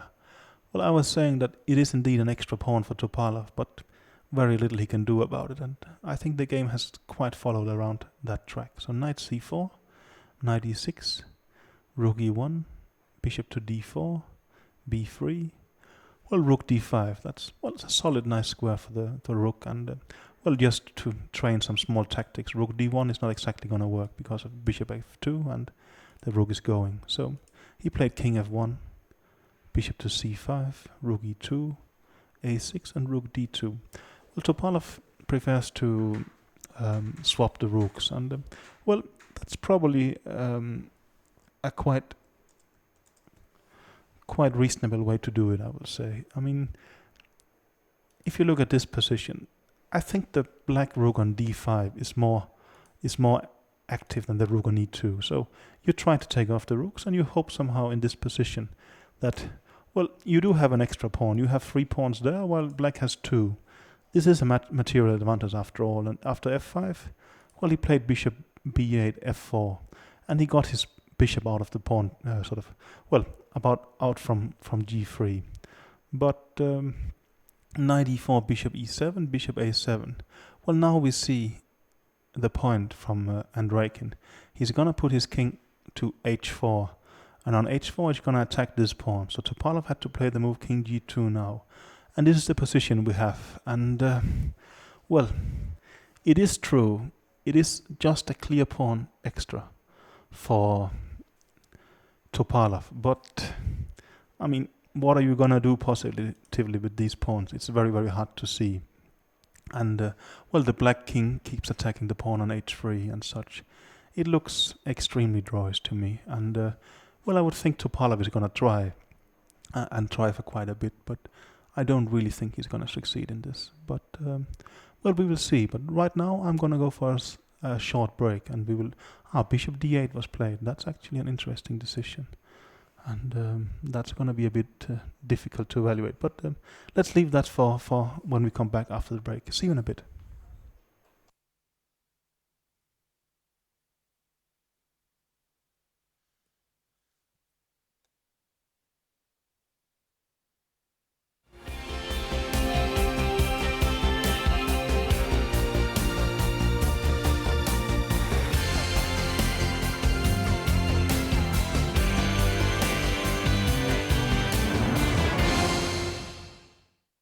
Like many other chess stars, Sergei Karyakin was born in the bountiful 1990s. When he was 5, his father showed him how the pieces move. 2 months later, Karyakin visited the chess club of the Pioneers' Palace in his native Simferopol. Sergei's talent became evident early on, and to develop his extraordinary talent, he moved to Kramatorsk to study at a famous chess school known for nurturing stars. In 2002, Ruslan Ponomaryev included Karyakin in his team when preparing for the FIDE World Championship final match with Ivanchuk. This invaluable experience helped Karyakin become the youngest grandmaster in the world. He earned this lofty title at the tender age of 12. He was a typical wunderkind. Chess ruled his life from an early age, and he dedicated everything to his main goal of becoming world champion. In 2009, the young chess player changed his citizenship from Ukrainian to Russian. He firmly established himself in the Russian national team, and since 2011 has confidently stayed in the world's top 10. Sergei regularly wins super tournaments. His biggest success so far was in May 2013 in Stavanger, where he headed the likes of Carlsen, Aronian and Anand. Karyakin is not only strong in classical chess, he is also in his element in rapid chess. He was rapid world champion in 2012 and won the World Cup in this discipline in 2010. Karyakin's hallmark is all-round strength. He is equally good in calm positional games as in wild tactical flights. Levin Aronian started to play chess when he was 9, and already by the age of 12 he was a world junior champion. He achieved numerous victories in junior tournaments, and the most significant was success at the Goa 2002 tournament when Levon became world under-20 champion. By this time, his family had moved from Armenia to Germany, and to this day, Aronian shares his time between these two countries. The title of Chess Prince gave the Grandmaster confidence in his career and convinced him in the choice of his profession. By the mid-2000s, Aronian had begun harvesting his first big successes in the international arena. The first phase of this part of his career culminated with a win at the World Cup in Khanty-Mansiysk in 2005. The Armenian Grandmaster then earned the opportunity to take part in the candidate cycle. He was soon among the chess elite. His track record boasts first places in the strongest tournaments of our time: Week Anze, Linares, the Tal Memorial and Bilbao. In 2009, Levin presaged his greatness by winning the FIDE Grand Prix Series. Aronian is a great team player. For many years he has led the Armenian national team and has presided over 3 team victories at chess Olympiads and once at the World Team Championships. Aronian is a past master of the rapid game and has scored repeated victories in Monaco and Mainz. As of the 1st of March 2014, Aronian's rating climbed to a personal record of 2,830. For many years, this Grandmaster has held the number 2 spot in the world rankings, and world champion Magnus Carlsen names Levin his biggest threat. Dmitry Andreikin was born in 1990, a vintage year for chess talent. His contemporaries were very strong. Magnus Carlsen, Sergei Karyakin, Ian Nepomniachtchi, Ildar Khairulin, Ivan Popov. Nevertheless, Dmitry excelled in this company of stars. More than that, he became one of the leaders of his generation. His junior career peaked when he became world under-20 champion in 2010. In 2012, Dmitry was virtually unbeatable. He was victorious in the higher league of the Russian Championship and later in the superfinal, where on a tiebreak he was ahead of Sergei Karyakin and Peter Svidler. In the same year, he won the match of the champions against Ian Nepomniachtchi and took several first places in rapid events. Throughout the summer of 2013, Andreikin tested himself in super tournaments. He progressed through the Tal Memorial with flying colours, was the best among the Russians, and shared third place. However, in Dortmund he could not avoid zeros. Nevertheless, Andreikin was gearing up for the most significant success of his career, qualification for the World Cup final. In Tromsø, in Norway, Dmitry knocked out Dreyev, Karyakin, Svidler and Tomaszewski, although Kramnik got the upper hand on him in the ultimate match. Quick, precise calculation of complicated plays, sober evaluation, competent tournament strategy and psychological stability are qualities that will help Andreikin aspire to the highest achievements.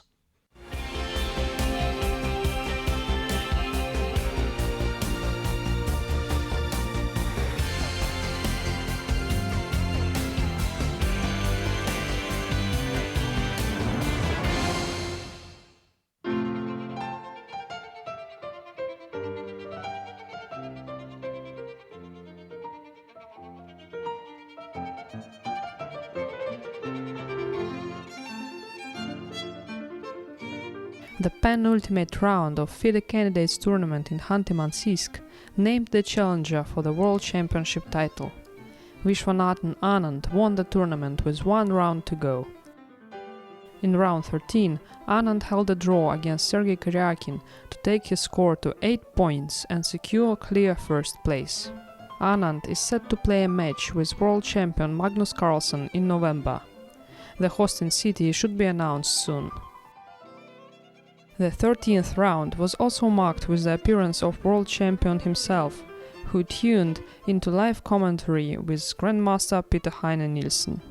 In the other games of round 13, Dmitry Andreikin defeated Levon Aronian and Vladimir Kramnik won against Veselin Topalov.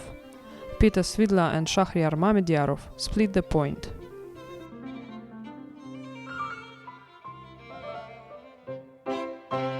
Sergei Karyakin was fully charged to fight in the game versus Vishwanathan Anand, having in mind that only a victory would have given him the chance for the first place. White played a modest yet flexible setup. Black replied with a principled strike in the center, but was soon left with a backward c6 pawn. Karyakin won this pawn, but the queens got exchanged, and it looked like Black had a good compensation for the material. After some play, Anand made a huge decision to give 2 pieces for a rook and a pawn. The material favored white, but all pawns were on one side of the board, and white pieces were poorly coordinated. Anand succeeded in setting a fortress, and despite the huge effort, Karyakin simply couldn't find a way through.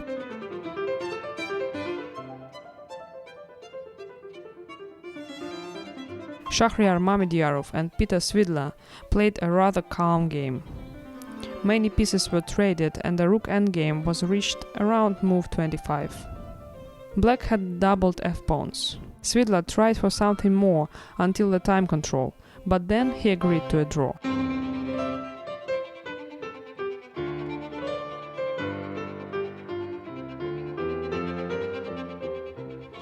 Levon Aronian needed a win to stay in contention for the first place. He played another, very original opening, defending against the Trompovsky employed by Dmitry Andreikin. White decided to trade the queens and go into a roughly equal endgame, where Andreikin skillfully took advantage of the poor placement of black bishop to win a pawn and proceed to the double rook ending. He converted into full point on move 44.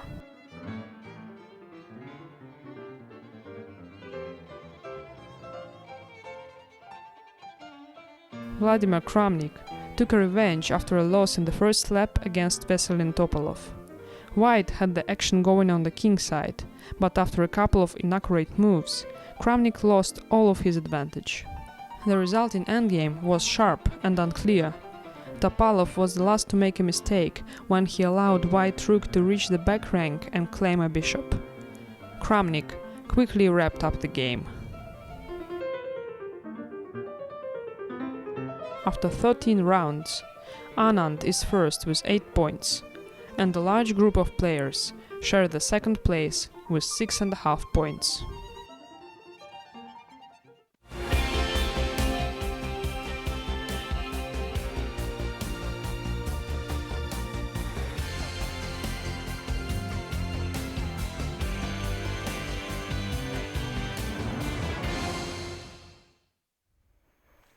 Hi, and welcome back to the candidates tournament here in Khanty-Mansiysk, Russia. We still have 2 games left, and first place has long been decided. Vishy Anand clinched that victory yesterday and booked his ticket for the World Championship rematch actually against Magnus Carlsen next year. But we are going to follow the fight for second place. And joining me here is the chief editor of Chess TV, Anna Botasova, but also a female grandmaster. So we're looking forward to your insights on the games here. But yeah, that's right.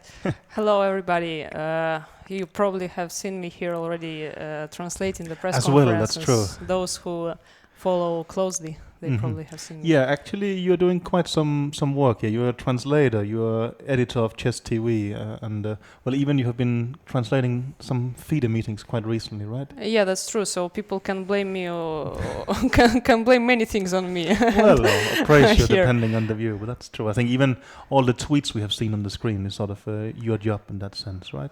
Yeah, that's true. Like an editor, of course, I have to follow the transmission closely and find the tweets or evaluations. Actually, that's also my part. But I would like to stress that we have a big team here, and a lot of job is done by our director, Tatiana.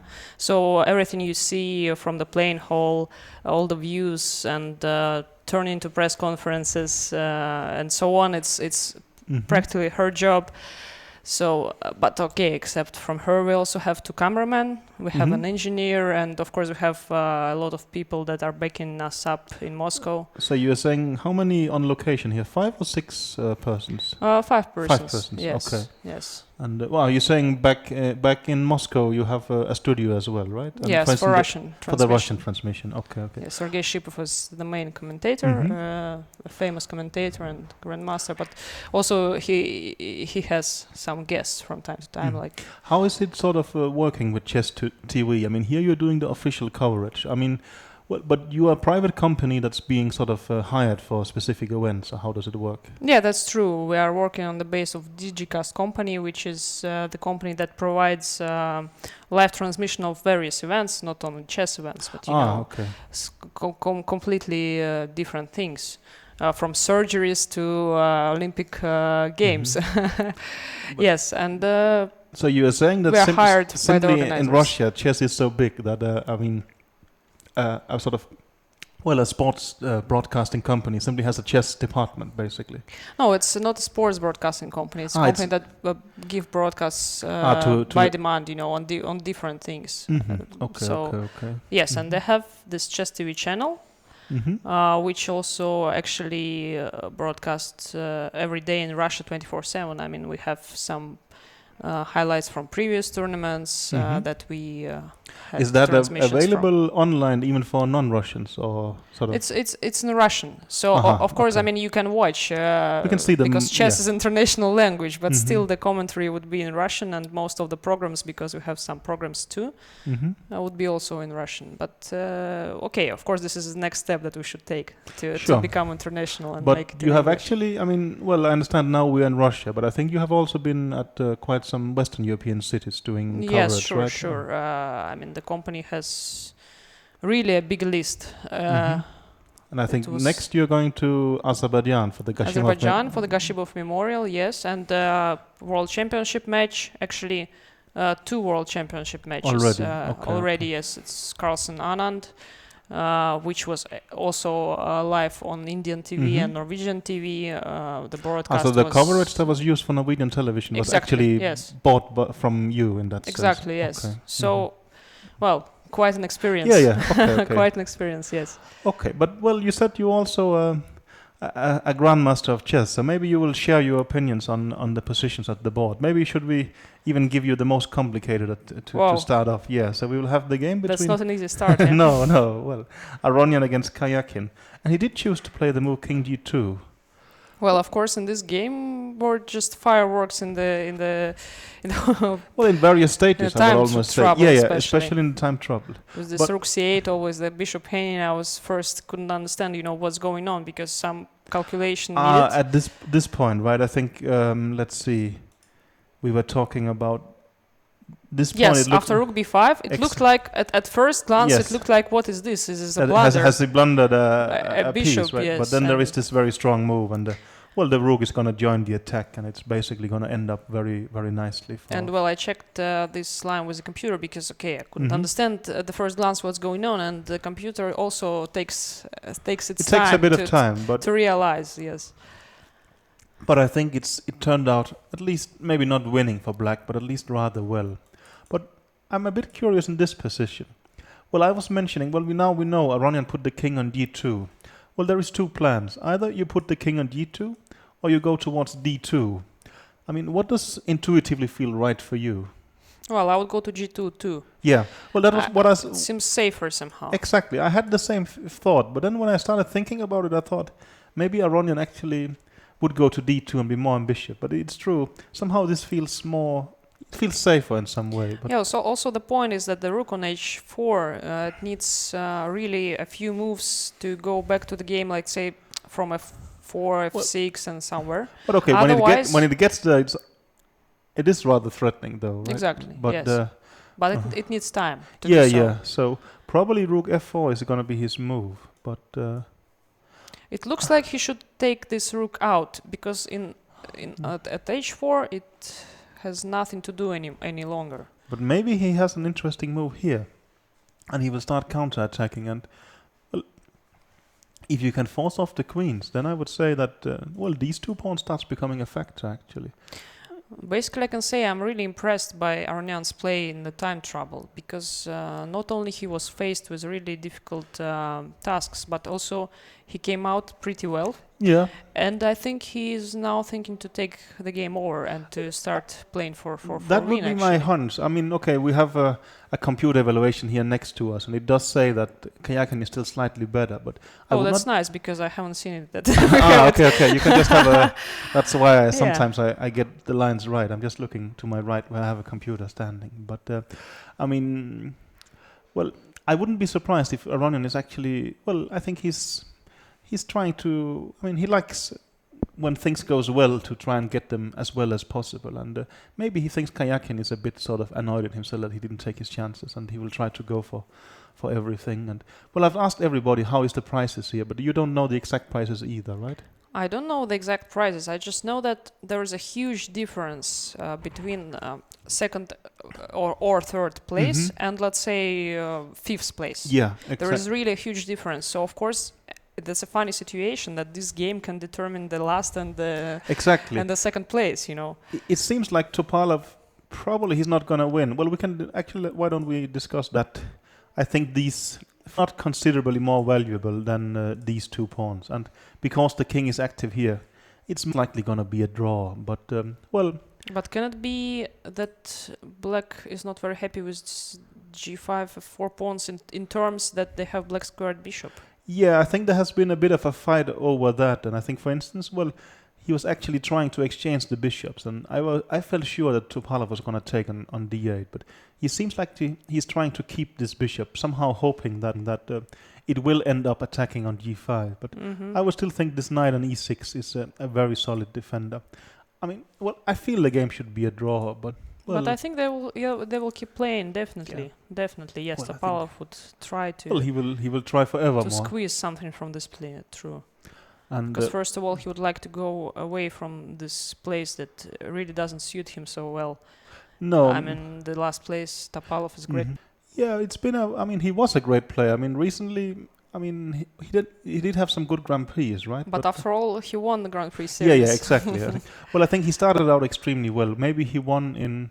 I forgot if it was Zurich or someplace. I think he won the first... Zug, exactly, yes. Zug. He won the first Grand Prix. But no, that is a bit surprising, I would say. But, well, I think the tournament situation is, if Topalov draws this game, he's going to be in last place, right? But if he wins it, he will join... he would have Svidler 6.5. He would join Svidler yes. and Draken at least, and then a possible loser of Aronian Kayakin, right? So okay, King's speech I had about the king standing on h4 attacking this pawn. Apparently, this is not what he wants right now. Okay, what plan would White have? Maybe out of this corner and try to go somewhere to c4. Or yeah, you are thinking some. Just give up the pawn on h3, maybe. I mean, it's just like. But if you give it up on h3, you could also start losing these pawns. Well, should be done carefully. Yeah, exactly. I mean, and I think also you said king f1, but let's say I go knight d4 and attack this pawn. I think the sad answer is you have to go back with the king to defend it. Exactly. Right? So and first then to even get maybe rid I of have knight. d4. Maybe he's actually. Threat. I mean, he could be having this idea.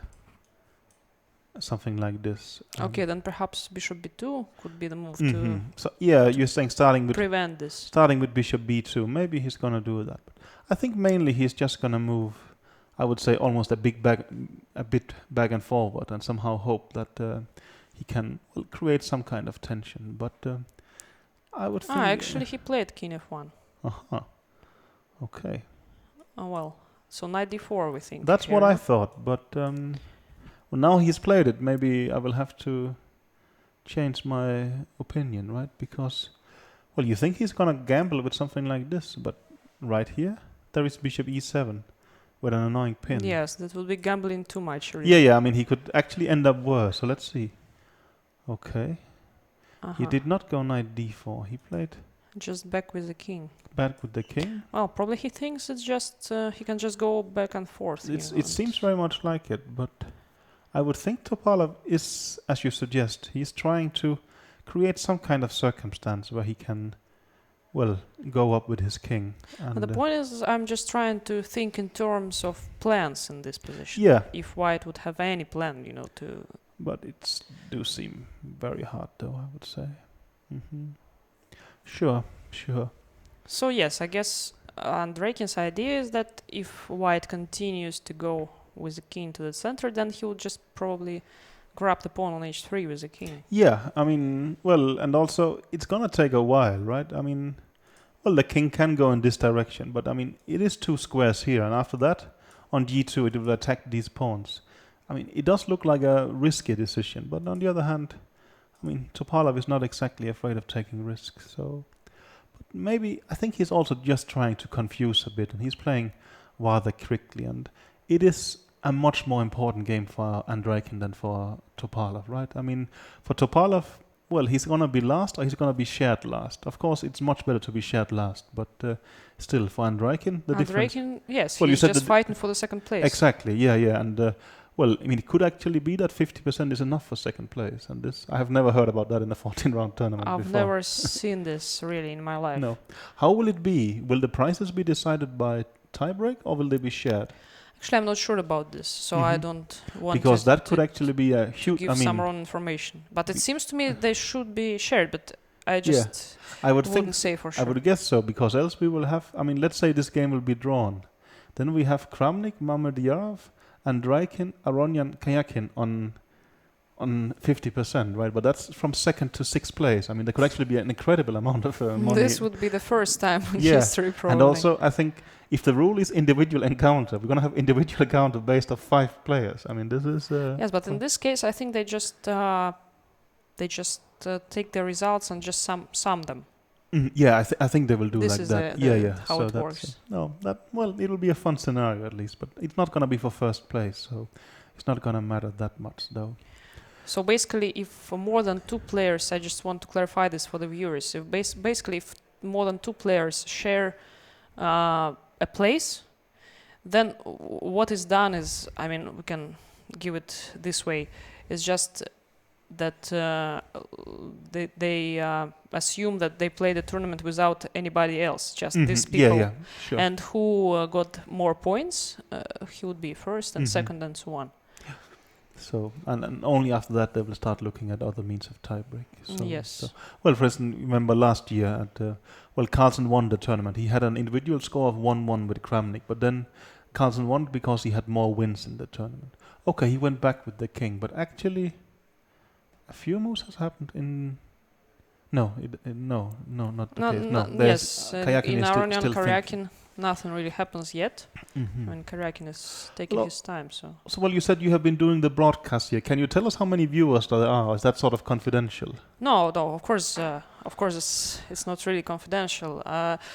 Well, we have at one moment around 15,000 are watching us every day, and in total it's like, I don't know, 30, 40,000 per day. Mhm. And of course, there are more people that are coming to review the games that they missed because of job, for instance. Yes. Yeah, sure. So with every day, actually, the broadcasts of the previous days, they get more views like this. because people just come to watch in the archives. So things, for instance, will be they are available on your page or on YouTube, or how is it? They're also available on the official website. So if you just go to the gallery on the official website and you can choose any round and just replay the transmission, and also you can replay with some highlights, because on the right side of the player you would see the highlights of the press conferences. I mean, you can just press there and you would get directed to the press conference. So, well, it's just quite handy. And if you miss something, you can basically catch up rather quickly. And is it also sort of televised in Russia, for instance? I mean, on the television, you mean? Yeah, exactly. Unfortunately not. Not okay. I thought, but this would be nice. We are used to that. We think that in Russia, I mean, of course, chess is going to be on television, but actually, this tournament has not been on Russian television. Unfortunately, not. Except from the programs and the reviews that the journalists they make, but in full, the transmission is not on the television yet. That is a recent trend, because I thought earlier there will always be coverage from Russian tournaments, right? Or not necessarily. Not necessarily. Yes. Okay. Well, that's maybe we just have this idea that, of course, in Russia it's going to be on television, but maybe not. So. Well, in the match was in India on television and in Norway. The match between Carlsen and Anand. And I'm sure that the next match would be too. Yeah, of course. Yeah. And it got incredible amounts of viewers. I think you said even that when there was this tournament in Zurich, right? Yes, exactly. You sold the coverage to the Norwegian. To the Norwegian television, yes. And the funny thing is that they had some, I think, volleyball or some team events scheduled in the same time with Zurich transmission, and they just the program was actually so popular that they just got rid of I think it was volley, but I'm not sure. Got rid of this other sport and just put chess. That was impressive. That is new times indeed. That's going to be but I can imagine that both in Norway and India, it's popular enough to sort of be. Of course, also they have such personalities with Carlsen, world champion, and in India with Vishan, and it's understandable. Yeah. So that's quite clear. Well, we actually got a move here by Topalov. He's put the knight to d2. That's interesting. But what's the idea? And always when I don't really get something, I say that's interesting. No, exactly. Well, I was about to say his idea is to put the knight to d6, but I have to admit that you could just go to d6 immediately. So, I mean, I think Topalov is mainly just dancing around. Exactly. He's taking his time, and he's hoping that somehow, probably you can't win this by just a pure chess breakthrough. So you have to keep sort of keep things going, and hopefully at some point, you have tired your opponent. And I think, for instance, Petrosyan was having this strategy that, if you have one plan that you want to try for a win, try a couple of others first, and then at least give the impression that, somehow you're running out of energy, and then you come with the final and the right plan. Maybe Topalov is doing that, but exactly, this is a very good approach, and actually, famous endgame theoretic Mikhail Shereshevsky. We mentioned him earlier. Yes, he has this principle, one of the endgame principles, not to rush. And actually, this is the exact the exact thing that you said. Don't show your plan immediately. Just dance around a little bit. Make an impression that you already think, okay, this is a draw, but I'll just make some few moves more. But then when your opponent is getting this impression that nothing will really happen, you just turn to your real plan and...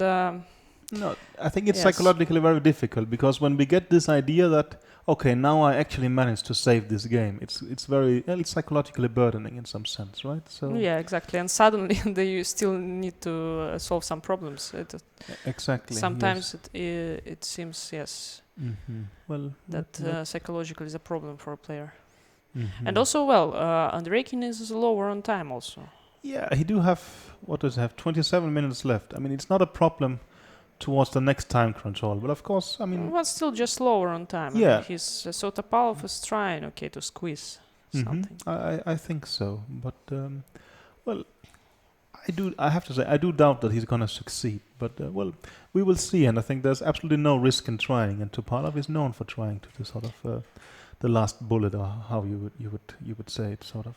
But well, now that his knight is on c4, maybe knight a5 can be an idea. But I would... Or immediately black would take it. I would think you would take it, but, yeah, let's make a move like bishop c7, and you say knight a5, but I think I can just take it.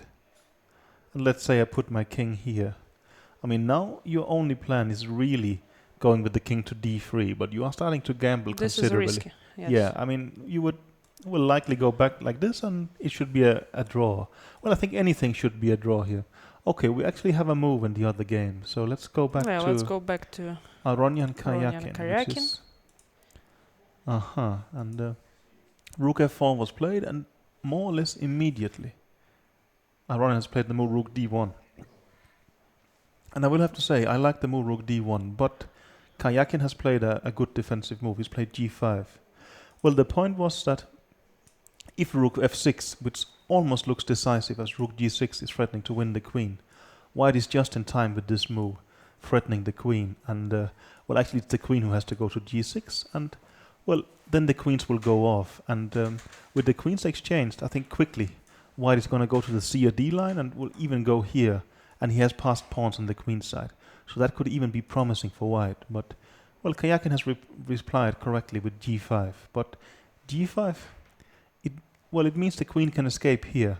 But there's a very important point that now rook f6 to g6 is not going to win this the queen on g3. So things has, I would say, improved a bit for Aronian. But, well, you think black is still better here, or what would you say? Well, actually, I'm looking now at the computer evaluation, which says yes, but I don't really agree with it. No. Somehow, I think white has quite a chance to try and turn the game, because well, after g5, of course, the queen on g3 is not anymore such a nice piece. But on the other hand, there are some other possibilities. Maybe with a rook to come to d7 or d6. Yeah. And try to explore this. You think he's going to play g4 in this position, but... Oh, g4.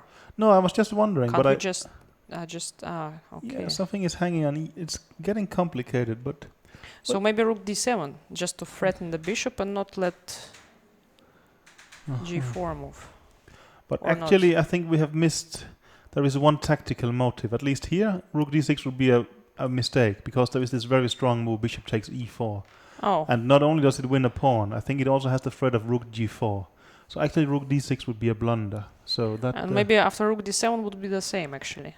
Yes. So basically this is a threat. Rook d7, bishop e4. It looks is there like any it, right? difference? I don't think so. No, I don't think so either. So maybe bishop takes e4 is a threat in this position. And that, of course, could change things, I would say, quite dramatically. Because if that's the case... Well, can't we just play queen h3 or something? Just play like this. Because, okay, the threat bishop e4 is based on the queen on h5. Yes. I think you have to go back with the queen, because this ending but maybe just g4 here. Sorry. Exchange and g4, no. Yeah, No, not really. Taking on e4, well, yeah. on f2. Well, it's complicated. Maybe also something like this, and after bishop e4... Well, an extra pawn, but is it enough? It is an extra pawn. Maybe something like bishop e2, and you attack this pawn. It could be close to a draw, but of course, right now, maybe... The thoughts we had that Aronian actually could try to play for a win. Yeah, probably that's wrong, somehow they start feeling a bit wrong, I have to say. So it could still be rather promising for Aronian. For Karyakin, you mean, yes. Yeah, rather promising for Karyakin. I think promising for Karyakin, and that is not so good for Aronian. Well, now we mentioned Karyakin. How is his public image here in Russia? I know he has a manager and he tries to, let's say, quite copy sort of the strategy of Magnus Carlsen. Is it, well, he's seen as one of the big hopes in Russia. How do you see? Yes, sure. He's seen one of the big hopes along with other players like Kramnik, for instance. But the advantage of Karyakin is just that he's younger, of course. Well, his manager is doing a good job because Karyakin has a good sponsor. Yeah. And I mean, you can see on his jacket Yeah, that well, he has. I think I forgot. Of course, this is the job of his manager. So yes, and he is giving some interviews and do some publicity, of course, also on social networks. So of course, well, the point is that not many players, unfortunately, are doing this. No. And I think this is not right. I mean, and we are living in a modern world, and of course, we should, try to have more publicity. This is also good for chess. I mean, but not only for the players themselves. But okay, I think the younger players are doing that, and well, even if we take a player like Anand, I mean, well, he's incredibly popular in India and has a lot of attention of course, there. Yes, what he's doing in India for chess popularization is enormous, actually. So maybe people are doing quite well regionally in that sense, right? I mean, I can understand that marketing Anand in Europe is maybe difficult and also less important because, well, India is more than 1 billion people actually. So I think he has done spectacularly well yes, there, right? But I totally agree.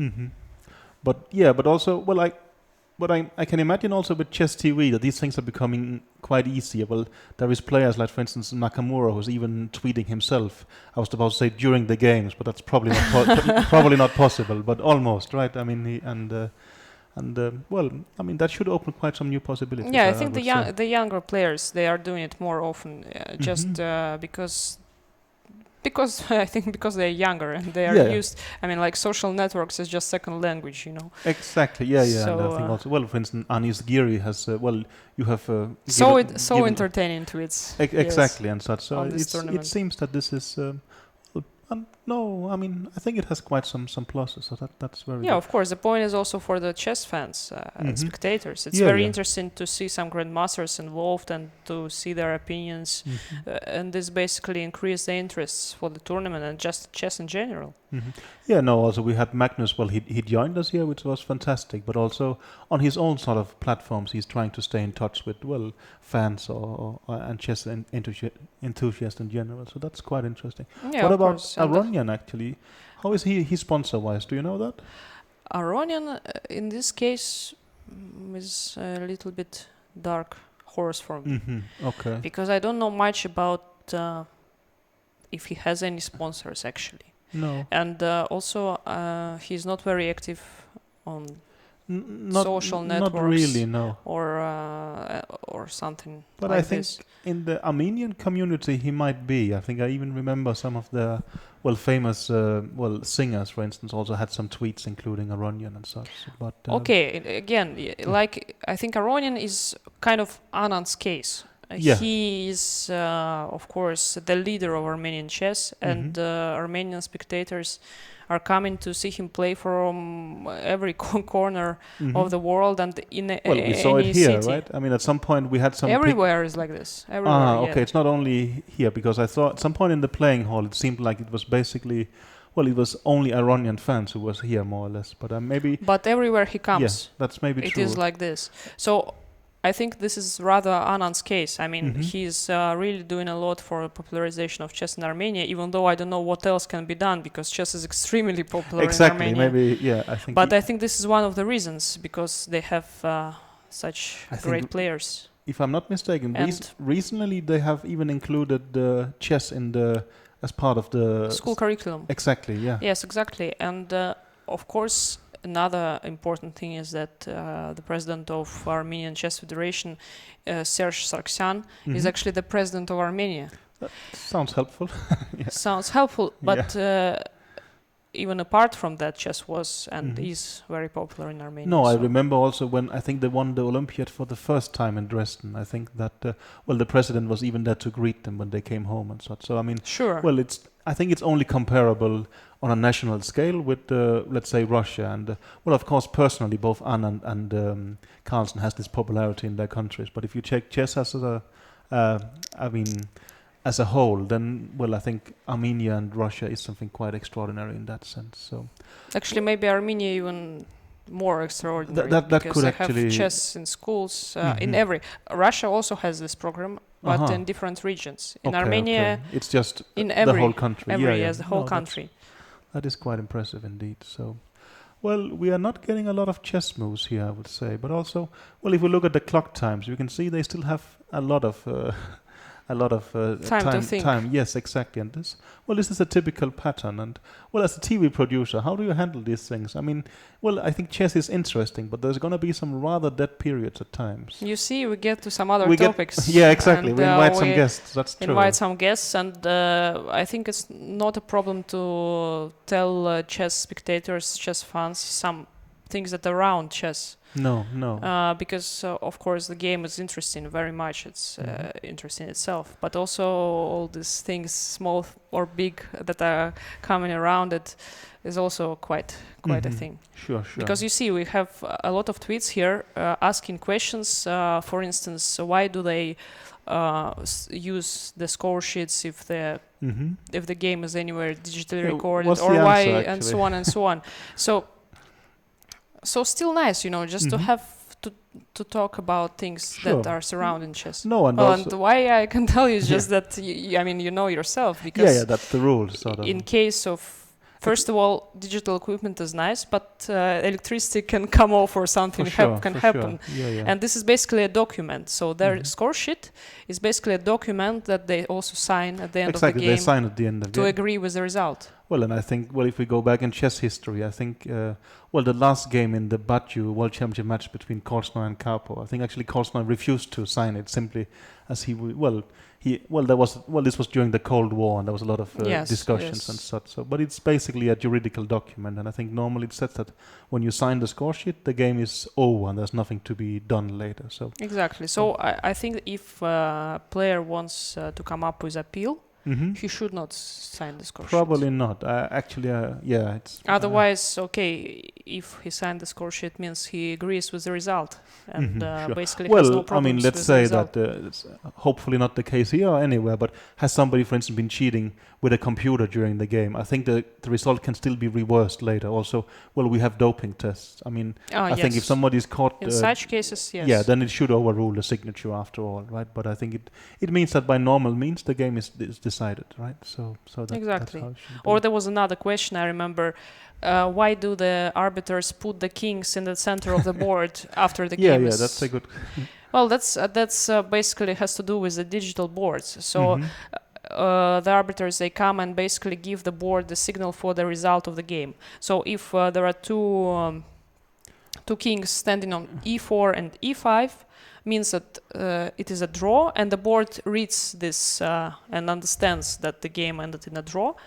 And if one of the kings is standing on E file and the other on D file, so basically one king on E4 and another on D5, means that white won, and the other way around, black king on E5 and white on D4 means that black won. And that explains also sometimes in the end of the game we can see a move king E4 on the live transmission, and it looks like it's been played, but it's just because the arbiter has put the kings there, and somehow if that's done a bit inaccurately, it seems that the board will think this move has been played. And I think at some point we even had some tweets in the game between An and Andreikin. Andreikin with white against Anand. It looked like Andreikin had played king e4, which was almost a losing move. Exactly. But that was just because the game has been agreed drawn, and the arbiter put the kings there.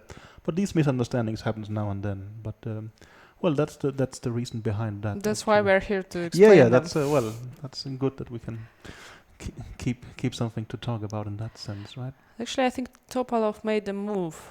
I've seen it on the screen. But which one? Well, I really think they're moving. We can go here, but I think Bishop B4 was the last move we saw. But they seem to me at least, to be jumping a bit back and forward here. And I think Topalov is trying to run his clock down a bit, but really not a lot's going to happen there. And you can see Andreikin is walking around. Yes, but he has already 20 minutes left. Yeah. No. So slowly his time is getting lower. I understand, but on the other hand also, it's tough to do anything. Well, one could say that there is this 50 move rule, but it's 50 moves without any pawn moves. So Topalov can play, well, a3 at some point, and then he has 50 new moves, and then you push the pawn a bit further. So, I mean, this game actually has the potential to go very, very long, I would say. But we had a bit of action in the other game. Well, a bit of action is too strong. We had a move, at least. So maybe we should jump there. He played the move queen h3. And, okay, Wow. I feel very sure he's not going to exchange queens here. Well, you spoke about this taking on h3 and playing g4. But okay, maybe. black gets an extra pawn, but perhaps the drawing chances would be too. I would big. think so. Queen d6. It's very ambitious, but well, even a move like queen d7. What? Maybe. Maybe here g4. Maybe here. Maybe g4 is even better. And your idea is queen b7. Well, this is going to be a disaster. Would be just exactly. Yes, this is the end of the game. A double check like this, but. Well, I even thought a move like bishop takes e4 is possible. That probably should be working too, yes. Yeah, so queen d7 is bad for a number of reasons. But, well... Yeah, so white cannot... And he's played queen d6, actually, so... he played queen d6. d6. Yeah, so...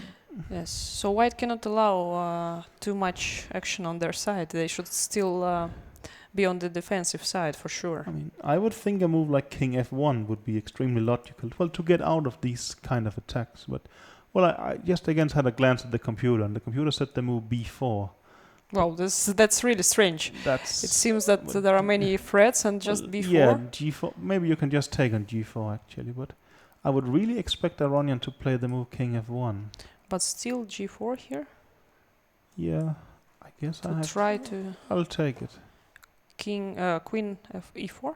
No, then I have bishop d3. Be careful. Wow. Your yes, king I just blundered. Yeah. It's a complicated position, and he's played the move king f1. Yes. You see, you understand his thinking already. I mean, well, actually, I think I will always have to mention it. I do actually think I have a positive score against Aronian. It has to be said that I beat him when he was very young. Well, actually, against Kayakin I have a very positive score, but that's when he was 12. So.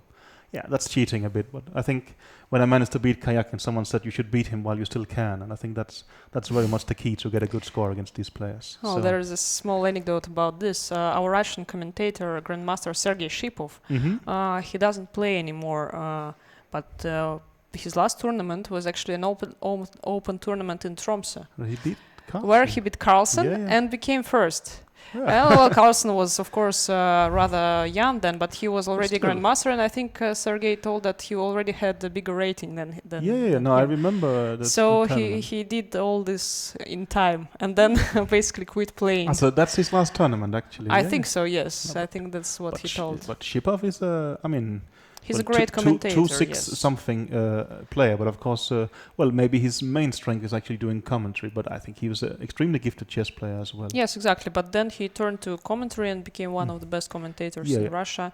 Is he still having his own private site, or is he just exactly. As well? Okay, so that's he's and I think he's doing quite high level commentary, and I mean I think a lot of the top players will even check Shipov's comments simply for interesting comments on the openings and such. I remember when I was Anand's second in Mexico for the World Championship, I would quite often go there just to get Shipov's opinion. That's nice. I would tell this to him. Yeah, he would be happy. Well, don't tell it to our colleagues. This is one of our tricks, right? So we know how to get new ideas. But let's see here. But actually, I'm surprised that it's Aronian who's spending more time. But probably he's trying to balance keeping some optimism, but also not going too far. But I think he's a bit close to going too far. Well, what about some move like Queen b6 to threaten to f2? Something like this. I mean, the pawn on b2 is hanging. Also, after g4, f2 would be. Well, there is even the move bishop e4, because fe4 there's going to be made on f2. So, I would say queen b6 looks like a very logical move, but. Yeah, the computer, at least what we have here, doesn't give it. So I'm wondering what is wrong with it. I mean, maybe nothing is wrong, but somehow. No, I cannot imagine something substantial is wrong with it. But it could be. Can I be just blundering something? I don't think so. I mean, But okay, it's quite logical. I threatened the pawn. Actually, I think it's a very logical move, and now, well, I even entered it in the computer, and it says that, well, it's a very strong move, and the best response is queen to d7. But I can't say. So basically, white cannot protect the pawn. It seems like it, but let's say if bishop e4, maybe I'm gonna go rook d6 with counter-attack. But this is becoming, well, extremely complicated, and well, I mean, it is a tough spot for both players. I mean, they have played for more than 2 weeks now. This is game number 14, and we are entering, well, in a few minutes we're entering the 6 hours of play, and it's a very, very complex position. And well, I think a lot of money is at stake. Right? I mean, winning is unshared second place, which would be quite substantial. And I think if you lose it, you are down to, well, you could be down to something like 6 and 7 place. So that's yes, exactly. And I disagree with those people who say that only first place matters in this tournament, and the players basically they don't care about the other places. No. That of course, everybody came to try to win, but once this chance is missed, of course the players they are professionals, all of them, and they are capable of changing their goals for another goal. Yeah. And of course, they play and fight for second place and also for the money. I mean, we cannot just rule this out. Everybody has families and they need somehow, to. Yeah, I understand. To eat something. I mean, but I think that as long as you have the chance for first place, you are gonna try, right? I think Aronian, for instance. Sure. Well, Aronian said in his game with Kramnik that he played a move e4, and I think he said at the press conference, well, you were translating, so you'll probably know better, but well, he played this move simply because based on tournament standings, right? Yes, exactly. No, that's why I said once this goal is gone. Yeah, but when this is gone, of course, second place very much becomes a factor, and I think, well, maybe a bit of it is money, or quite a bit of it is money, but I think also, well, second place is rather prestigious in some way as well, right? And that's a very strong tournament, and after I think especially for Topalov, ending up in last place somehow. Well, I mean, he has created this image of actually has made a comeback to the world elite. But if you end up last in the candidates, that's somehow it's not gonna be easier to get invitations. And yes, that like would be quite depressing, of course. So let's see. Well, so yes, of course, that's why we see these fighting games today and not just short draws. Yes. Yeah. No, I think they have good reasons to play on here, but my feeling is actually they're gonna play on for quite a while. So why don't we have a short break, and we will join you soon, and we're gonna follow this tournament to its very end. Yes, true. Let's go for a short break. See you in a bit.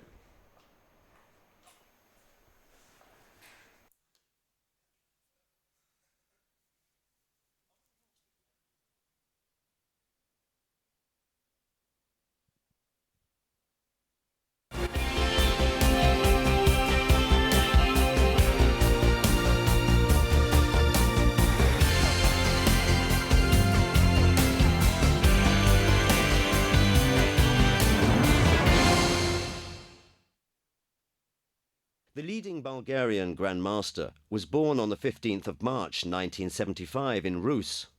Veselin learned to play chess at the age of 8 and very quickly proved to be one of the most promising players of his generation. In 1989 he became under-14 world champion and runner-up in the 1990 under-16 world championships. In 1992 Topalov gained his Grandmaster title and entered the chess world's elite. From the mid-90s, this ultra-talented Bulgarian won tournament after tournament and soon became a candidate for the champion's title.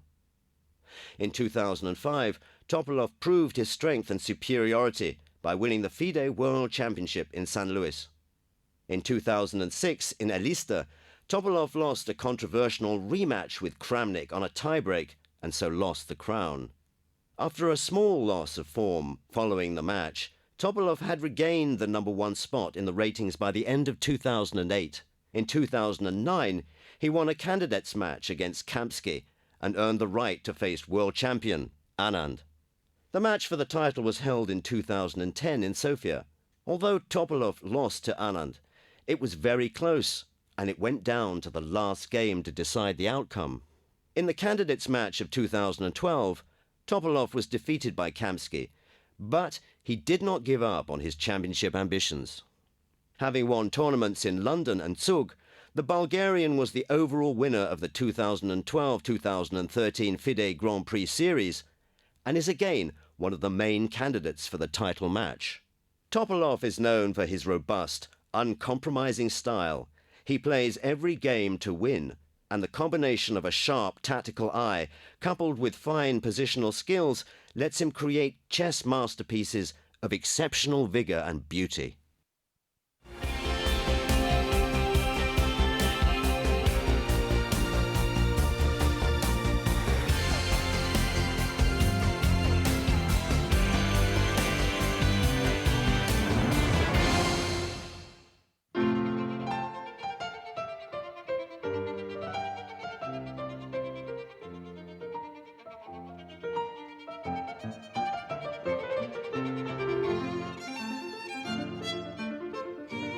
The penultimate round of FIDE Candidates Tournament in Khanty-Mansiysk named the challenger for the World Championship title. Vishwanathan Anand won the tournament with one round to go. In round 13, Anand held a draw against Sergei Karyakin to take his score to 8 points and secure clear first place. Anand is set to play a match with world champion Magnus Carlsen in November. The hosting city should be announced soon. The 13th round was also marked with the appearance of world champion himself, who tuned into live commentary with Grandmaster Peter Heine Nielsen. In the other games of round 13, Dmitry Andreikin defeated Levon Aronian and Vladimir Kramnik won against Veselin Topalov. Peter Svidla and Shahryar Mamediyarov split the point.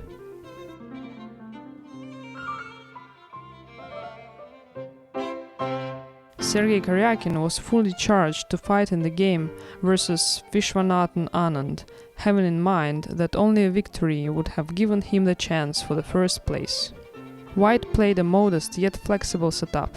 Black replied with a principled strike in the center, but was soon left with a backward c6 pawn.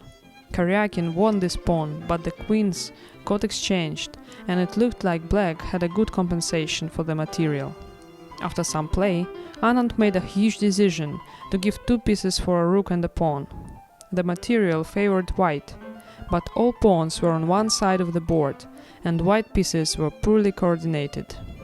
Anand succeeded in setting a fortress, and despite the huge effort, Karyakin simply couldn't find a way through.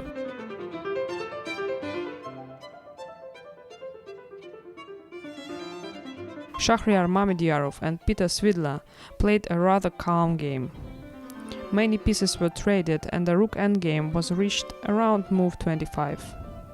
Black had doubled f-pawns. Svidla tried for something more until the time control, but then he agreed to a draw.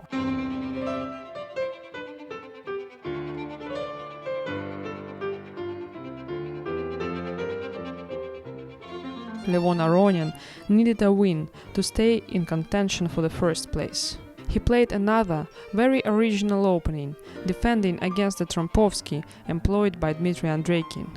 White decided to trade the queens and go into a roughly equal endgame, where Andreikin skillfully took advantage of the poor placement of Black bishop to win a pawn and proceed to the double rook ending. He converted into full point on move 44.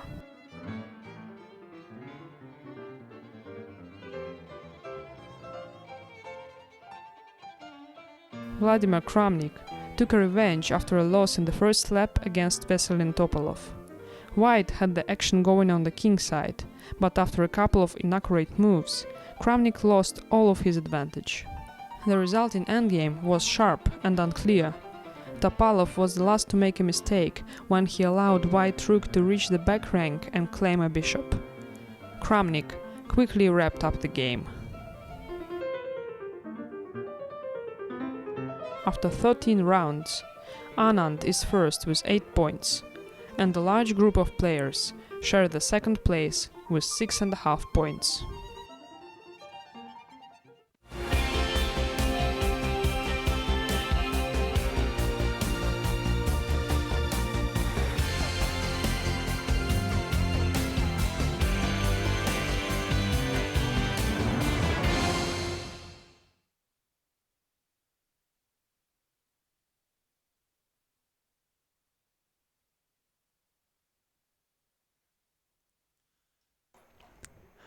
Hi, and we are back here for the 6 hours of today's candidates tournament. This is the 14th round, and well, as probably most know by now, Vichy Anand has already won this tournament, and he's gonna challenge Magnus Carlsen for what's gonna be a rematch of their last year's World Championship match. But the battle for second place is actually still going on very fiercely, and especially the game between Sergei Karyakin and Levon Aronian is sort of becoming quite tense, and the winner of that game will get second place. So I think there is still some action left in this tournament. Well, I think the last move we saw here was the move King F1, and basically, well, he wants to protect the bishop on E2 with his king and somehow take out some of the tactical motives. And Karyakin has replied with rook to H4, and Aronian has gone back with the queen to G3, attacking this pawn on E5, and it's a rather tense situation. I would still say it looks moderately pleasant for Karyakin, but it seems to be difficult for him to make any kind of progress, and maybe somehow he's also thinking, should I gamble everything or should I just be happy with ending up on shared second place? But I think this is going to be the real thriller in this turn, that is left. Okay, he's playing queen E6. Actually, I think he is trying to do it rather aggressively. Somehow, well, the queen on E6 is quite nicely positioned, and it's starting to hint that maybe I will drop down to B3 and it could create quite some problems. But I mean, there is some good things to be said about the black position, but also this rook on H4, it is rather out of play. But I think Aronian in the picture here, he should actually be happy if he can save this game and then end up on 50%, because if he loses this game, he could even drop to almost last place. That's going to depend on the other game in the tournament still going on, which is Topalov against Andrakin. Let's have a quick look at that game. Well, I think we left you around here somewhere. I think bishop d6, king h5, bishop a3, king g6, bishop b2, bishop e7. And now apparently Topalov thought, okay, I have moved around for so long, let's try to do something different. And he played the pawn move a4. And after king h5, he's gone to e5. It's not exactly clear to me how this is going to improve his position, but well, he's at least he's trying, and he's trying very patiently. And well, I think basically this position they have had for around a couple of hours now, with not much happening. But he's patiently trying to break down sort of Andrakin's defense, but it's gonna be tough. But let's see. And well, I think once again I have Anna Botasova joining me. So well, let's just say. Hi once again. I'm here to. Yeah. Well, I guess nothing much has. Sorry. Yeah. Hi once again. Well, I'm joining Peter once again to give some commentary, and now. And it could be the last hour of our transmissions from this tournament, but I'm not completely sure. I can see these games actually going on for, well, I mean, yesterday we saw Karyakin Anand finishing around, I think, well, 9:30 after 80 moves, but somehow these games have the potential to go even further, I would say. But well, let's see. Well, let's see. Yes, how it goes. Yeah. So, okay, let's see. Topalov is thinking here. Actually, I think this game is somewhat the least interesting of the two. Also, it has less direct implications. So I think we should get our board and maybe also our camera back to the top game here. But well, let's see. But maybe in the meantime, well, we don't have Anna to post the tweets on the screen, yes, but you can read them aloud, maybe. I'm looking at the Twitter feed now, actually, and there is a question coming from Sid Gandhi. What's the difference between a coach and a second? I guess that's one is for you, Peter. Probably, yeah. Well, I think it's rather similar, but there is maybe some differences. I mean, a second will be seen more as some kind of helper role. For instance, I mean, well, I would normally be described as a second, while for instance, someone like Kasparov working for Carlsen or Nakamura, I've never seen him described as a second. That would be more as a coach. So I think it depends on a certain extent on personality, but also, well, a second is there to help the player. But if you take, for instance, a coach of a football team, he actually has to make some big decisions. It's the coach who has the final say. You can say that somehow it's him that is in charge. Actually, he picks out the players, while the players somehow becomes tools for him. While chess is an individual sport, so of course it's clear that it's the players who takes the decisions. It's the players who takes out the seconds in a chess thing, while in a football team it's actually the coach who will take out the player. So you get the difference. Maybe the football coach can be compared with the coach in chess team. I mean, if it, in team competitions. In a way, but still, I mean, quite often in chess competitions, well, you will still see a coach who is not, the team captain who is not, that much into it. And for instance, I think by rules it's normally allowed that you can ask the captain, can I take a draw? But I think that at least I would say, let's say, I'm from the Western sort of environment. Normally we will have not the strongest captain, so we will just take out the decision ourselves. But I understand that, for instance, in Russia you could actually have have a very serious chess player as a captain. In Russia it's different. Like, so, the captain, the coach of the team has big influence and big value. Yes. So that's. But I mean, I think that's basically the difference. That the second, of course, I mean, I will also have very strong opinions about which openings to play and such. But still, it is the role as a helper very much. While a coach, for instance, for a football team, has quite more responsibility in a direct sense that you can actually, you can say you can sack the players, while it's the reverse in chess in that sense. So well, when you say that second is a helper, actually, do you mean also not only chess-wise? I mean, psychologically. It very much depends, but of course, I mean that's for instance, World Championship matches and such. I mean, the player sort of that he feels good, that you have to help that. And so this is a job of second too, to make a player feel it good. Could be, or it could be the job of the manager, the manager, the wife. Sometimes that's the same, right? But that's part of the whole team in the sense that we try to keep a good atmosphere and somehow. But of course, it makes no sense to have good ideas in the openings if your player don't like the ideas, or if your player feel pessimistic. So of course. No, this is, there it becomes probably similar to a trainer job, but more like a trainer job, I would say. I don't know how it works in tennis, but it could be quite similar to there, because there, of course... It seems so, yes. There.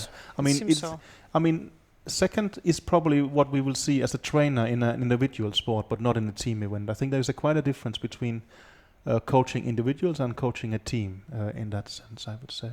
Yes, sure. And actually this parallel with tennis, I like it very much, because I think in general tennis and chess in many aspects have a lot in common. Well, it's individual sports, and the role of seconds is very high. To be honest, I have no idea how it is in tennis. Just I like tennis a lot, so that's why that's actually I say so. It seems that there are parallels. Even, there is, this very famous player, Agassi. Of course. I mean, one of the greatest tennis players of all times. And quite recently, few years ago, he came up with a book which is called Open. About his life. Very honestly, he's speaking about his ups and downs in his career, and how he managed his personal life and career and everything, from psychological point of view too. And, I would actually recommend to read this book for every chess player, especially of the high level, because there are many parallels in motivational moments or in some psychological aspects, because it's also an individual sport, and it's very important how he speaks, for example, of him trying to psychologically prepare for the match and for the special opponents that he had, but but score against, for instance. And it really, when I read it, I just thought, wow, this should be read by every chess player. But I think it's very likely, and also at times we underestimate our, let's say, connection with other sports. Well, I think at some point quite early in my career, I was not too happy with the ways I was progressing, and I even tried to work with a sports psychologist, and he was very helpful for me, despite he had not the slightest clue about chess. But it was quite easy to discuss problematics from the chess environment, and I think that, we are not that different from other sports, at least in many of these subjects. Of course, chess is, I think, well, you see here the players are in quite good physical shape, but of course in tennis physical shape is much more important than in chess. Yes, sure. But still, from the psychological aspects, from motivational aspects, Mhm. it's pretty much I think the we are same. very similar. There is though one difference in chess. I think in chess you don't get used to losing as much. Maybe Agassi didn't lose that much either, but somehow the concept of a draw doesn't exist in tennis actually, and that Yes, is a true. difference. Yes, true. I would say, but still, actually we have a move here that's played. I think King Let's G2, see. King G2 has been played by Aronian, and well, yeah, I think again not much has changed, and in some sense I think that's good because from a spectator and commentator point of view, I do like that they're just running down their clock, and I think we're gonna see, well, this is gonna become, I think, quite a sort of finishing firework of this tournament, and it seems to me that both players actually want to get a decision in this game, and I think they're, well, just gonna, well, more or less wait for that, but maybe actually Kayakin is putting quite some objective pressure. I mean, all the time he is sort of, well, flirting with the idea of playing g4, and this bishop could immediately come to life, and Well, I think as he's they worse. say, the threat is Yeah. more dangerous than the execution. Exactly, yeah, but I mean, it's not there yet as a threat, I would say. Actually, things has changed in the other game, so let's. I mean, they will still be here, so let's go to have a look at Topalov against Andrakin. Yes, because, well, yeah, Let's the see. knights went off. Yeah, we had this position: a4, king h5, bishop e5, king h4, king g2, and now knight c5 happened, and Well, basically, I think the knights off the board favors white, this exchange, no? I don't know, but But maybe black just hold. That's it could that's the be, point. because I was about to say, could you play knight d2? But you're saying actually you would like to exchange knights here. Well, it's interesting. Let's say takes, and now. No, just I thought that Mhm. the point is simply that the black pawns are on the black squares. Yes. That's why, I mean. No, but I still, get it can be just holdable. I get your point. So let's say he's played bishop f6, and the point of this move is to sort of stare at this pawn at g5. And bishop d6 has been played, and now the move king f1. Yes, so basically the idea is just to leave black with f4 pawn and And try you will go in this to get it, yes. in this direction I wanted to show. But well, let's just take the very forced line. What happens? Can you take on h3 in this position? Okay, taking on That- g5. Well, he's done that at least. So Okay, he well, took take on g5, yes. and then, well, I would think that he's just gonna pass like this, and after king g2, he will do it like this, and maybe there's no way at all to make. No, any but kind if I just go further, I cannot because of f3 pawn, yeah. well, that should be the idea, that the king here is simply attacking these two weaknesses, and Yes, f2 pawn we don't care about, but no, f3 but pawn f3 is the problem, important, right? Yes. And let's say something like, but maybe, you know, you can play something like this, but okay, then maybe bishop d4. There is bishop c7. Yes, and let's so say bishop should stay on b8, e5 diagonal. But if I do something like this, but you are still gonna wait, and if I start going with my king, you take this Yes. pawn. It makes no sense. f3 pawn. Yeah. This is what matters, because otherwise Yeah, we will just play king d3 immediately, and if the king takes on f2, it doesn't matter, because after Mhm. king e4 we just should be good. Yeah, so actually, probably we are coming closer to a draw in this game. Okay, he's put the king on h2. Well, he's just gonna keep the bishop on d6. Okay, at least. King e2 is played, and now king g2 is a Yeah. move, of course. Well, at Yes. least Topalov, he's trying a lot, but he's not spending so much time. So he's helping us, well, get a bit of action. Yes, here, they but- agree the draw. They agree the draw. Of Okay, course, okay. yes. In this position. Okay, so we're actually going to have a press conference soon, and then I think that will time out well.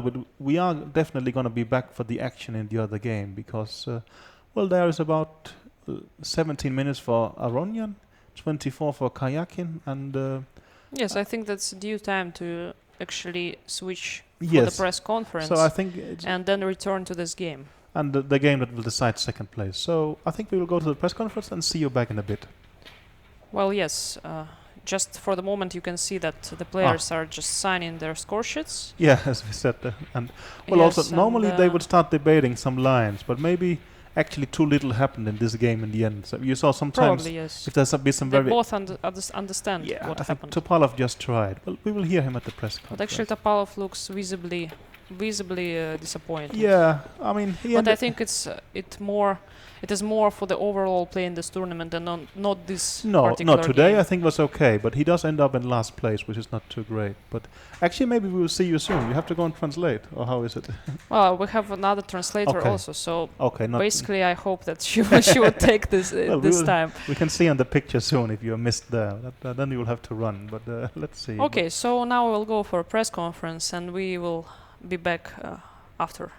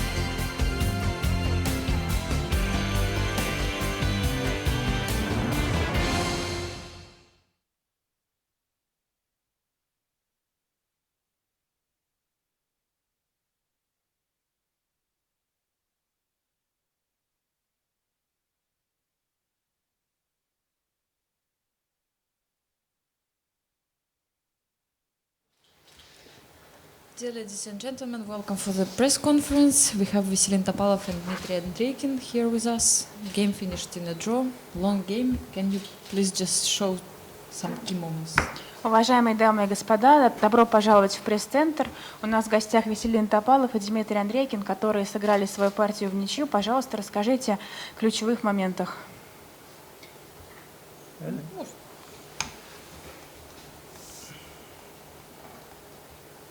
Вообще вариант считается безобидный, но конь на 3 ход меня удивил чуть-чуть. Knight A3 surprised me a little bit.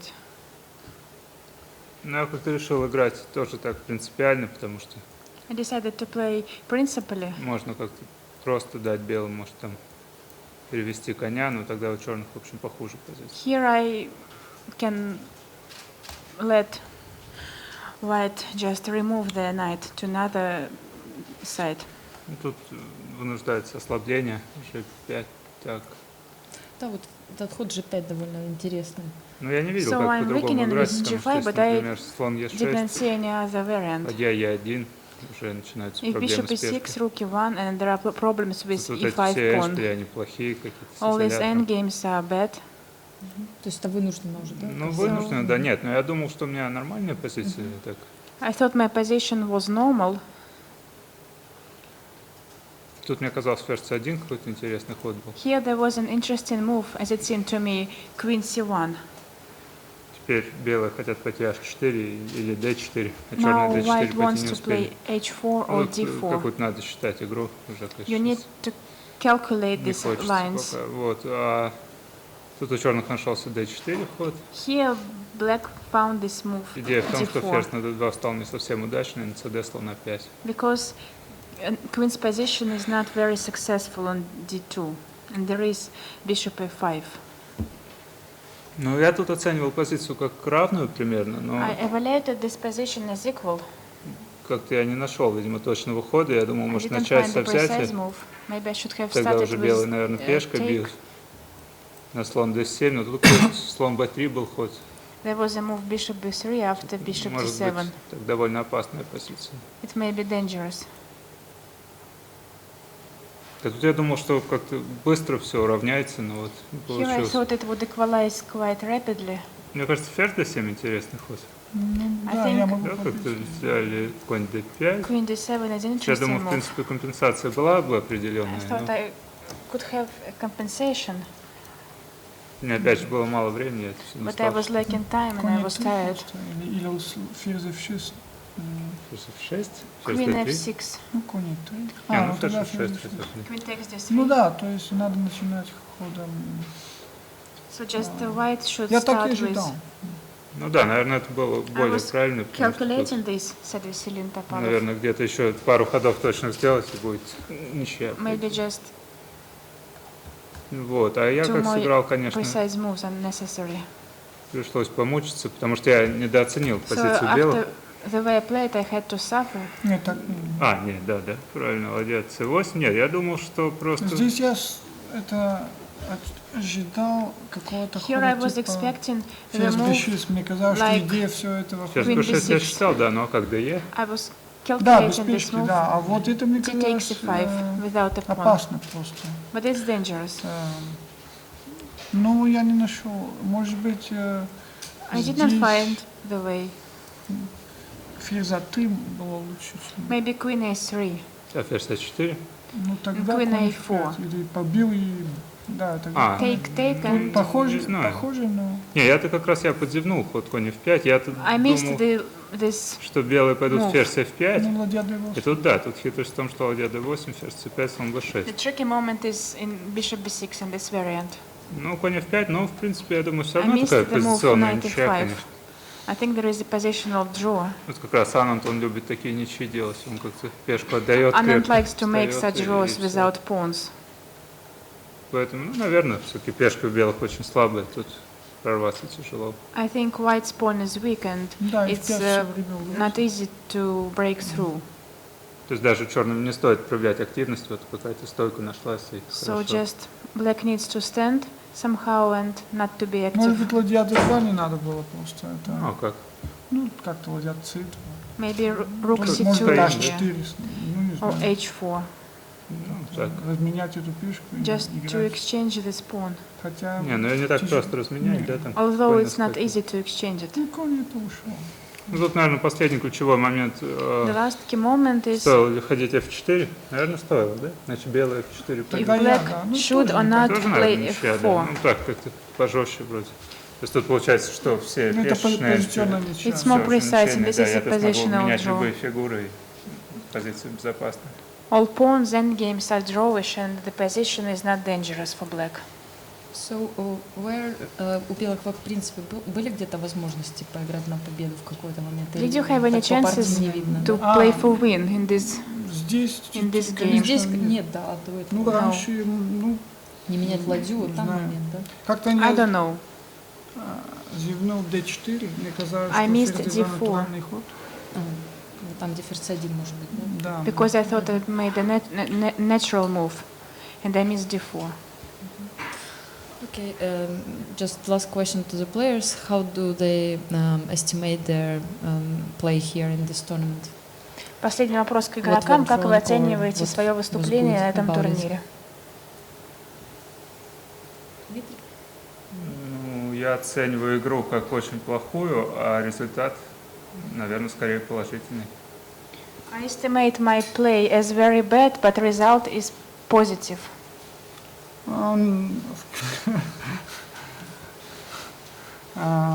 Well, okay, it couldn't have been worse, but in general, I think here, except Anand and Dmitry, I don't think anyone can be very happy with his play. I mean, all the others are more or less losers. I mean, none of us got even closer to threaten Anand. So, in fact, that's the idea of whole tournament, you know. Ну, конечно, могло быть хуже, но я считаю, что кроме Ананда и Дмитрия Андрейкина никто на этом турнире не может быть доволен своим результатом. Все остальные — это проигравшие. У вас есть какое-то объяснение, почему турнир так не заладился для вас? Do you have an explanation why the tournament wasn't very good for you? Не, ну я в целом, думаю, был хорошо подготовлен, просто играл очень плохо. То есть были партии, в которых зевал практически каждый ход. То есть, ну, в целом, да, видимо, потерял практическую силу, и сам по себе делать ничьих это недостаточно в таком турнире. Просто играть, чтобы, если бы я пытался сделать полтинник, то, может быть, мне бы удалось, но идея этого турнира совсем другая, по-моему. Ну, опять просто плохая игра. То есть, думаю, в дебюте, конечно, были идеи, в целом получал хорошие позиции, просто очень плохо потом играл. In general, I was playing badly, but I was very good prepared. I just made blunders, I missed many things, and if you play for a draw in this event, so okay, you can do it, but 50% is not sufficient for such a huge event. But I got very good positions after the opening, but then I started to play badly, and I think this is the reason. Спасибо вам за то, что приходили на все пресс-конференции. Удачи в следующих турнирах. Thank you for attending all the press conferences and good luck.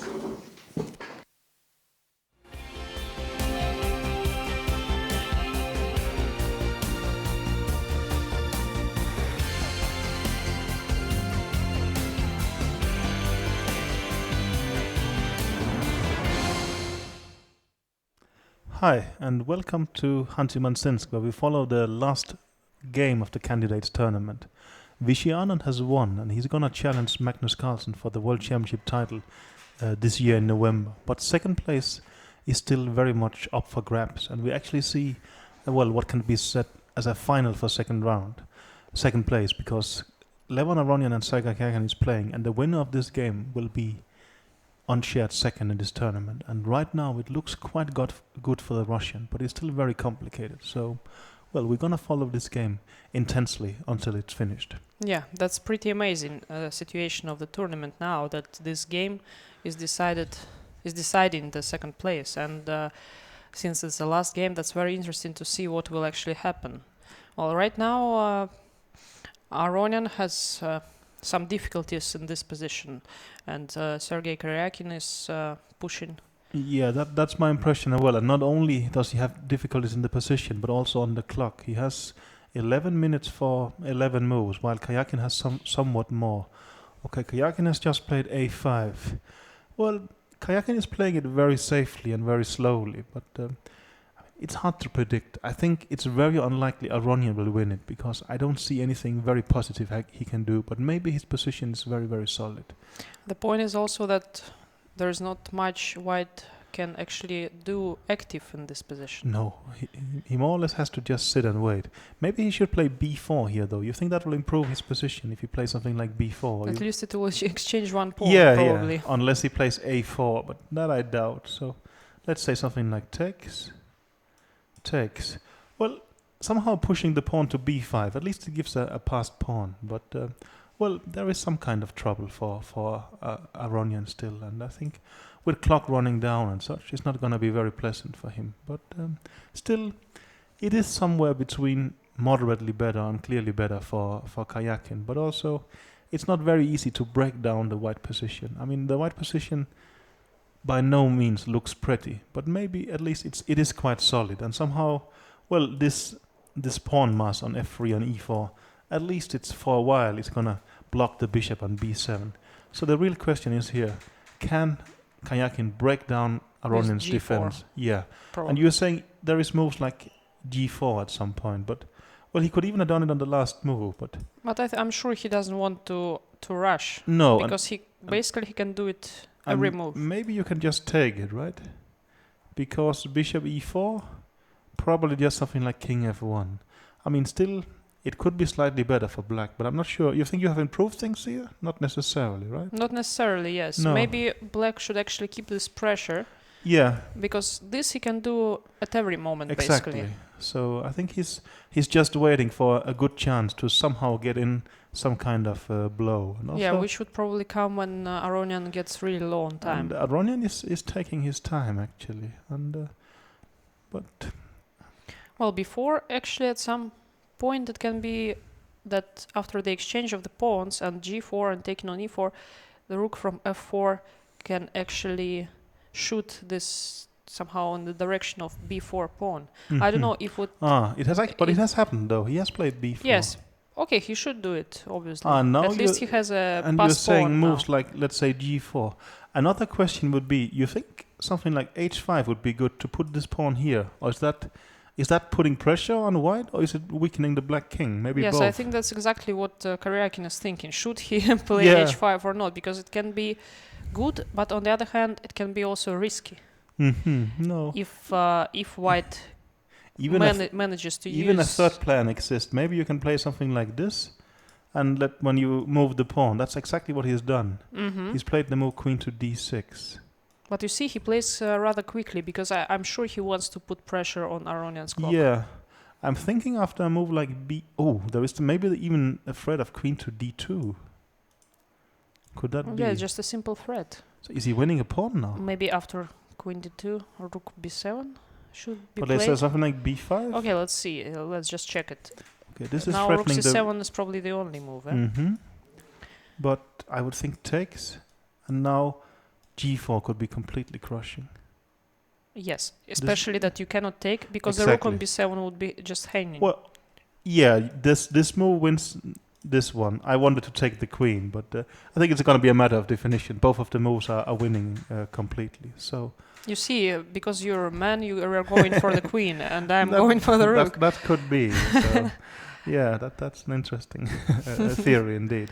Well, let's see here. But actually, I think Aronian could be in great trouble. Also, I had a peek at the computer, and it does say that it's getting worse. They're saying probably Aronian's best chance would be the move rook to h1 to create some kind of counter. Yeah, trying to take on g5.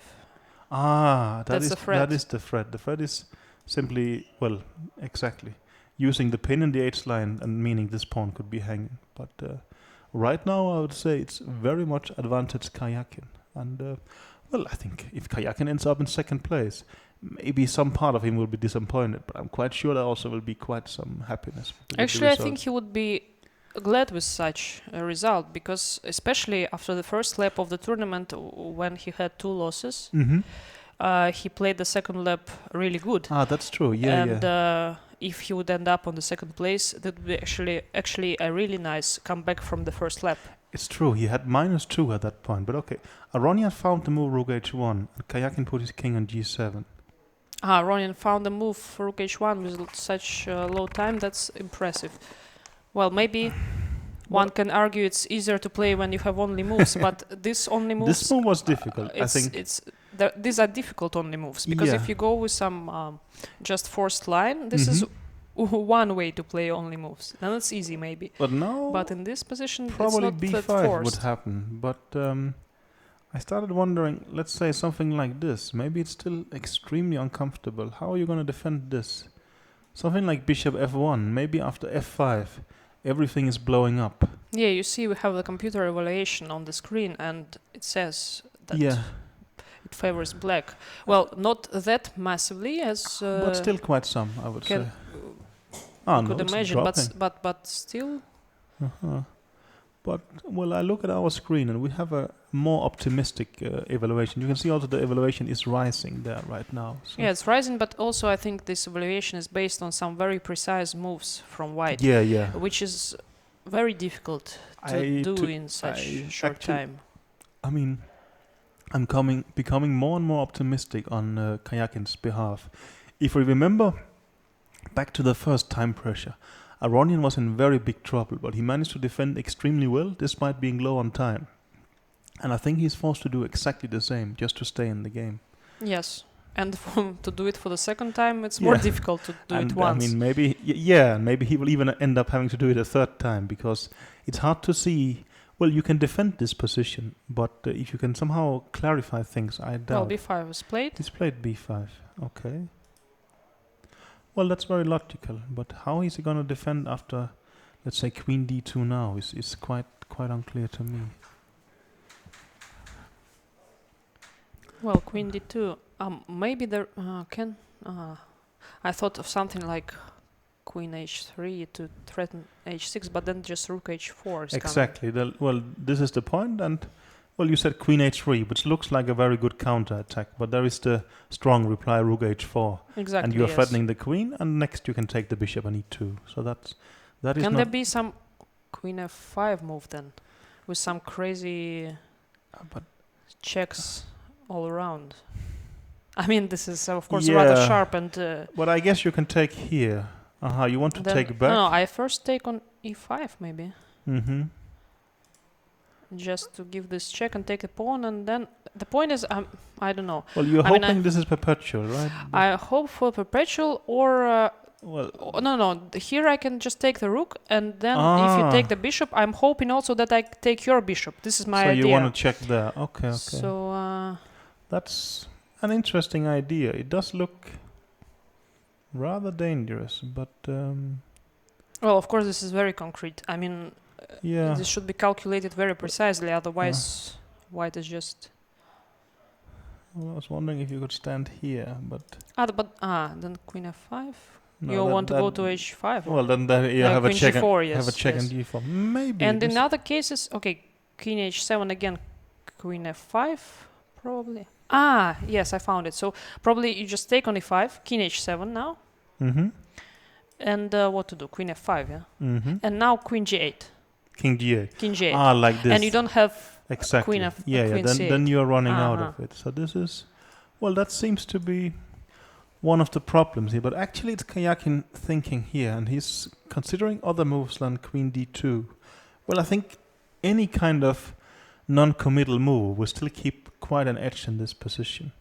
Well, also, now a new pawn break has emerged. The idea of playing the move f5. I doubt he's going to do it directly. He's playing bishop to c8. Bishop c8, this is something... That I didn't see coming. Yeah, me neither. What is the idea of that move?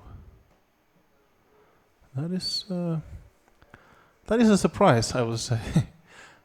What is...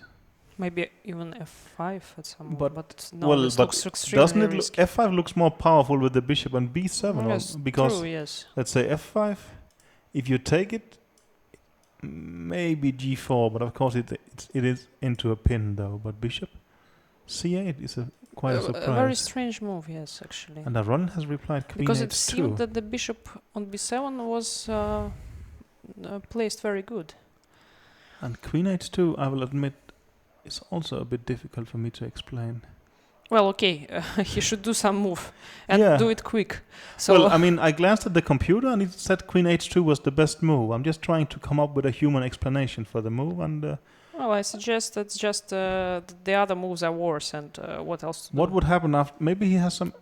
Maybe he's simply putting all his energy in the position to stop queen d2 because h6 is hanging, and simply he's saying it's quite difficult. And if the idea was bishop e6, at least it's been stopped. But bishop e6, I don't really understand what is the idea of bishop. What is bishop is doing? No, and right now it's blundering into mate on 2 even, right? So yeah, here of course, but I mean the move before. Actually, bishop c8 was a surprise to me as well. Yes, exactly. And I mean, Karjakin is still better, but maybe he should even go back with to b7. Yeah, but I mean, after something like bishop back, maybe Aronian will start playing moves like rook d1, and I'm not sure what the exact point is, but somehow I think Karjakin has lost the thread here a bit, and he is also rather low on time. He has 13 minutes left for 7 moves. It's not a disaster. Okay, what about rook h4 here? But I mean, even if I go here, you're gonna take on h1. But I would think that with this exchange, normally, I mean, that should have, I mean, exchange of rook should help help white, because now there is less attack against the king. Mm-hmm. And I would say just queen d1 next and trying to exchange, or maybe even queen b1 to be more positive and try and push this pawn. So somehow rook h4... it looks like white has achieved something. Yeah, I don't think he's there yet in the sense of having a safe draw. But I think at least things are improving for Aronian. And before I thought most likely Karjakin will win. Now I think most likely would be a draw. But what's your feeling here? Well, of course, it's only guesses. Of course, it's only guesses. But I feel that with bishop c8, Karyakin made a mistake actually, and now Aronian has less pressure on him, obviously. Yeah. And well, I don't know if it will still end in a draw, because of course perhaps Sergei would now come up with something, but yes, it seems like bishop c8 is definitely a mistake. Maybe also Karyakin will think that, okay, before this game, I was black against Aronian, the highest rated. A draw seemed like a good result. And, well, if I just end up with a draw here, I will still be shared second place. And, well, I mean, I was -2 at some point. So maybe he will think that it's not too bad. But I still think unshared second place, that is quite something. While, I mean, second till, I think, 5th place is of course a nice result, but nothing more than that, right? So No, but I think in this position he was actually thinking of how to put more pressure. yeah, that would be my hunch as well. So I am a bit surprised. Maybe he just missed this queen h2. Maybe he thought that white doesn't have really But even, a move. let me make a move like rook d1. What is the point of the move, bishop c8? It does puzzle me a bit, I have to say. It's hard. Maybe queen g6, g4, something. I mean, I'm trying to find this explanation. This is the idea. Okay. Maybe this could be the idea, But because otherwise, what else? I mean, the bishop on c8 is But I shooting mean, g4, so... I would have moves like rook d8. It is complicated, but I would sort of, well, I'm puzzled. That's all. But okay, I mean, they have played for 14 days, and this is I mean, we have close to having played full 6 hours. That they are tired now sounds extremely understandable. Yeah, okay, queen g6 is played. So after all, that was his idea, to try to push g4. I guess. Well, yeah, g4 or f5 even. But maybe you're right. I thought f5. But maybe you're right. It's actually g4 that's going to be his main. So rook c1 should be checked, I guess, yeah? That looks quite logical. Rook c1. Well, this is threatening here on c8.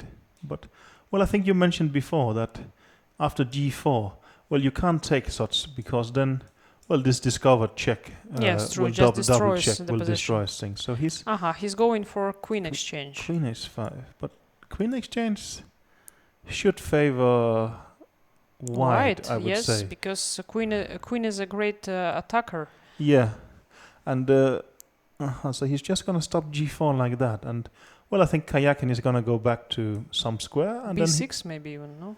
Maybe to b6 even. That could be. But even in that scenario, I think he's going to take his queen back to h2. And now g4? Again, this f2 can be a problem. Well, maybe then you go queen d3. It's complicated. It's yeah. Now king f8. yeah. No. Something. But okay, then you can take on g4. It's an interesting position, and also clock times do start to come into consideration here. It's well, you can see the computer says 0.4 for black, but that's not really conclusive, I would say. One thing for sure: black should not exchange the queens. No. I mean, I would be extremely surprised if Karyakin takes an h5. That I cannot imagine. He's gonna keep queens on. He has to keep attacking. Basically, if he exchanges the queens, means he just goes for a draw. Yeah, but I mean, let's say something like this. I mean, I think he's going for a worse position, to be honest. Well, maybe he could be in... No, but you just have rook h1, b1. Yes, this would be a okay, disaster. it's probably still an easy draw for black, but I mean... No, I think if he wants a draw, he can just offer one, actually. No, of course he didn't do this. He just played queen f6. Queen f6, and Aronian immediately played queen to h2. Well, he knew that the queen would deviate from the exchange, and he would just go back. And, well, some stages of these games I think Aronian has done brilliantly, but at some point he got outplayed. But I say that 2 time pressures, it's still too early to conclude on the second one.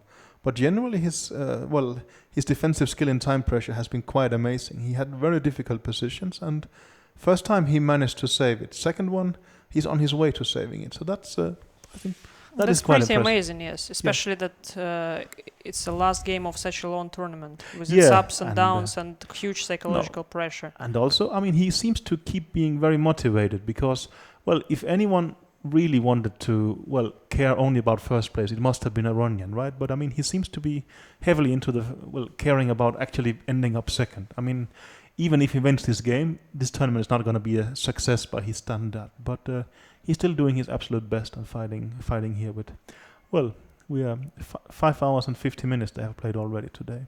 So now after g4, queen g3 would come. I would think so. I would really think that should be the reply. Yes. Let's say, well, you said g4, which looks quite aggressive. But yes, and queen g3, queen as g3, you showed and somehow the previous variations. I mean, it's not clear how you're going to come with the next wave of attack, right? I mean, well, you said you could play king f8, and I think there's nothing wrong with it. You can just take on g4 then. Yeah, and you take on e4, but still somehow... Yeah, bishop f3, and we just start the game all over. Maybe rook f4, but I agree. Somehow this is becoming slightly better for white. Black is loosening some of his pressure, so it's... But I think right now, actually, this has gotten a bit out of kayaking. Well, gotten out of hand. I think he's going to wait. And that's what king h7 very much indicates that, right? So now he wants to play g4, and after, so that there is no pin. This is your point, that there is no pin. I guess so. But okay, queen to g3. That's why queen g3 should be played, yes. So to prevent g4. Exactly. This move, queen d3, is protecting the pawn on f2, which means after g4, well, we can take it. And actually now this would be even worse because of this pin. So, I mean, well, it's not simple for Kayakin somehow. Well, the computer says he is somewhat better, and that's probably true, but I really think it's hard for him to make any progress, yes? Yeah. I mean, he should try. He is better, but maybe also at some point Kayakin will think enough is enough and he will make a draw, but... I mean, it would be very tempting to play on in this situation. Well, maybe queen g6 here. Again, I mean, I'm trying just to find some ways to continue. Yeah, no, queen g6 is pressing. And you want to consider g4 next. g4 maybe, yes. But it is not sure if it would be good. It's still not clear if I mean g4 is a threat, because you'll play d4 and I can still take it as far as I can see. Maybe that is your point. But the point is I cannot... Well, let me play bishop d1 just to show the line. And after takes queen e4, bishop f3. Well, then you can actually take it. This is a beautiful and line. play bishop b7, and you're going to win the rook on h1. The rook on h1 But is okay, lost. this was... for a start, I played the move bishop d1, that's probably not the best move in this position. So... It's like this is a threat if white doesn't do anything. Yeah. No, it's tough for Aronian, for Kayakin to find a plan. Maybe we will see a phase like in Topalov and Drykin that, the player putting pressure will just move around for quite a while, and after that we're going to see and if he's going to try some kind of progress. Okay, he returned to b7. Well, we didn't really understand why he went to c8, so I think returning is something that we at least should think is quite understandable. But... yeah. But at least it's good to see that Karyakin can go back and not be stubborn, to stay on c8 just because he made this move. I thought there was this famous saying that we Russians never go back, but I mean maybe. Well, I think but he goes forward, to yeah, maybe he goes forward. That's true. But I think it's. I remember some chess anecdote that knight g5 was played, and then h6 happened, and I thought, damn, I cannot go back. So he just took on f7, and his explanation was, well, we Russians never go back. But I'm not completely sure. Let's see. Bishop to well, b7. but actually now Karyakin is also down to 4.5 minutes. Yes. They still have to do 3 moves, so it basically means that Aronian has a minute per move, which is quite reasonable. C1 played, okay. But I would somehow think that time pressure, if anyone, it should favor white in this position, because for Karyakin I think it's getting a bit uncomfortable somehow. Well, he had everything under control, but I think he's just gonna stay put for the next 3 moves and then get his extra half an hour, and then he can think what he can somehow do. I think he should be quite uncomfortable with this becoming messy again. But I could be wrong, but I will be surprised if he plays some kind of pawn break now. I mean, I think he's just gonna... Well, he played queen d6. Yes, exactly. I guess he just waits. Yes. But I don't know, is it waiting or is it actually a threat to put the queen on d2? Am I wrong, or we've been to this position a few moves ago? My feeling is that, well, we are thinking about this position. Yeah, just the pawn was on the other place, but it was. Then the king was on g7 maybe, but it's very similar. But I think there is a slight difference, though. Well, let's see. He didn't go to h1 actually. He went to d1, threatening the queen. And well, an active solution for this position. Well, queen. Where to deviate? Well, I would think he. Maybe he will go to e6. Of course, something like queen c5 maybe would be exciting, but then there is move to like rook d7 to consider. I really think Kayakan is just gonna take this very, very slowly, and then he will try to keep attacking after they have gotten the extra half an hour.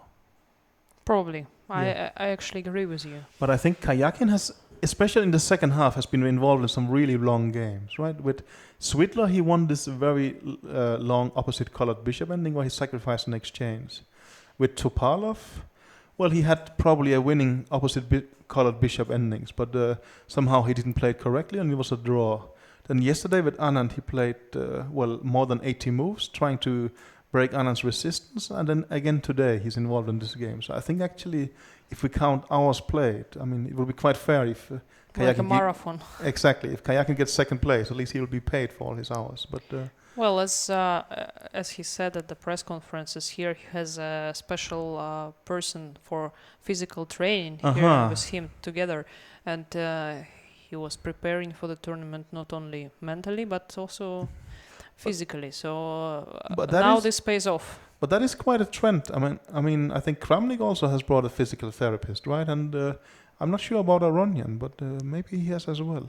Well, I actually heard somewhere that during a long battle of 6-7 hours, a player is losing somewhat around 2,000 calories. Really? Okay. So I think in modern... Some of us eat more during a game, though. In modern chess, it's really... Yeah. No, of course really it is hard. Important. I understand that it's not physical activity, but you will see... Well, of course, it's very stressful for the players, and it sounds very likely you're burning a lot of calories. I think also, well, at some point they spoke about the player's pulse, and I think in a time pressure situation like this, okay, maybe not this one because they are so close, but still, you will see some, bodily reaction due to the nervous stress for sure. Like the one that Karyakin had, 14 seconds for 6 moves. Yeah, that I think I'm sure that your heart is going to be racing, and I think that could actually be both players, not just... Okay, rook c1 played, and that means... Yeah, now he gets extra time. Exactly. They are getting 15 minutes, that's true. And now they will have also the increment of 30 seconds after each move. Yes. So let's see. Aronian, he made his move, and he's... he's gonna go for a short break. Maybe he needs a cup of tea or something like this. Well, or maybe coffee. Even. Yeah, maybe coffee would be a good idea. To have more coffee. And see. Well... Queen d6 played. I think this position we might have had also a couple of moves ago. So, I think now the players... Okay, he just reached the time control too. Mm-hmm. That's the point. That's very... And you can see the arbiter standing there and looking because... they should change the score sheets. Exactly, that's why, yes. They will... And we were earlier guested by Jamie here, and he said that there were 3 arbiters. Now you can see all 3 of them actually, so... Yes, the closest to us, this is the chief arbiter, Takis Nikolopoulos from Greece, with big experience in international events. Some World Championship matches even, I think, right? Yes, exactly. Yes. And on the right, there is an arbiter from Canada, Hal Bond. Mm-hmm. Well, and Jamie you had today. Yeah, Jamie was here. Hal online. Bond has been in, I think, Alton Hunterman since a couple of times. I think at least when I played the World Cup, he was one of the arbiters there. And yeah, that's him now on the screen. Yeah, exactly. Actually, I think even not just a couple of times. He's been here. Sounds very likely. I don't know, a lot. I mean, he told me something maybe even 5 times or something. Mm-hmm. That sounds very, very likely. I mean, a lot of players and a lot of arbiters and official, of course, has been here quite some time. So I think we mentioned that it's actually only the tournament winner, Vishy Anand, who is here for his first time. Well, that was a funny thing today on the bus when we were coming for the round. Our director Tatiana was chatting with some journalist, Evgeny Atarov, and he said that he got some nice small figure here on the souvenirs shop of a small Hansi or Hanti or Mansi boy playing chess. Okay. And she said, well, you can give it to some chess player who haven't been in Hanti-Mansiysk yet. And he looked at her puzzle and says, but who? That's Everyone has been to Hanti-Mansiysk. It is true. I can't also not really Every come chess up player with anyone. No, I think probably Anand was the only one left. And I think the reason for that is Anand did not have to play World Cups or things like this because he was the world champion. Basically, yes, Anand probably is the only one who hasn't been to Hanti-Mansiysk. But I think if before. anyone, he'll be the one with pleasant memories from here. Because, well, also Anand said that, he thought the organization here has been perfect. But he also said a bit earlier about venues. He said that, venues, the better you do, the more you like them. But I think the organization has been perfect. But of course, also Anand is influenced by winning this tournament. But yes, he said that he's biased in this opinion. But this is true. That first of all, already now the organizers in Hanti-Mansiysk, they have a very huge experience, and they basically know all the needs of chess players. So the hall is great. And they live nearby, they have buses and everything.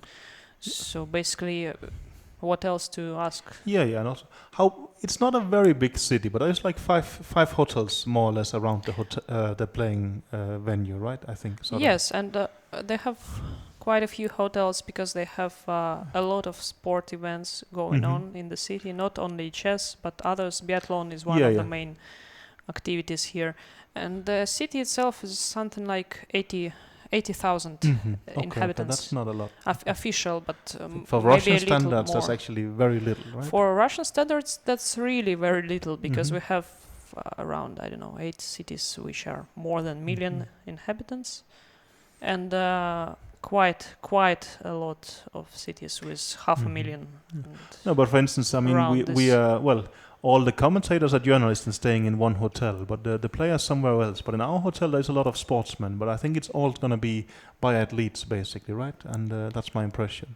Yes. And actually, in our hotel, where me and you stay, and most of the journalists, they were staying the participants of Russian Biathlon Championship, and even that twice silver medalist of Winter Olympic Games.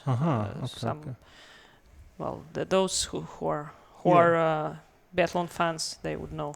No, I think sometimes when we are going for the round, in the elevator there will be people with skis occupying it. So that's this would be funny if chess players would just carry boards around. Yeah, that's true. Well, luckily, I think actually sometimes in the United States you have to bring your own board, but I think here it's not really a problem. But actually, they have a very nice skiing course here, and I was here a week ago on the second free day I went skiing. But I think also 9 years ago I was actually skiing with the now world champion Magnus Carlsen. He was he's Norwegian, and they all ski. Yes, so that was they are kind of born with skis. Exactly, and I think earlier somebody was asking, what do you do as seconds with your players? And I think if you're seconding some Norwegian kid, then you're going skiing most likely. So there is a lot of interesting and I would say very pleasant tasks involved. So, but while we are talking here, Aronian is for the third time running down his clock in this game, right?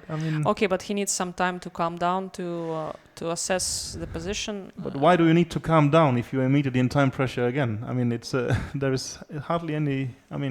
He's not having any rest. But actually, I was very optimistic on his behalf, but somehow it's very difficult to, get things done, right? He can put the rook back on h1 or on d1, but it is a very unpleasant position still, I would say. Well, I suppose that this game would be decided in the next time trouble. Okay, you think actually they're going to be down to a couple of minutes each, and we're going to see... And then we would see some breaks, maybe g4 or something, because then... it would be time, to actually do something. Sure. So that's well, again, if you remember the tournament standings, yes, the he winner, went back to he went back to H1. Sorry that I interrupted you. Not at all. It was, I think, quite relevant, and this seems like a good move. But the tournament standing is the following: Vishy Anand has finished on +3, and he's the winner, and he will go to face Magnus Carlsen in a match for the World Championship title. Then on 50%, who has finished the game today, I think we have Andreikin, we have Kramnik, and we have Mamedyarov, right? And they. All right. And then we have on 50% still playing, we have Aronian and we have Karjakin. On -1, exactly. So it's going to be Svitler, and on -2, Topalov.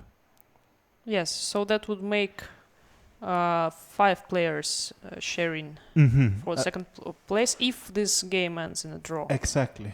And, well, it is not unlikely it will. But also it means only 2 things are decided. Anand will win the tournament and Topalov will be last. But everything else is still undecided. A loser of this game will be shared 6th, 7th with Peter Svitler. And a winner of this game will be unshared 2nd. And if it's a draw, we're going to have a tie from 2nd to 6th place. Yes, pretty amazing situation. Yeah. I mean, I don't think it's going to have any relevance, but we said that the one who will be 2nd in this tournament will have the reserve spot for the World Championship match. If that's shared by 5 players, I don't know how they're going to do it. But, well, I think that doesn't really matter. Maybe just by tiebreak. Probably just by tiebreak, but I feel very certain that the 2 players qualified for the match is going to play it. I think the times of Fischer has quite passed in a sense. So let's see here. Yes, exactly. But still, I think that the players they keep this in mind. Of course, well, you need to define place, that. Yes. I think even at the some point when people were speculating that Anand would not play this tournament, I think even they were speculating who is going to be the reserve for this tournament, because if Anand chooses not to play, he could play. But I think, Anand quite made that irrelevant. I think Caruana was the reserve. It was all said in the regulations, yes. In case this player doesn't come, in case this one, I mean, depending on qualification. Yes. So in case of Anand not playing here, I think it would be Caruana. I mean, the 3rd from Grand Prix. But Yes. I'm not quite sure, but I think you are right. This should be. Yes. But luckily Anand showed up and showed some of his best chess ever, and definitely his best chess for quite a couple of years. Yes, and basically just showed all the people that said I think that he wouldn't be that good in this tournament, and all those who were actually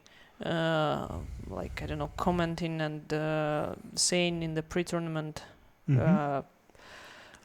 prognosis that he would basically not fight for the first place. He just showed all these people that the king, exactly, the king is back, and you should not just maybe there is still one play final with Madras Tiger. Still one final step he has to make. But I mean, of course, he definitely sort of showed that he's still a very classy player. But I think also, he handled. I mean, there has been so much criticism of him, and basically people said he was quite finished and so on. But he never replied back to that very much, is my impression. And I think, replying back on the board, it simply doesn't get better than that, right? Exactly. And if you do it in the perfect reply, yes. If you do it in the candidate tournaments, you can't really ask for a better scene to do it. But, actually, I just saw Karjakin taking something from some kind of box from the back of his table and rushing to the. To the rest room, basically, I guess, to eat a little bit. Yeah, I think also we debated that yesterday before the game with Anand, that he had brought this huge box of, I think, raisins and chocolates. And, I think simply he needs to keep energy for long games. And yes, I told you, 2,000 calories. You should somehow and he's very very much keeping it. So, okay, Aronian, but, I mean, I do dislike Aronian's defensive task so much, because he has to keep just doing nothing and making sure he doesn't fall into any kind of trick. But you see, 2 moves were played after the time control, and already Aronian has just 8 minutes against 16 minutes on Karjakin's clock, which means basically that Karjakin is still pressing, and he would press longer. For sure. Well, the position is much more pleasant for Karjakin than for Aronian, but he's defending very stubbornly, and I have quite a lot of respect for that. Even if it doesn't sort of work out for him, it's still, I think he's defended well, at least by now, in 2 time controls. Actually, I'm wondering, can it be an idea for Black to take a rook from f4 to f6 and maybe at some point to d6 and d2 and try to come from this side while white pieces are on the king side? That could make sense. You're saying, well, you could even okay, be like this, or maybe starting from moving a queen somewhere. I don't know exactly. I mean, no, he has plenty of time actually. But what I just suddenly realized, I mean, now, of course, this is moderately exciting. But imagine Karjakin had won yesterday against Anand. Then this game would be for the championship. Because then crazy. Yes, exactly, and then I mean, this would. We spoke about last year's candidates tournament being incredibly exciting. But if everything has been hanging on this game, it would also have been just as thrilling, more or less. But okay, maybe I'm not sure Anand would. No, maybe would find it very thrilling. No, I'm not saying just joking. that. I'm kidding. Yes. I think that the tournament got its very well-deserved winner in every sense. But I'm just sort of playing with the results and saying that actually then everything would have hung on this game exactly. But still, second place and a lot of prize money as well as prestige hanging on the result here. Aronen is pretty calm, I would say. He doesn't seem... Yes, he seems calm, yes. On the other hand, that's for the next 7 minutes and then... Yeah, sure, and also, maybe why don't you relax now? I mean, you're going to be stressed in a few minutes. I think that's exactly what he's trying to do, also to stretch a little bit. You know, he was walking, but not far from the board, so that he just gets some blood running around his body, but also not going too far in case Karjakin makes his move. Yeah, I think also, Jonathan Rowson has tweeted us a lot of time, but he also has written quite some interesting books, and I think in one of them he's recommending what he calls the Tiger Hillap pre-time trouble sprint, where you just before the time trouble you go and have a couple of sprints just to get your body up in this kind of extra gear, and that's an interesting thing to do. But I haven't done it myself, but it would be an interesting thing to experiment with. We'll see. By the way, you can leave your comments to #candidates2014 and also your questions to us, to me and Peter. And I'm not now on my duty next to the Twitter, so you probably won't see them on the screen. But we are actually keeping an eye on Twitter feed, so we would get some questions to answer. Very much your last chance, because this game could finish rather soon. So I think it's going to be now or never. Okay, this is interesting. Rook h4 happened and Queen g3. And is Karjakin actually going to exchange rooks? Or is it just going to put the rook back to f4 and have repeated the position? That I could easily see. Somehow exchanging rooks, I don't think that's going to improve his position, to be honest. But it is hard to say. I don't see him. I think he has to take the rook back. But maybe even Karjakin is starting to tire and has just decided that, okay, this should be enough. But it's actually impressive. In this second half of the tournament, I think Karjakin, he beat Sweetler with black. He put a lot of pressure on Topalov, and now again he's putting a lot of pressure on Aronian with the black pieces. I mean, we are talking about, everybody here is extremely good opponents. So, I mean, putting pressure with black in basically every game and for 5-6 hours. This is very impressive. Quite so. Yeah, yes. yeah. But also, I mean, if we look quite into the future and talk about, let's say, Carlsen and Karjakin being rivals, I mean, they both seem to enjoy playing extremely long games. I mean, imagine what kind of match they would have. I mean, that. But that's very important, because if you enjoy playing, then of course you can continue for a long time. No, but I think also, as it's known, I've worked both with Carlsen and with Anand, and one thing that is very common is that it's clear that they really think it's great fun to play chess, and somehow, I think a lot of players, maybe including myself, somehow when we have a tense game, we want to get away from it. But I think it's clear that the greatest player finds these kind of situations just fascinating and enjoy playing them. And yes, exactly. And this is very important, because otherwise you would probably don't have enough motivation to continue. No, and you should become a second commentator then. Yes. Or an editor maybe. So Well, let's see. I really doubt that he's going to exchange. Yeah, rooks. he didn't. Yeah, he didn't. He just he went back. So he's patiently sort of awaiting, and Ronald played Queen H3 quickly. But also normally we say that, well, you postpone it to the next time control. But right now there is no next time control, so he has to do something at some point. But yes, but maybe he just wants to postpone it to some to when? Yeah. To 3 minutes on the clock, yeah. maybe. That because actually he just looked at the clock. But I mean, you can also say at some point. Well, I remember you saying Ronald had 7 minutes left, but now he has 9 minutes left actually. So you see, yes, you can yes. also work up the sort of get more time actually. But well, we'll see. Okay, I think it's time for Queen B6 and G4. Yeah, you can go for something like this, and then you pray that it's gonna work. Or Queen B6, Queen G3, and then try something like Rook F6 and Rook D6 quickly. But if you want to do this kind of tricks, shouldn't you at least put your king on F8 maybe? Or then, H6 will be hanging. Yes. Yeah. The king should protect. Again, we spoke about G4. Very often is met by Queen G3, and somehow this pin is gonna be annoying. So, no, it is difficult here, I would say. And I have my doubts that it's enough for Karjakin. Actually, I think that Aronian is one of the biggest walkers in this tournament. But yeah, maybe he really walks a lot. But I think he's doing it to get rid of nervous tension. Exactly, I agree with you. Yes. I mean, well, I think for instance in football and other sports, well, you're also nervous, but at least you're running around. But in chess, you're nervous and you sit down and you need to get it out somehow. So yes, it is known that physical activity is helping to get away with the nervous. Exactly. Yes.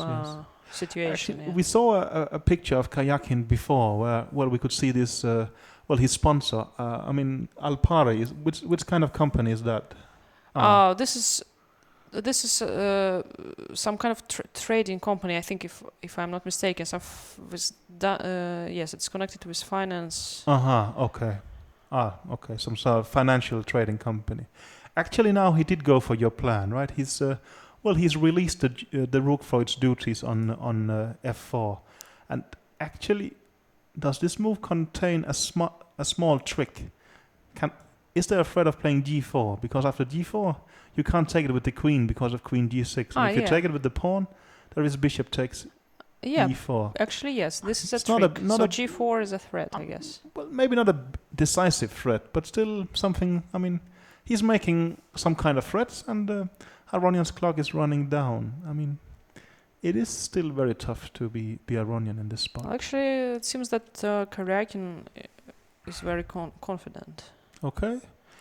That's, I mean, it's hard for me to read his face right now, but...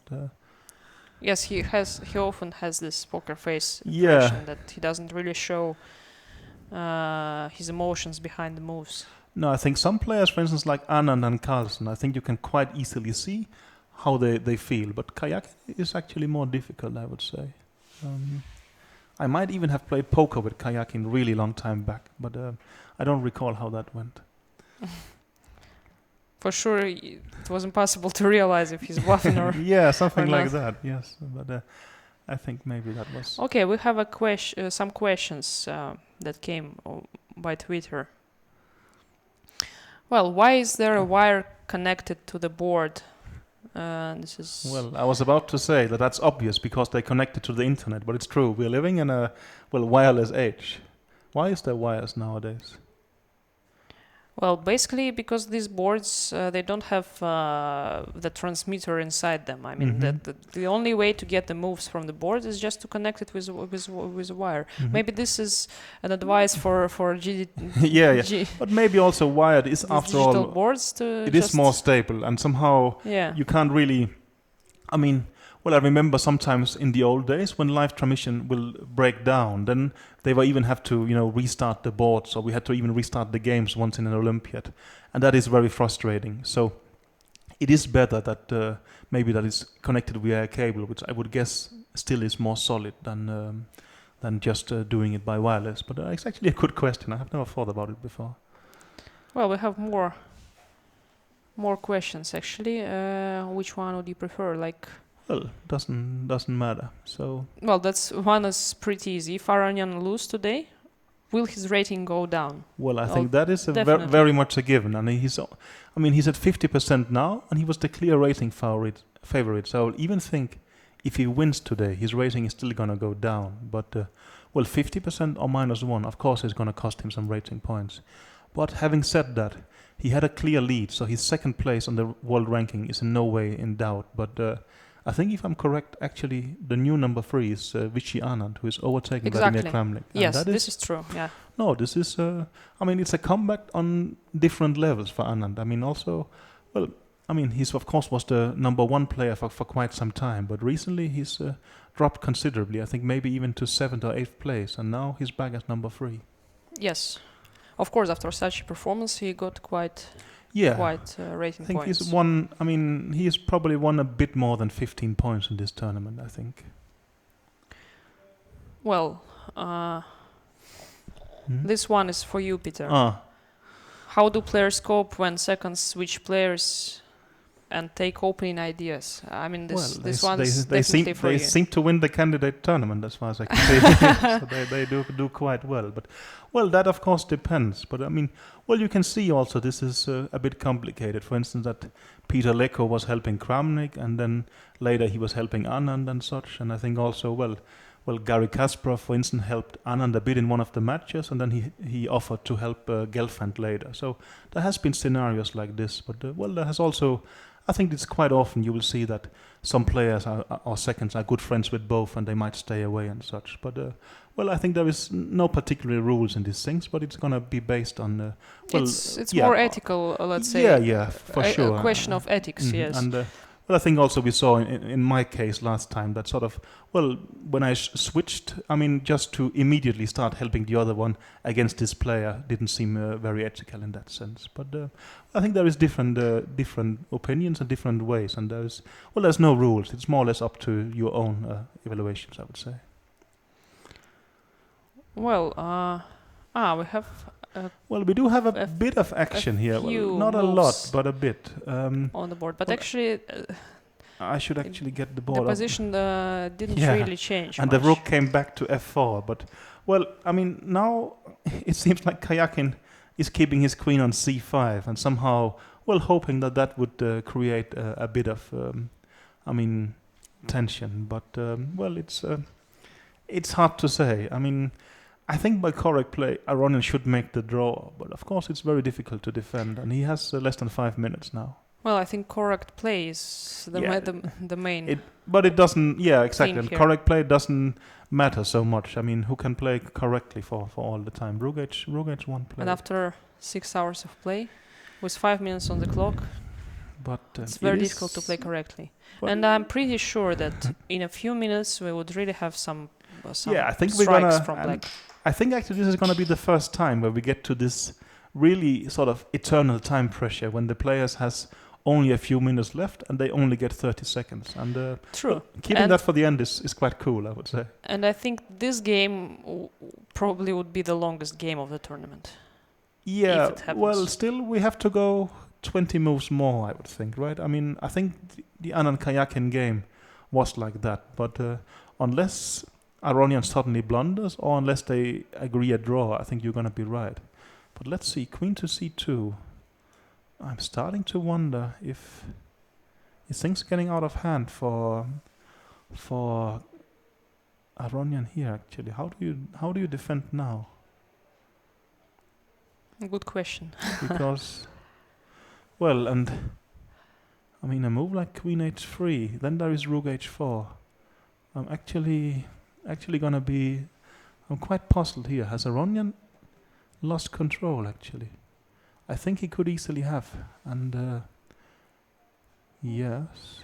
Okay, queen h2, threatening h6, but then. Queen h2 is still possible actually, because if rook h4, you can take this pawn with check. Yes, again but this idea, I think. Okay. There is a check, and black didn't take on h1 exactly yet. So he's gonna play this move. He played this, yes. And he's gonna just rook f6. That's nice approach. So he just protects the pawn from this side, and the bishop is still hanging. It could actually be that Karjakin has made substantial progress right now. That would be my impression. It's still maybe not decisive, but somehow it becomes more and more difficult for Aronian, who has just 4 minutes now. Exactly. And there is some threats problems here. Mm-hmm. Maybe he has to play something like this, and after queen d2, attacking these pieces, go king back to f1. That's a nice one, actually. Yeah, but it's not very aggressive, to put it mild, either. And I think Aronian is getting into big trouble here, to be honest. And well, I know I keep changing my mind all the time, but right now it looks more like a Karjakin victory to me than a draw. No, I stick to my opinion that I had, that Aronian would have to work to make this draw. Okay. Yeah. Actually, he played this, so he's gonna go for this setup. He goes for this idea. Of course, it is extremely difficult still breaking down the position, but he's gonna. And you see, Karjakin plays really quickly because he wants to keep this time pressure on his opponent. But actually, there is also a move king d1 and queen g1 in this position.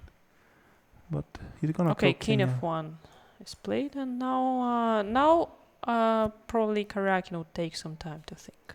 Yeah. It is. Okay, the pawn on e5 is Heine. And but actually now I had a quick glance at the computer screen, and it suggested this move, bishop to c8. And this is, I think, well, the point is, if you take this pawn, there's going to be a deadly check on h3. But maybe you can just play rook d1. And it's not completely clear to me. Maybe then queen to b2. But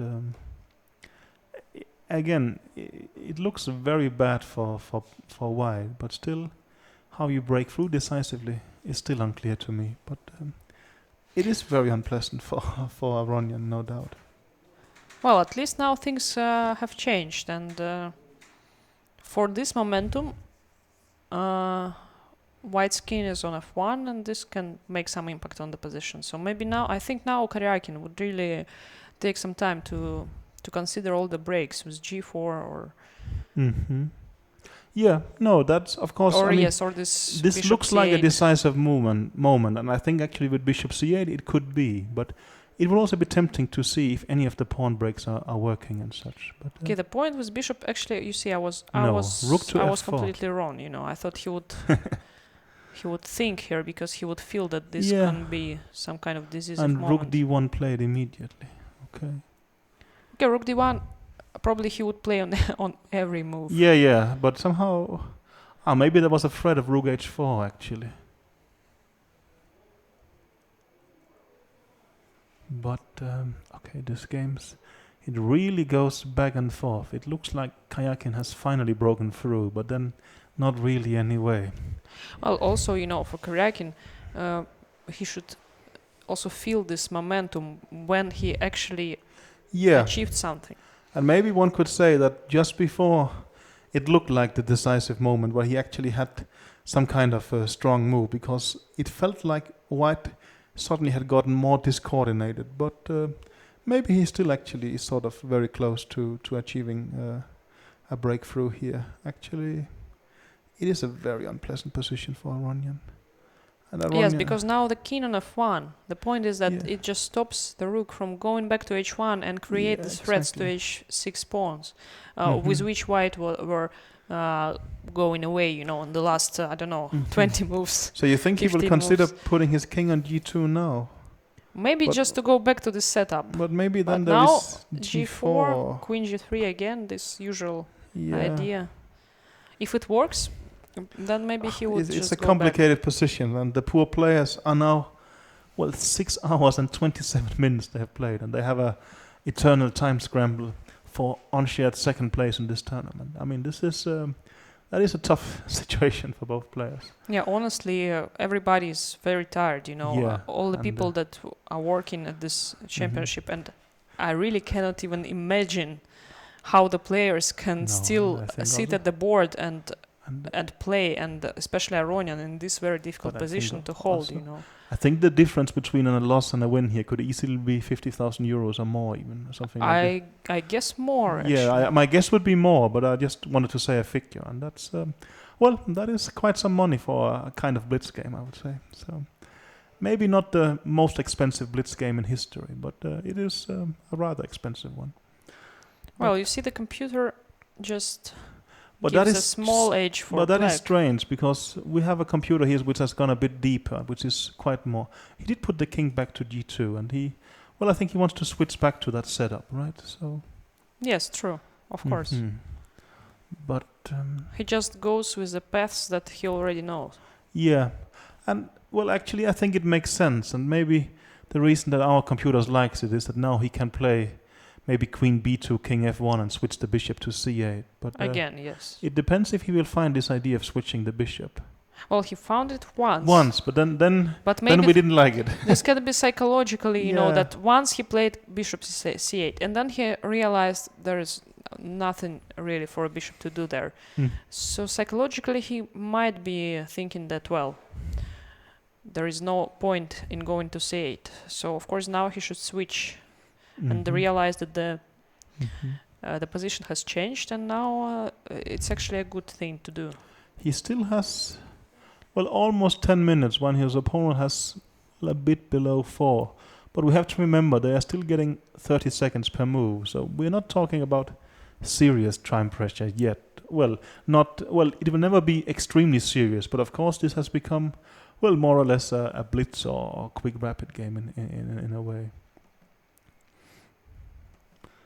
But well, we passed 6.5 hours of play. I think that is actually the longest game in the tournament, and quite fittingly the game that's gonna finish the tournament.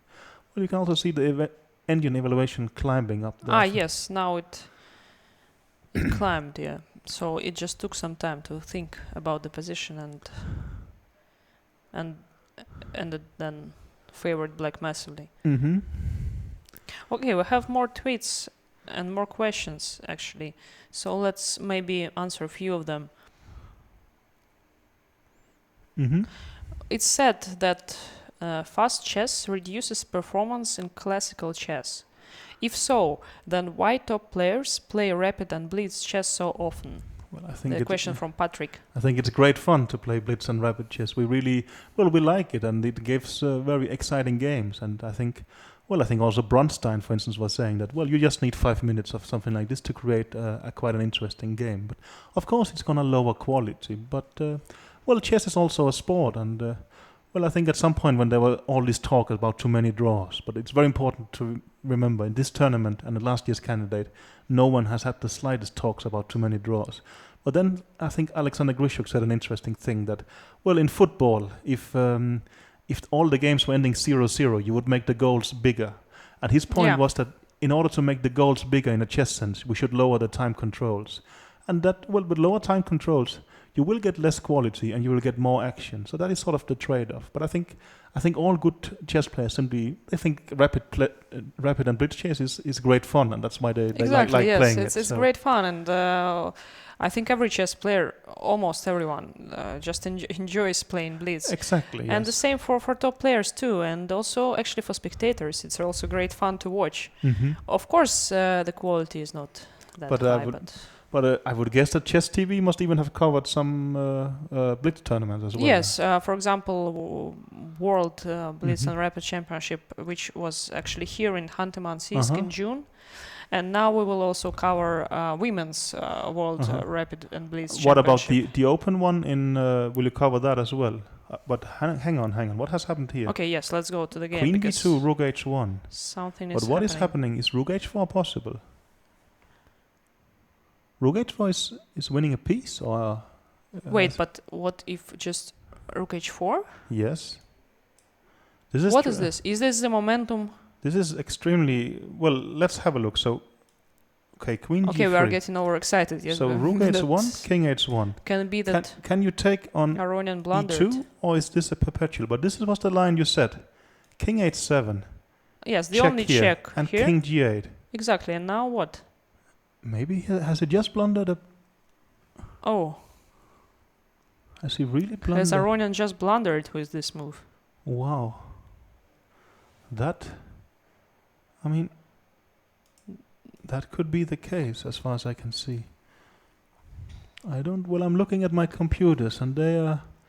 Well, they're actually disagreeing a bit, but it seems to me that, yes, Things are getting out of hand. Wow, Rook H4 is possible now. This is incredible, you know, because well, he didn't have to. He would just player go back. Could crack under the pressure, but this yes, is a massive. This is a massive blunder. This could just end it. This wow. is wow. I mean, okay, we kind of expected something like this, maybe. I mean, this is what Karyakin was looking for, with moving the pieces around and creating this or that threat. That at some point, when Aronian's time would get so low, he would actually not be able to find the most accurate moves. And it seems that exactly this has happened. This seems like a really huge blunder, not just inaccuracy. But I don't know if there still is some drawing chances left for Aronian, or if it's actually... Well, I was thinking about, let's say, a line like take. Actually, can it be that he just, you know, sometimes the players, they calculate some line, and by accident they can play the second move of the line they calculated. I would doubt it. No, I'm starting to think, can he play a move like King D2 in this position? Now the position disappeared. No, he took on H1. So but what did he... Check, King H7. Have in mind? Now take no maybe D2. He's just going to take the pawn and play King D2. But okay, he took on E5. Maybe he thinks that this is a perpetual check. But it's not. Yes, Karyakin King H7 and... King H7? No, is he just going to realize that this is... wow. So wow, yeah, this is just incredible, you know. We could easily end up seeing Karyakin in unshared second place with 1 point or +1, and then we're gonna have 3 players sharing third place: Mamedyarov, Kramnik, and Andreikin. And Aronian, the tournament favorite, is bumped down to shared 6-7 together with Peter Svidler. That is surprising. Yes, well, after all, Levon Aronian. I don't see any resources. Really cracked down under the pressure. It seems very much like that's the case. Well, which is understandable after all these hours and days of play. But still, of course, this is a very hard situation for him. Yeah, I mean, a player who was... Yes, you see he's shaking his head. He realized. Maybe he thought that... Maybe actually he calculated and he thought that... Maybe he thought that this was a perpetual. Perpetual, yes. But, well, it's not. Okay, this is... Okay, he will tell at the press conference what happened, but... Yeah. I think... Of course, a huge disappointment for Aronian, because he started this tournament very... badly, but then... he started well, actually. Yeah, well, he lost to Anand, except from the first game, he finished the first lap of the tournament on the second place. And I think, well, in round 9, he was equal with Anand, and he had a promising position at some point against Mamedyarov. And it looked like he was the most likely challenger. But exactly. Things has taken a dramatic turn, and it's just going to get worse. Wow. So, well, this is... But there is really... I don't see... Well, I was thinking about moves like King D2 here, but I think you can just play Bishop C8. And, well, the bishop will be on E6 solidly and such. So, well, he's going to try it at least. I mean, well, you don't get any points for resigning. Well, yes, but now... Basically what happened is that white is just pieced down. Yeah. Well, the only hope for Aronian is something like... Well, there is some direct threats, let's say. Queen to E7 will attack the bishop and the pawn, right? But, I mean... Well, maybe also... Maybe he will just play something like Queen C4, solidly defending this pawn. I mean, this is, I think, just completely winning for Karyakin. This is...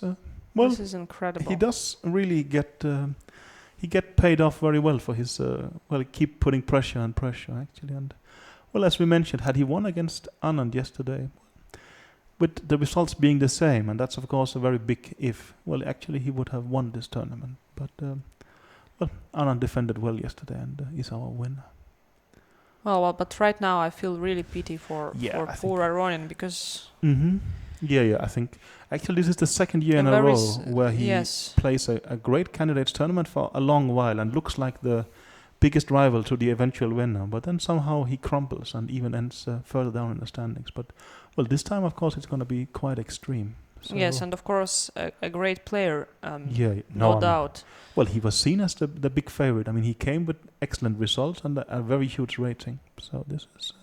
Well, yes, second time in the second player in the world by rating for many years. Mm-hmm. And of course, now it's just painful to see him like this. Very much so. So, but I mean, he's gonna try a bit, but I think actually this one he's not gonna come back from. So, I mean, I think he defended well for 70 moves, but that was one crucial blunder. And I think it was this moment after Queen B2. Somehow he simply forgot that after Rook H1 there was the strong reply Rook H4, and he lost the bishop on E2, and that's like games like this is decided. And that shows why people keep playing on, which looks like forever, because suddenly you do get your chance. But it's not 100% finished yet, and Karjakin has actually thought for 3 minutes now, I would say. Yes, I guess now he realizes what happened, and he wants to be sure. Yeah. No. With every move. Yeah, and I think I would think Queen C4 is quite likely. Okay, this is not. Okay, not everybody is tired. Yes. Yeah. So I think. Let's see. Okay. Well, he's really taking his time. I think this game is going to come to a rather trivial end, but the more he thinks, of course, one starts thinking, could we actually have a bit more action here today? But I think it's just going to come to a quiet end.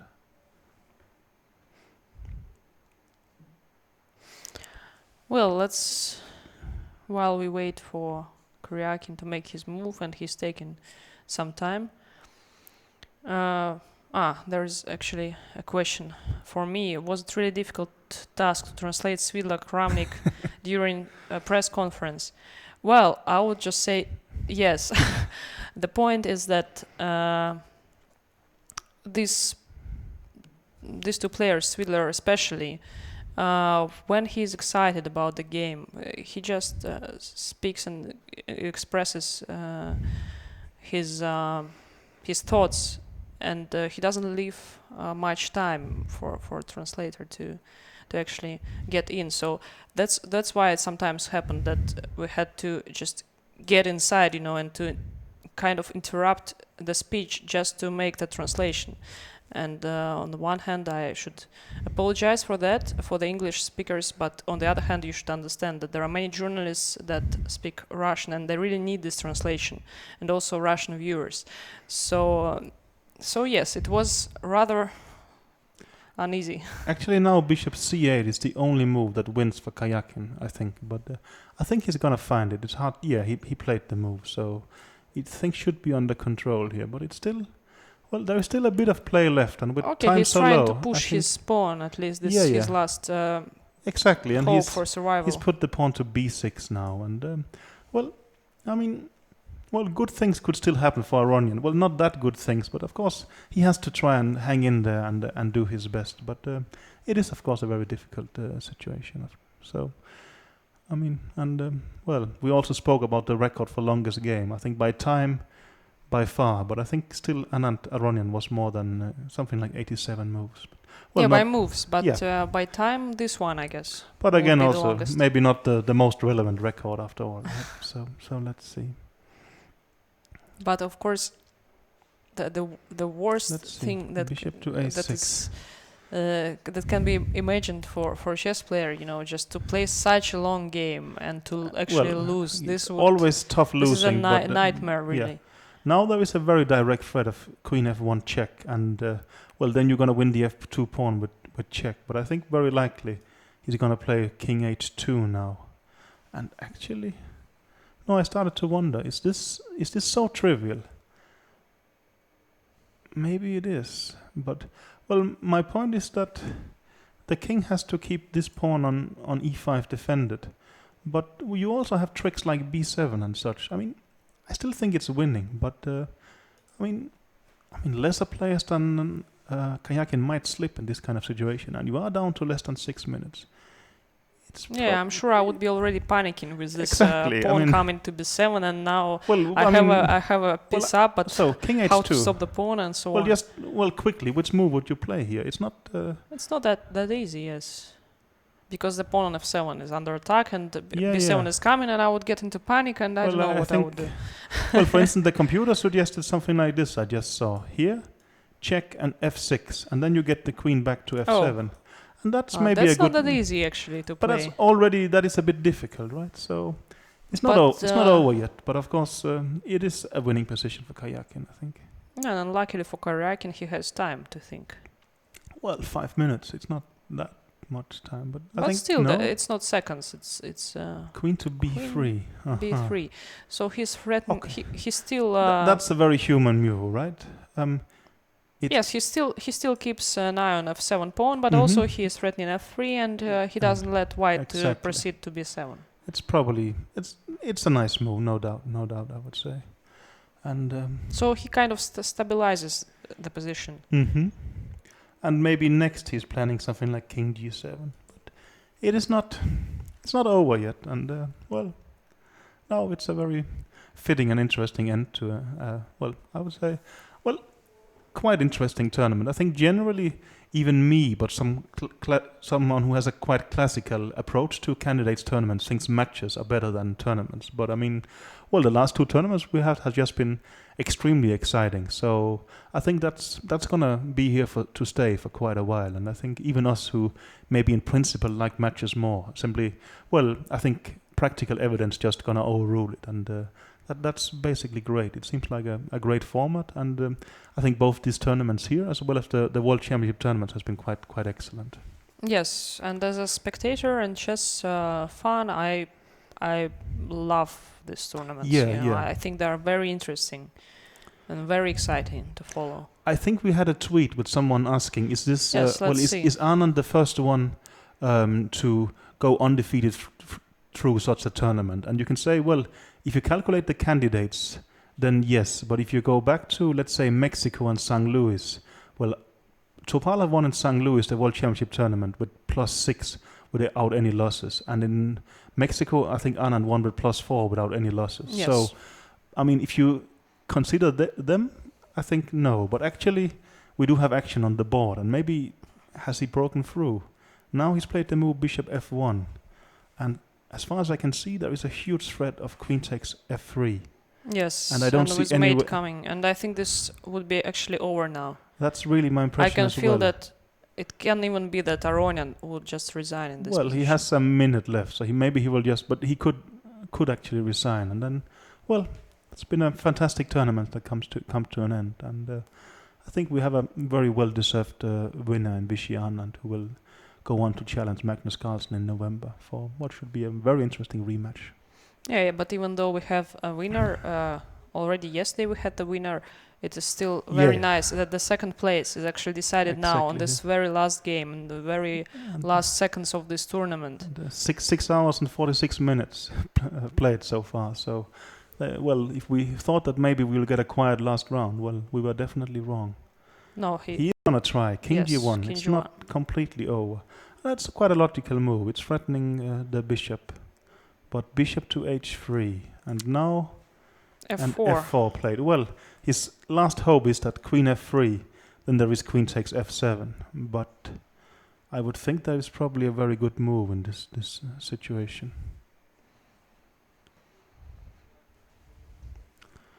Well, no. Yeah, but maybe queen d1, queen h5. But that is okay. Maybe it's not that difficult, but I think you could be right. King h2, and now this move, and you protect this pawn, and at the same time bishop g4 check to f3 is gonna mate. I think you are right. I think he's gonna find queen d1 check, and in a few also moves. Forced, yes. Yeah, that sounds like a very logical. You know, in Soviet chess tradition, they just teach us that the first moves that you should calculate in the position are checks. Well, apparently. and then captures. Well, it seems that if you can take a pawn, you should grab it. So he actually took this pawn. Wow. Why not? Well, game goes on. Queen c7. It's still winning, but I mean. Well, basically he can play the same. I mean, again, queen d1, queen h5 should be, I guess, the way to proceed. But then you can take on f4. And then, well. My feeling is that now he's actually gonna play queen e6, queen f4, and maybe he thinks this is just gonna be. I mean, he plays like this and bishop to c8, and that could be a winning ending, and he's just gonna win by trivial means. Yes, can be. Well, but also if he sees that this is the winning ending, why to kind of risk and something like queen keep e6. the queens? I think Aronian will play king h2 just to keep it complicated. Probably, yes. And there is, after all, a pawn here. So, it is winning 4, but you do have less than 5 minutes. And Aronian keeps coming up with the, last tricks. At least he hasn't completely given up hope. That is... and we could even take the most move record. I'm not sure if it was 87, but I have kept saying that, so let's have that as our mark. Okay. I mean, I'm impressed with look at Kayakin. He seems extremely focused, and we have 6 hours and 40 minutes, 49 minutes of play. That's what he should do in this position. Yeah, of course. I mean, imagine if he would sleep now. Not sleep, but I mean, somehow you will... No, sleep, I mean, sleep the win. Sure. Then it would be not... Of course, that is... not dreaming over the board, I mean. No, I think before he came to this game, he thought a draw was a fine result. But of course, if you're that winning and then you end up a draw, it's going to be a very, very different perspective, of course. There should be a couple of ways to win. And I mean, I would think the easiest is, it's actually a clever defense by Aronian. Let's see. Yes, this is interesting how he finds even the slightest chances. And uses them. And, it's less than 4 minutes now. Okay, Karyakin takes his time. I think probably he just wants to find the forced solution. Well, you would very much like so, but maybe it's not that simple.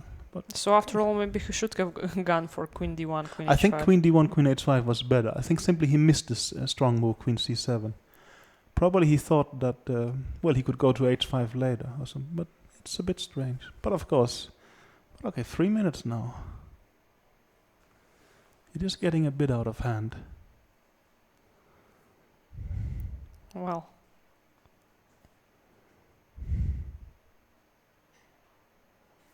He doesn't seem overly nervous, though, I have to say. I think he just calculates. I mean, he just tries to find the you think he basically is trying to solve a chess problem? Basically, yes. For instance, queen e6, king h2, you said, would be the most probable just to keep it going. But then maybe just bishop f1. But I thought bishop f1, then it's complicated by going back. You keep attacking this bishop. Yes, but then I can probably just go to bishop e2 and queen g4 is a big threat, or am I mistaken? I don't know. Maybe this is what he calculates, actually. Maybe but let's say something like check. Here. Check. I go here. And yes. Yes, can it be. Is, I mean, it's close to mate, but it's not there completely, right? Well, he's down to below 2 minutes now. I mean, this is getting... So it's not exactly over. It's exciting. And look, he's actually nervous. I mean, for sure. He tries to find something concrete, but the time is running and... Well, we mentioned it before. Had he beaten Anand, then this game would have been for the tournament. But okay, that is pure speculation. So, and we have a well-deserved Indian winner of this tournament. But this game is for the second place. He's almost down to less than 1.5 minutes now. He simply. Actually, I think that he should still go for queen d1, queen h5. I don't know. At least it seems easier somehow. And I think maybe. Well, yeah. Well, but now he's getting nervous, actually. I mean he has a minute left. But he's getting nervous. Maybe he really cannot find the concrete way to proceed. Maybe he just can't believe that somehow, what is this? And the point is also, I mean, everybody should understand that the players are really, really tired. And in such moments, it's just that the brain can, for some minutes or seconds can just switch off, and then he can be finding himself in the situation when he really cannot calculate in 2 moves or something. But he has spent like 6 minutes on this move. I mean, he's actually about to panic here. Exactly, but that's what I mean. He looks visibly nervous here. He's shocked here. Okay. Check on d1. Queen Okay. d1 check. Wow, Aronian doesn't play king h2 immediately. That's a bit... Okay, but he's obliged to write down the move. Well, I think you can make a move first, right? No, actually not. Not? I think Okay. you're obliged first to write down the move. Okay, and okay. And since there is increment of 30 seconds, they cannot just stop writing. They should write every Okay, move. so this queen takes out. Okay, this Maybe now he should actually just play bishop c8 to get this pawn under control. Probably yes. Just to calm down, you know, and Mhm. to get everything under control in this position. That's what he's doing. Yes. Mm-hmm. And that does indeed seem, I think like this, and well, he's played bishop c8 check, and most likely he's going to give a new check on g6, and then he's going to put the bishop on b7. And But actually, you know, he can just exchange the queens now. if he gets the possibility, yes. But I mean, but how? Where would he go? Oh, there is Just queen g5 check. So but then yes, then this this is is winning, actually yes. over. So I This think is over he now. did it. He did after all manage to sort of find out how to handle So this. he kind of spent the 6 minutes, but then he just maybe he was just taking sort of very good care of how to handle this, and I think he's just gonna exchange queens, and maybe Aronian will make a couple of moves. There's no harm done in that, but I think that's gonna be to no avail. But well, yeah, Aronian is actually gonna play on a bit, so why not indeed? Okay, he couldn't go to g3 because of the mate on Mate in h3. So h1. And you feel sure he's just gonna go queen g5 check and exchange? Yeah. I think so. I mean, it seems like this is just winning endgame. I mean, easily winning kind of, because it seems like white doesn't have enough time to run with the king. But there's nothing wrong with bishop b7 either, and you have an extra piece. But I agree, both moves should be more than enough. And I think it should be easier, you know, to exchange the queens and, you know, get off this pressure. Yes. Okay, he's doing that. So queen g5 check. Well, now, maybe now he would even resign. I don't know. I mean, I think he's gonna make a move or two. But play for a little bit, yeah. But of course, this endgame is easily won. That is for sure. Yes. There is absolutely no doubt, and even maybe he should play king f3 here. Yeah, but I mean, well, you will take off these, and I guess you will bring the king over. Okay, at least you push the h pawn a bit. But h pawn, yes, h pawn will just run. You will put it on h3. No, I think now it is. Well, the computer is saying 0 plus 93, but wow. Yeah, but that is a mistake, because I think that's. Yeah, I think it just didn't yet get the new moves. Maybe. No, I think there is. This position is completely winning. That's for sure. Absolutely. Aronian is down to his last minute, but that actually doesn't matter at all. So. Okay, well, now, well, that's just the last moves of this game, I suppose. And it seems incredible, like but Aronian, he would then end up on a place like shared 6th to 7th place with 6th to Schwittler. 7th place. Yeah. Wow. This is, I mean, Huge few disappointment, rounds of course, left. for such a He player. was seen as the main challenger to Anand, and now he ends up on -1. So, well, this tournament has just been so extremely close. Apart from the race for first, I mean, Anand has been a stable factor, but everything else has been very, very close. Well, Aronian is going to make a few moves here, but of course, objectively speaking, he would probably not end up on shared 6th, 7th if he would not push, to try to stay in the run for the first place. But I mean, Aronian, well, I mean, candidates tournaments comes very rarely, and you don't have that many chances in your life. So I think those you should really play as first place is really all that matters. And I can understand that he's done that, but well, he has had a quite tough fate, and it hasn't panned out for him. Okay, I mean, King G6 happened, and King E5, H5, and now, well, King D6. But I think now, as far as I can see, the black H pawn is just gonna queen, and well, that's gonna be the end of it for Aronian. So yes, and quite a tough destiny once again. Yes, black is ready to just give the bishop for b pawn and just queen. So the final standings are going to be Vishy Anand, winner of this tournament with +3 and qualifying for a match with Carlsen. Sergei Karyakin in second place and on +1. And then we have Kramnik, Mamedyarov and Andreikin in shared 3rd till 5th. 6th till 7th on -1 is going to be Aronian and Svitler. And in 8th place, and we have Veselin Topalov with -2. Exactly. Okay. Well, Aronian, at least it's nice to see he has a bit of humor here in the final position. He's put the king to b8.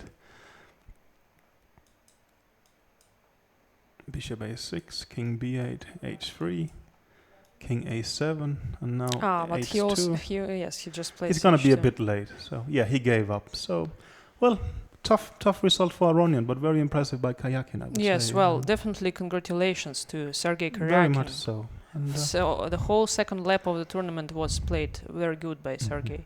I would say so. And quite the contrary. I mean, of course, it's a big pity that Levon Aronian played the second lap of the tournament rather disappointing. But, well, I mean, Anand put him under pressure, and he had to respond to that pressure, and that meant taking a lot of risk, and somehow that went wrong for him. Yes, so you're right. I think that's quite fine. Well, I think soon we're gonna go to the press conference, but well, I would like to say thanks to Anna and all our guests, and of course especially to my partner through this tournament, Victoria Chmielite, for doing commentary. And I hope you enjoyed it. I mean, at least we enjoyed giving you commentary. So thanks a lot. Yes, and on my behalf, I would also like to thank Peter Heine, Nielsen, and Victoria Chmielite for fantastic commentary. And this is not only my opinion. I've seen a lot of tweets and a lot of people writing or just sharing their opinions on Facebook and other social networks. So really well done, Peter. Thanks. I hope we will hear more of this of your great couple. Maybe you in will the future. see us again as commentators or players in second. I hope so. That would be fantastic. But thanks a lot here from Hanti-Mansinsk in some sense.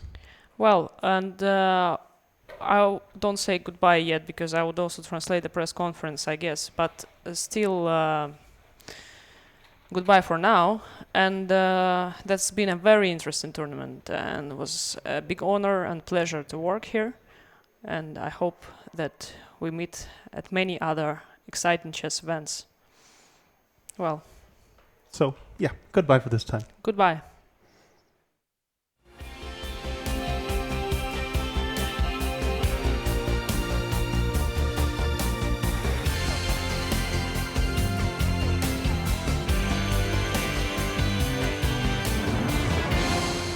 Like many other chess stars, Sergei Karyakin was born in the bountiful 1990s. When he was 5, his father showed him how the pieces move. 2 months later, Karyakin visited the chess club of the Pioneers' Palace in his native Simferopol. Sergei's talent became evident early on, and to develop his extraordinary talent, he moved to Kramatorsk to study at a famous chess school known for nurturing stars. In 2002, Ruslan Ponomaryev included Karyakin in his team when preparing for the FIDE World Championship final match with Ivanchuk. This invaluable experience helped Karyakin become the youngest grandmaster in the world. He earned this lofty title at the tender age of 12. He was a typical wunderkind. Chess ruled his life from an early age, and he dedicated everything to his main goal of becoming world champion. In 2009, the young chess player changed his citizenship from Ukrainian to Russian. He firmly established himself in the Russian national team, and since 2011 has confidently stayed in the world's top 10. Sergei regularly wins super tournaments. His biggest success so far was in May 2013 in Stavanger, where he headed the likes of Carlsen, Aronian, and Anand. Karyakin is not only strong in classical chess, he is also in his element in rapid chess. He was rapid world champion in 2012 and won the World Cup in this discipline in 2010. Karyakin's hallmark is all-round strength. He is equally good in calm positional games as in wild tactical flights. And the last game of the event has finished. Дорогие любители шахмат по всему миру, самая длинная и последняя партия этого турнира завершилась. Sergei Karyakin, after a long fight, managed to win this game, and I can imagine both of you quite tired, but you might show us some key moments, please. После долгой борьбы Сергей Карякин выиграл эту партию. Понятно, что, конечно, все очень устали. Может быть, вы можете показать нам основные моменты партии? Okay, I think there are many key moments in this game, but okay, I'll just show the most one. Я думаю, что в этой партии много ключевых моментов, и я постараюсь остановиться на самых главных. Okay, first one is e4, which is very rare. Ну, во-первых, e4. Yes, because Leon usually plays not e4, but something else. Очень редкий ход в практике Леона. Обычно он играет другие. But I was quite happy because at least I will get a new position against Leon because we played so many these openings d4 knight f6 that okay, it was very interesting experience. Ну, я был рад, что наконец-то получу какую-то новую позицию против Леона, потому что мы сыграли так много d4 конь f6, что хорошо было получить новый опыт. Yes, and okay, it was very interesting opening without any theory, at least I don't know, and был интересный дебют без какой-либо особой теории, насколько я знаю, по крайней мере. Maybe here there is knight x4. Which? Receive moves. I can do it. Sorry. Здесь, я думаю, интересный ход конь бьет d4. Yes, and the position is unclear. I don't know. И позиция неясная. And after c takes d4, I thought I'm fine, but maybe white is slightly better. После взятия пешкой я думал, что у меня нормально, но может быть у белых чуть лучше. Yes, and at this moment, okay, I think I played more or less fine, but here I played a terrible move h6. До этого момента, я думаю, я играл более или менее неплохо, но здесь я сделал ужасный ход h6. I don't know, queen b6 or queen a5, and ферзь b6 или ферзь a5. Maybe white has some ideas with knight h5. No, I can take Может быть, у белых есть какие-то идеи с конь h5, а я могу взять и потом конь d4, как говорит Леон. I didn't expect this. Knight f3. Я этого не ожидал. Knight e2 as well. I thought I must have compensation, but maybe Я думал, что у меня должна быть компенсация. Okay, I played h6, and here, of course, white is much better. Ну, я сыграл h6, и здесь, конечно, у белых намного лучше. Maybe bishop d3 was the most precise. Может быть, слон d3 был наиболее точным ходом. I underestimated rook b6. Yeah, it was good. Я недооценил ладья b6. Also, I thought knight x4 is better for white. Я думал, что и конь d4 лучше. Pleasant choice. Приятный выбор. Okay, I was quite happy that I managed not to lose immediately, and I got some play. Но я был довольно рад, что мне удалось не проиграть мгновенно и получить какую-то игру. I think I'm more or less satisfied the way I played here. Я думаю, что я более-менее удовлетворен тем, как я здесь играл. Здесь я начал уже испытывать проблемы со временем и зевнул все в цейтноте. Это говорит Леон. Yeah, okay, here I could have played, I think, king h7, and after rook c5, I thought it should be a draw. Здесь я мог сыграть король h7, после ладья c5 я думал, что должна быть ничья. That's why I tried rook b5, because I thought that in a time trouble it is difficult for white to play this position. Поэтому я попробовал ладья b5, потому что считал, что в цейтноте белым будет тяжело играть эту позицию. The point is that rook c8, I think, doesn't work. Смысл в том, что ладья c8, я думаю, не работает. e5? e5? Queen g6, queen g3. Because I was calculating bishop. Потому что я считал взять на d3. d3 and here. I also calculated this. Я тоже это считал. And here black is winning, I think. И здесь черный выигрывает, я думаю. But what after e5? I didn't see this move. Но после e5 я не видел этот ход. Maybe okay, this was mistake, but. Может быть, это и была ошибка. Also, black has rook b2. Rook b2, yes. У черных еще есть ладья b2. Knight f3. Yeah, this looks very, very dangerous for white. Конь f3, это выглядит Probably очень-очень losing. опасным для белых, вероятно, проигрывающим. Yeah, because the rook is handed. Yeah, well, I felt there is something, but I wasn't sure. It was hard to calculate. Я all the чувствовал, things. что что-то должно быть здесь, но было сложно посчитать. And okay, here I won this exchange back, and I was Здесь я expecting. отыграл качество. I was expecting queen g4. I thought. Я ожидал ход ферзь g4. Black is slightly better, but should be holdable. Думал, что здесь у черных немного лучше, но позиция должна держаться. But I agree that it's very pleasant for black to play. Но я согласен, что здесь черным очень приятно играть. I couldn't really see a way to hold all my weaknesses. Well, maybe I should have went for this. Может быть, I мне нужно было на underestimated это that пойти. after rook takes h4, I might be slightly worse. Actually, I'm not sure because I didn't really like this exchange h4 on d4 pawn. Maybe there is something better, but which I didn't find. Но я не уверен, может быть, вместо размена пешек d4, h4 есть что-то лучшее, но не мог найти. Okay, then after the time control, black is slightly better, but. Затем после контроля у черных чуть лучше. But not winning, of course, and with precise play, Leon, I think, was holding. Но, конечно, не выиграно, и думаю, что точной игрой Леон мог удержать There was one позицию. funny line that I'll just show. Здесь есть один забавный вариант, который я покажу. Rook d1, queen g4, bishop d3. It's pretty. Да, это красиво. Very nice.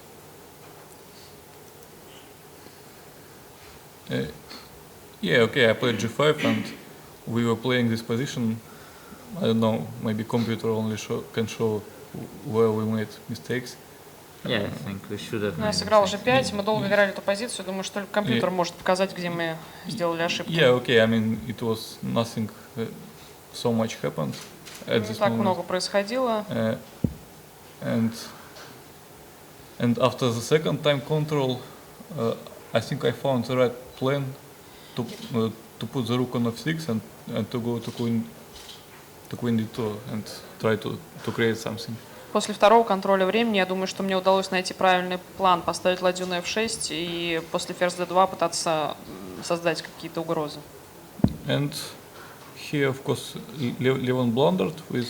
Ну и тут, конечно, Левон зевнул rook h1, but ходом ладья h1. But I was not sure. I mean, if white plays, for example, rook d6. Я не был уверен. Например, если белые играют ладья d6.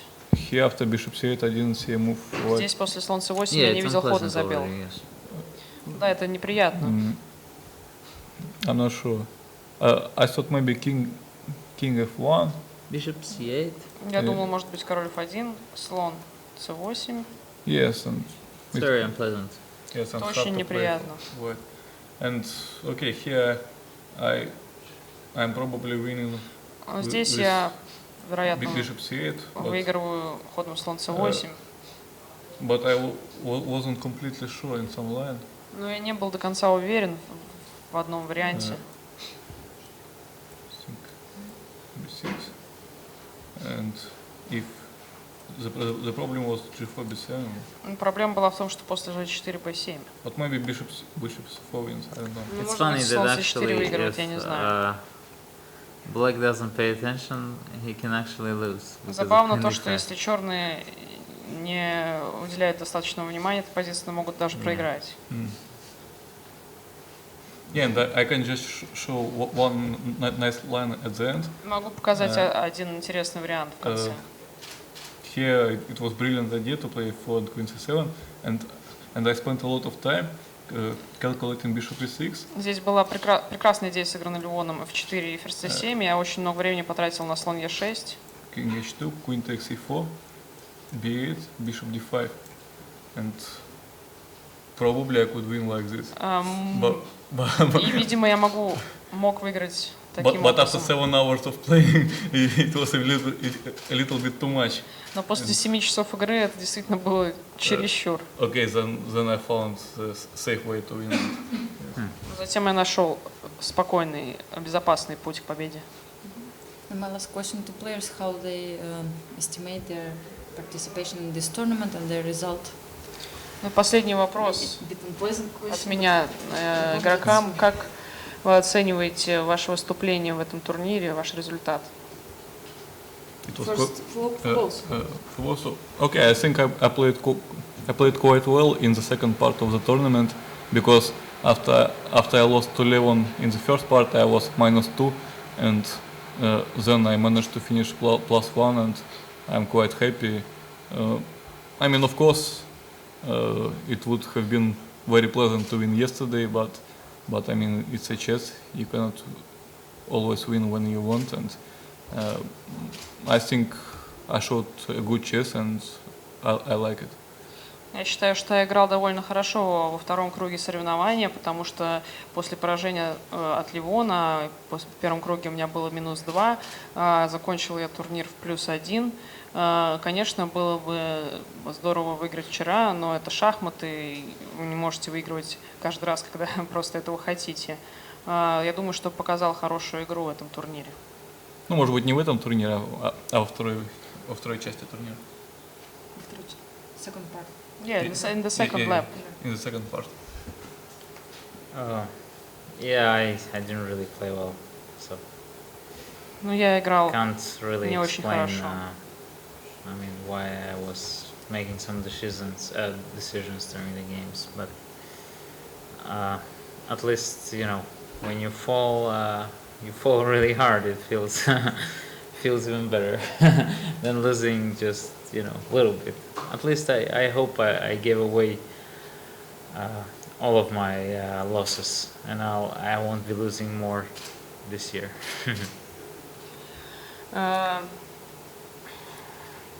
К сожалению, когда падаешь, то падаешь действительно сильно, и в этом турнире мне остается только надеяться, что я раздал все поражения, и в этом году больше не буду проигрывать.